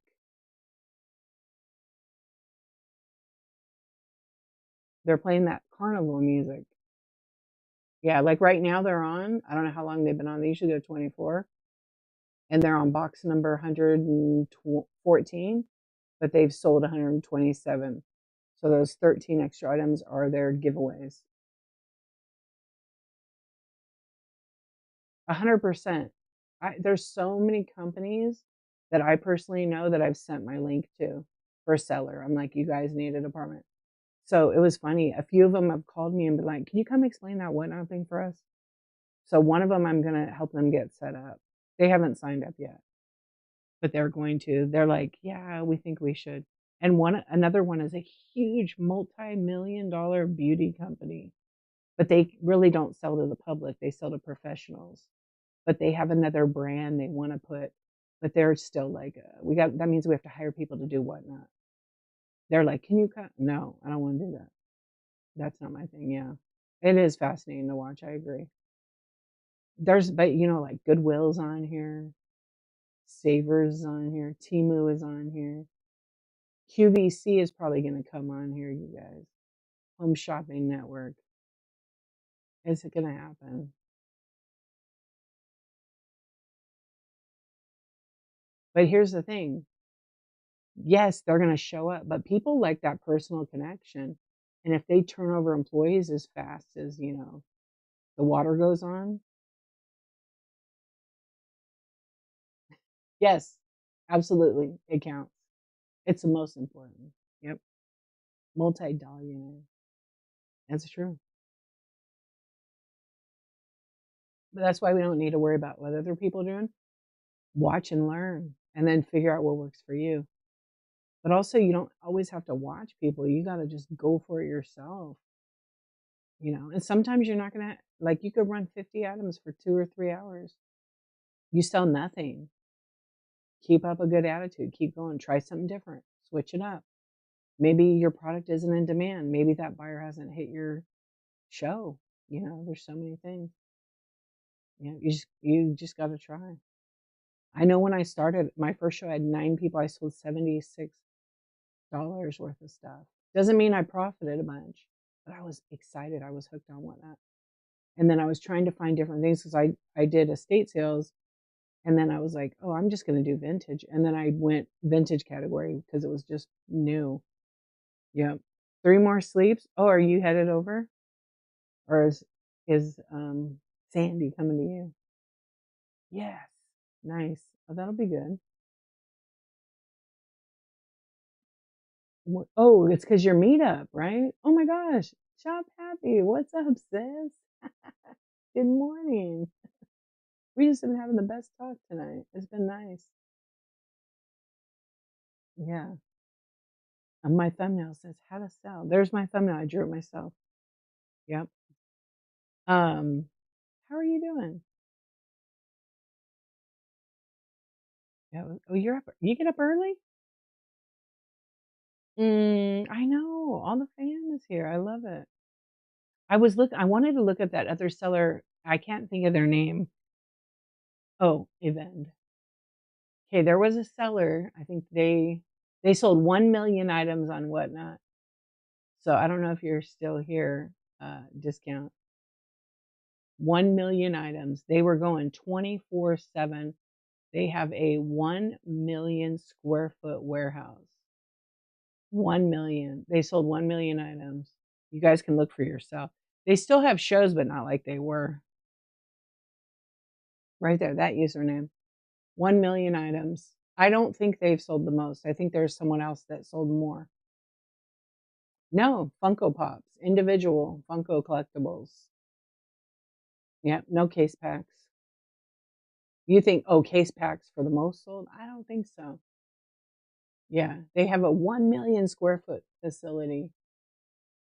Okay, 188,000 reviews, 4.9, less than 1 day ship time. They have a huge staff. I mean, it's a million square feet, million items on Whatnot. I feel like I've seen one higher though. They sold a lot. I just like to watch the shows like this because it's really exciting. What's up, Tony? You don't ever? Maybe my main account has that many sold. Negative 1 million. All right, let me see them. Oh, I have seen this seller. I don't follow them, but I have seen them. They sell 1,000 items. Okay, do you know Voltage? Good morning. Do you know Voltage? So if you search this, you can see all the accounts associated with it. This guy has grown his brand and business on Whatnot like nobody's business. Electronics, I don't know how many, he sold a lot. And he has streamers that run the shows. Yeah, Ryan. I haven't seen Ryan in like years now. He used to do the late nights and we'd all hang out over there. And I bought some good electronics from him. But he's grown. He's probably sold a lot of stuff by now. I gotta know. Oh, they're live right now. Let's see. I don't really want to go on. Oh no, yeah, he has so many different people. Yeah, that's awesome. Yeah, because you're at that level. Okay, look, he's sold 684,000 items. He's got 4.7, but electronics are weird because it's open box and stuff. But he's had 153,000 reviews. Excellent support, 1 day ship time. But he has like a whole staff. But listen, he started Voltage Electronics and then he said Voltage underscore apparel, overstock, bulk, beauty, snacks, and footwear. Wow. So those are all his channels. I haven't seen him in so long. I don't know what channel he's running now. It's been a while though. He used to like go live and he had one of those boxing mannequin things, Bob, right? And one day he was in a stream and I don't know if he was selling clothing or what. And I'm like, put a dress on Bob. He's naked. Come on. And then I would tip him and tell him, beat up Bob. So he started fighting Bob. Like it was a thing. I think they don't do it anymore. Maybe they do. They dress him up, I think, still. It was so fun. or he'd tie him onto his car. He had a Tesla, and he would do all kinds of things to this Bob thing, because it was like the mascot. Yeah, it was so much fun. So they're 600,000. I'm gonna ask Whatnot who sold the most items on here. They might not tell me.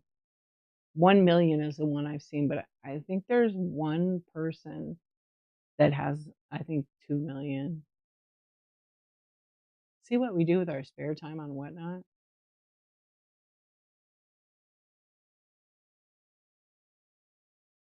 Because we can't really see who sold the most.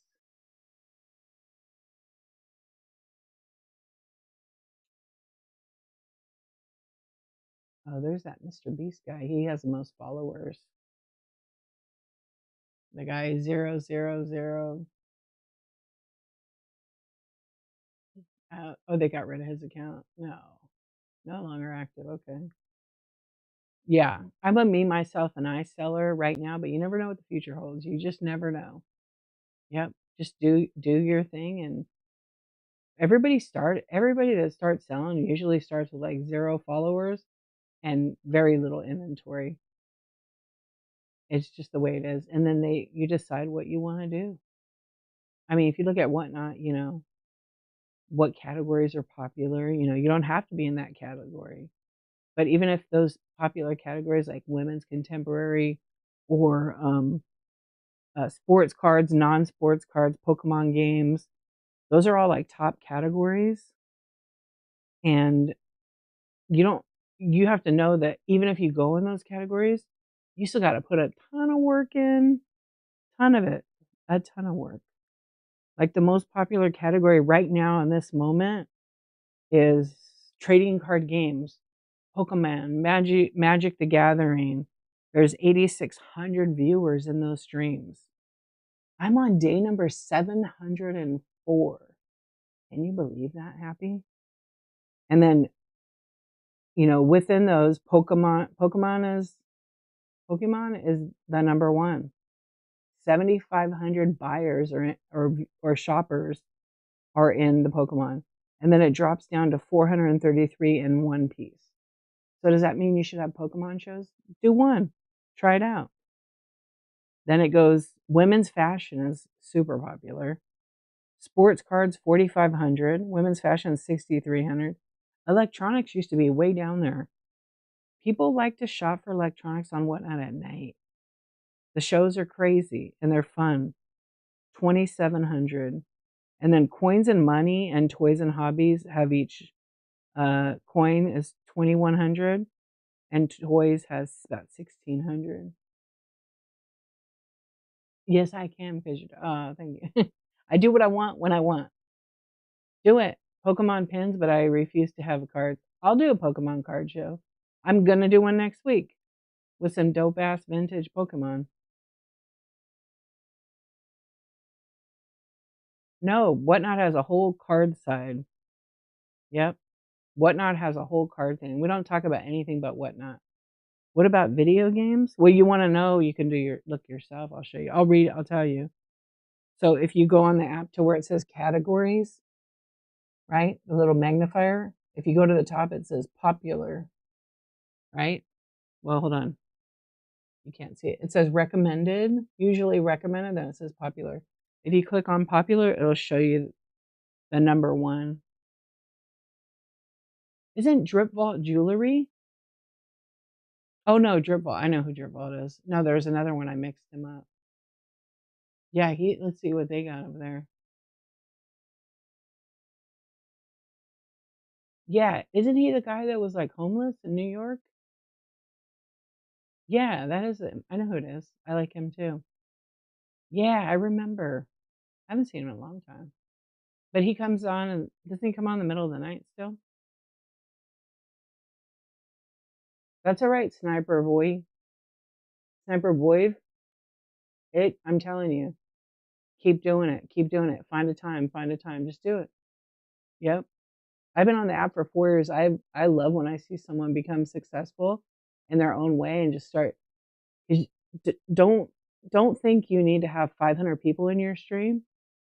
to be successful, that doesn't necessarily mean successful. You just need like a couple of buyers that are buying all your inventory. That's all you need. And have 10 people. Yeah, so don't even yeah, early morning, right? Oh, yeah, like 3 AM. Yep, and schedule like 20 shows out.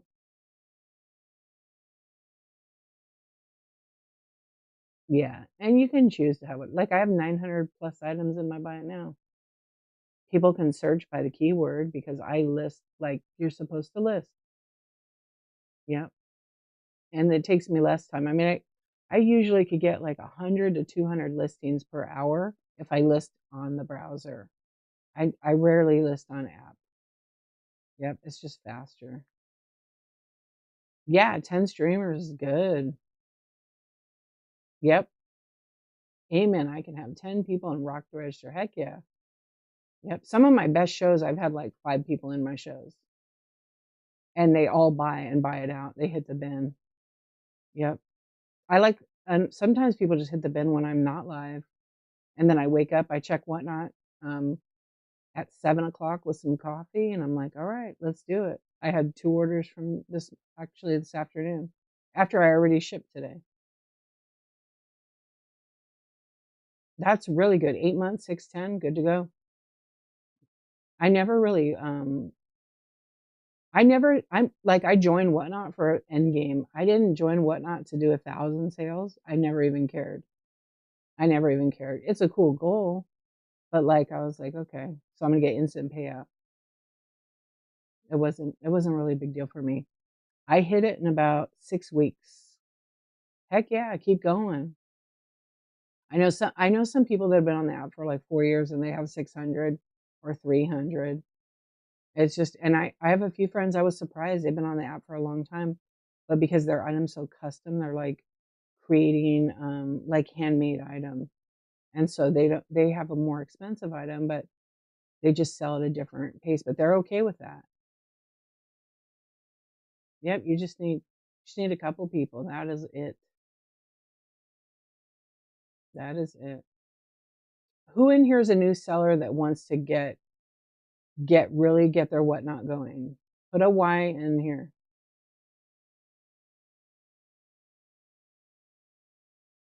Okay, you're all new. Okay. How committed are you to your business?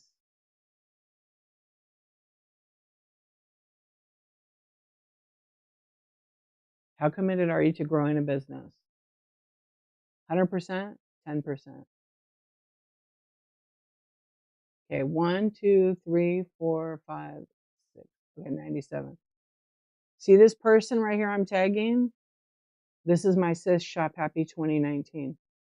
Go to her shows. Go to her shows. She's going to do this Shop Happy challenge at 7 days, but there are some rules. This is a great way to get you moving in the right direction. Okay? I'm serious about it. Don't miss up this opportunity. You'll be sad you did. Get in on it. Okay? It's the Shop Happy challenge, and every day is a different theme. You go live for 20 minutes or you go live for an hour if you go over the 20. She's going to explain everything. I did this. I'm going live every day on Whatnot already for 1,000 days. This is my own goal. I may go over the 1,000. Who knows? I'm trying something different because it is social media, right? There it is. Happy Habits Challenge. My bad. I did it the last time. I did 2 shows a day. That was hard, but I did it. And some of them I didn't. So if you go live for 20 minutes, day 1 is like, meet me Monday, right? It might be day 3 because, no, Monday. Meet me Monday. You talk for 20 minutes about yourself. If you talk over 20, like 21 minutes, you have to stay a whole hour and talk about it. You cannot do any selling. Just have your buy now ready and make it shop. Then Tuesday and then Wednesday, they're all different days. I don't know all the days by heart. And then you get to Thursday, it's like theme at Thursday. Come up with a theme. Maybe it's all Pokemon cards. Maybe it's everything's orange, everything's blue, pink, purple, whatever you want. Okay. Or everything is minis. Then Friday. And then Saturday is like a spotlight. You co-host somebody and interview them or talk to them.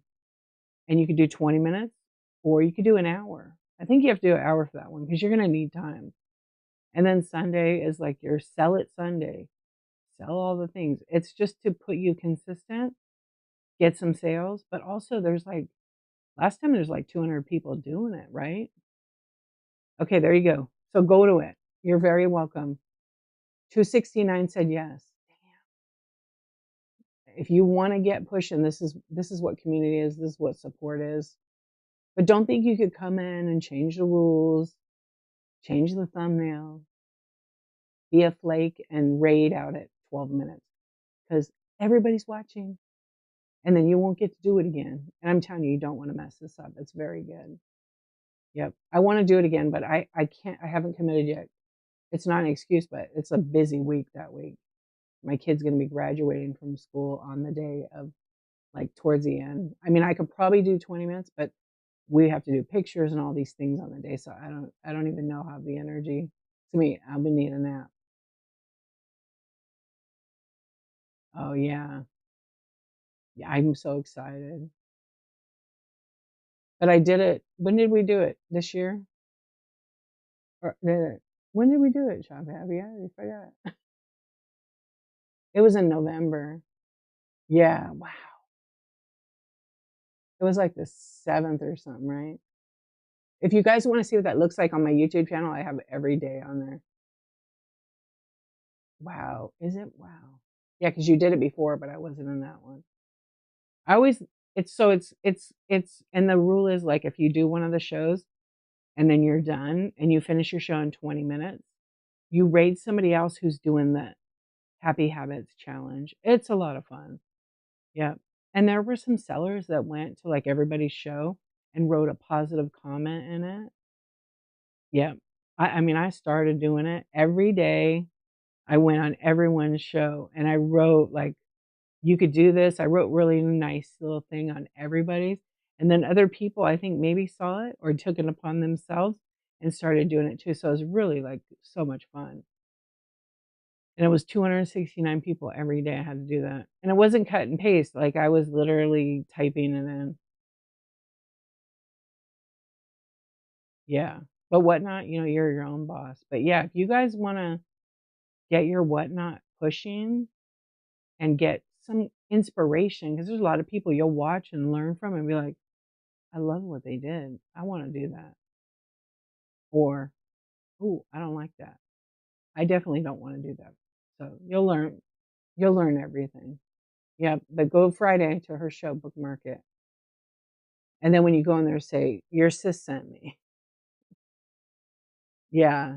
And Shop Happy, like her whole theme is like yellow, smiley faces, literally happy with an eye. Yep.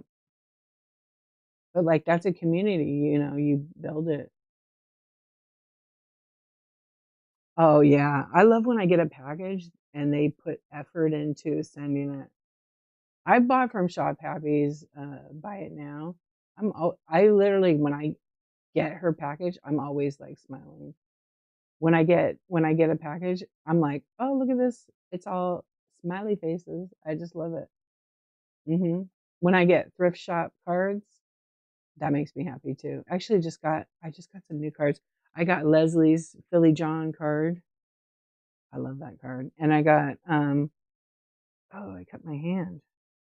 Um, I got Darren and JJ Shoppers, where she's like 1 foot tall. Oh my goodness, so much fun. But yeah, get in on a raid train. If you really want to get it going, set a time and go live.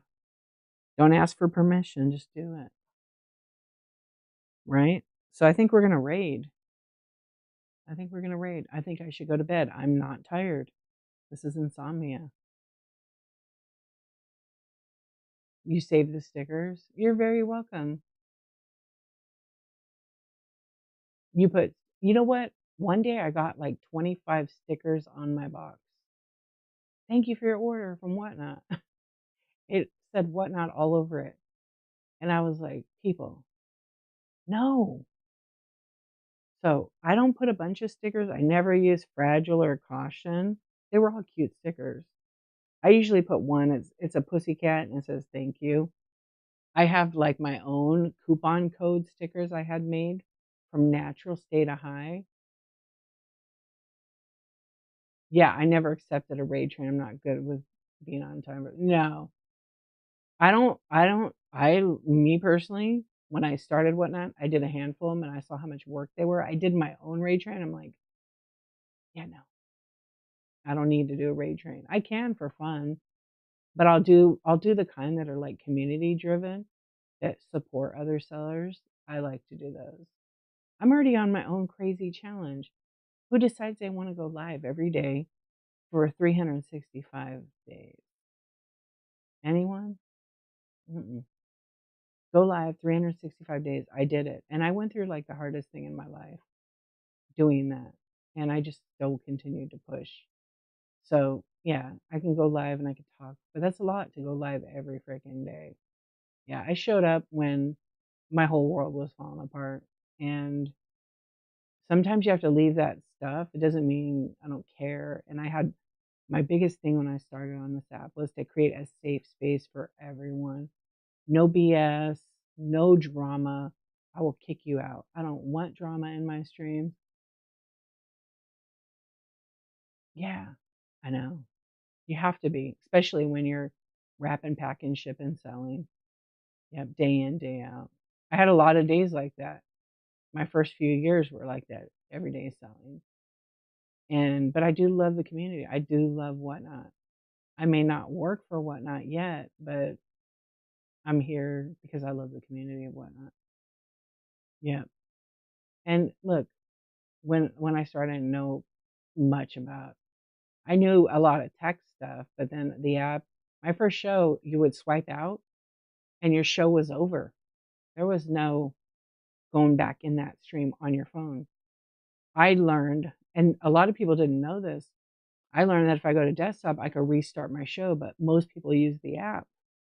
And I remember people coming to my show and going, "How did you?" After it crashed, "How did you start your show?" Or I go on the computer, it says restart. They're like, "What?" I'm like, "You guys don't even press buttons here or what?" All the time. Same thing with YouTube. I just pressed so much and played around with the app that I know this, that Whatnot didn't even know this, is when you multicast to YouTube, you could turn it off and turn it on. So I went live one day and I was like, I wonder if I could turn it on after I'm live. And it worked. And then a couple sellers were having glitches with it. And I told them, and they were like, oh my gosh, you just saved me, because they were multicasting all their shows. Yeah, I don't always do like seller support chat shows. I'm trying to just keep that on Tuesdays, and then once a month I'm gonna have a shipping show, and it's community conversations. Actually, I just did the thumbnail for it. I just did the thumbnail. I did all my graphics actually. I was gonna draw them, but I decided to just create like a real Photoshop. And that one is gonna be called, I don't know what the hell I called it. Oh, the Whatnot Way to Shipping. Just simple. Shipping school. Yep. Hey, I'm glad you came in. I appreciate you guys. Thank you. Let me take a peek and see who's on. Usually on Tuesday when I do my morning chat show, which would have been like today's, I raid new sellers for shows. It's like my favorite thing to do because we sit here and we talk for like, 2, 3 hours. I talk about selling. Usually I'll have an iPad under here and then it teaches you like at the bottom if people want to know how to do something. So we learn about all this stuff. So then a lot of people don't know what a first show looks like. So I look at a first show, I rate a first show so you can see what you like, what you don't like, maybe something you learn from somebody, and also just empathy, giving people a chance and support. Bonnie, what's up, Insomniac? How are you? I miss you, friend. It's been a hot minute. You're thinking of going live on Facebook to stream. Why don't you just, okay, discount deal. Watch my YouTube. I got a multicasting video how to set it up. It takes 5 minutes. As long as you have a YouTube account that's like got 50 subscribers or close to, you could go live on Whatnot and multicast to those other platforms. Same thing with Facebook. Just link, you just have to link your accounts. You just have to, me personally, I turn it on after I go live because there's too many glitches and I do one at a time. Yeah, and I have a lot of my past shows on there. I was in the first beta test for Whatnot for multicasting. It's not hard. So I've been multicasting my Whatnot to YouTube since 2023. I've brought a lot of people over because they come over and tell. Do I you know what? Watch the okay, if you go to seller.whatnot.com on the browser, it'll take you to the Seller Hub, and in the Seller Hub are videos. There's an OBS video in there. It's very good. You should watch it. It's made by Bug, who works for Whatnot. He's got the best production setup on Whatnot. Yeah, I did make a OBS. I didn't put it on YouTube yet. Yeah, it's on a de-archivist on YouTube. Just on this, it's my same exact name on every platform, actually. Yeah, OBS is like not for everybody. I use it. I just love it. I like it because I can control my font size, and I can do fun stuff like jack, split screen, rub them on the head. Where, come on, Jack, calm down. How did I pick my name? I'm a photographer and I've been a archivist for a really long time. I'm a memory keeper, storyteller. So I have like archives, files of thousands of people because I've been photographing them for years. So I just kind of like, I kind of turned it from like the archivist to de-archivist. And I kept it since. Yeah. And my heart. Yeah. So that's kind of how I went by my name. My old name was like a it was more like a creative type of name because I used to do a lot of handmade stuff and I did a lot of tech and they didn't kind of go together. But like de-archivist I could be an archivist of many things. Vintage decor, ephemera. I collect cameras and I collect anything camera related. Film, negatives, slides, photos, cabinet cards, things like that. That's like my one thing. And my one thing that I now collect is art glass paperweights. Yeah, but like big ones, not the little ones. Yeah, I don't know. That's been it for a while. It works. Yeah. I know. Wasn't he nice, Shop Happy? He was so nice. Yeah, I have like a giant, like 10-inch. It's signed, and then I have a couple of Murano. Yeah, he was such a nice guy, and we're like very. I mean, I'm sure it has to be like awkward, like people come up to you. But I love I asked him. I don't know if you heard it. I asked him. I said, like after introducing, talking to him, I gave him my card with the doll head, and then my other card, and he put them right in his wallet. He was like, "Whoa!" He didn't even know about it. And I have the first card ever. I have the first card ever signed. The first card ever signed. It's so cool. I'll show you guys. So our friend Thriftworks makes these thrift shop cards, and then I had that opportunity to meet him, after that first break, and his name is Grant. And so when I presented him with the card, I said, "I know you probably haven't seen these yet, but this this Thriftworks card, he makes these cards." Wait, that's just not very good on here. I'll show you this way.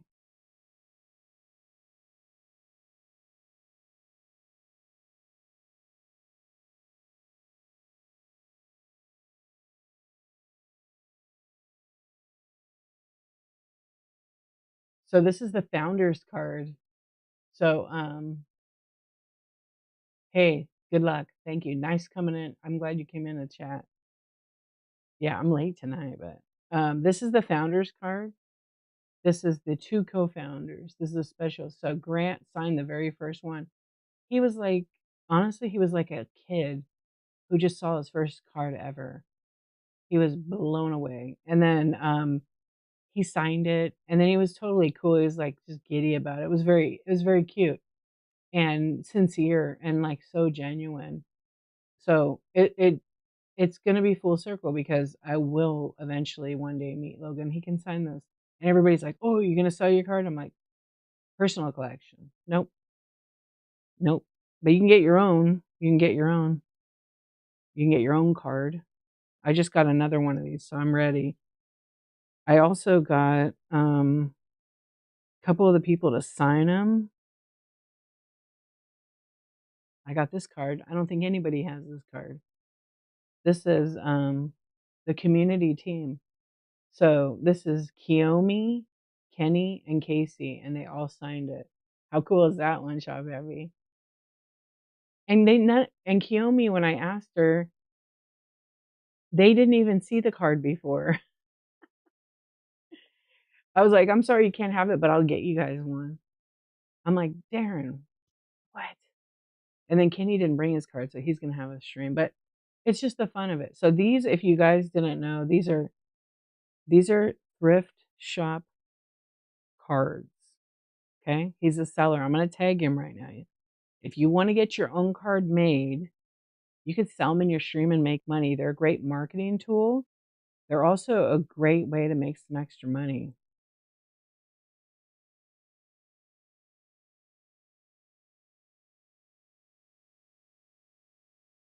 Yeah. So you can go to his shows, bookmark him. He's in France, but he has another part of his business here in the US, and he has another seller handle that part of it. It's cool, it's fun, but I'll do another stream where I sell my cards. I have 4 cards. I have my original card, which I only have like 2 left. I have an Insomniac card, D After Dark, and then I have a Baby Head in a Jar card, and then I have a 1000 Days card, which is a top secret card. It will be revealed on the 1000 stream because I think it's too early to say and sell a 1000 Days card when I'm only 700 days in it, right? So it's fun. We love the whatnot. Okay, now for real, we're gonna raid because it's that time.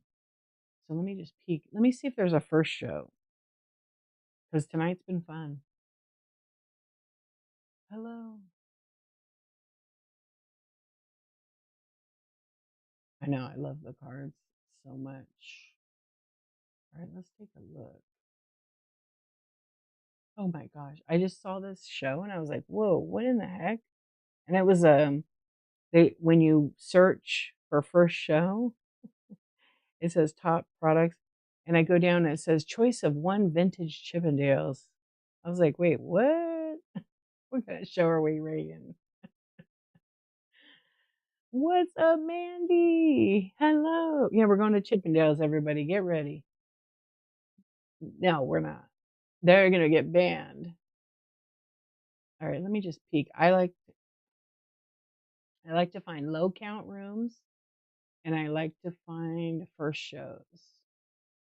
Or now there's a lot of international on right now. You were getting excited?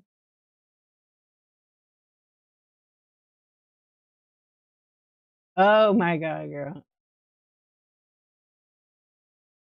I want to hold on. I want to see. Wait, who? Okay. I don't know them. Let me check them out. Wait, I do know them. Oh yeah, yeah, yeah. We could go there.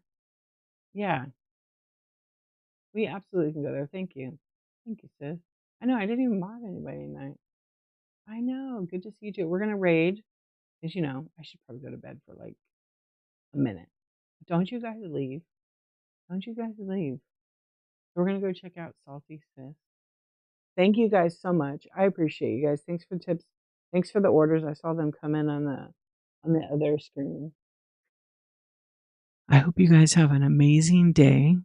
Stay out of trouble. Take care of yourselves. Drink a lot of water and be good to yourself. And do something kind for somebody.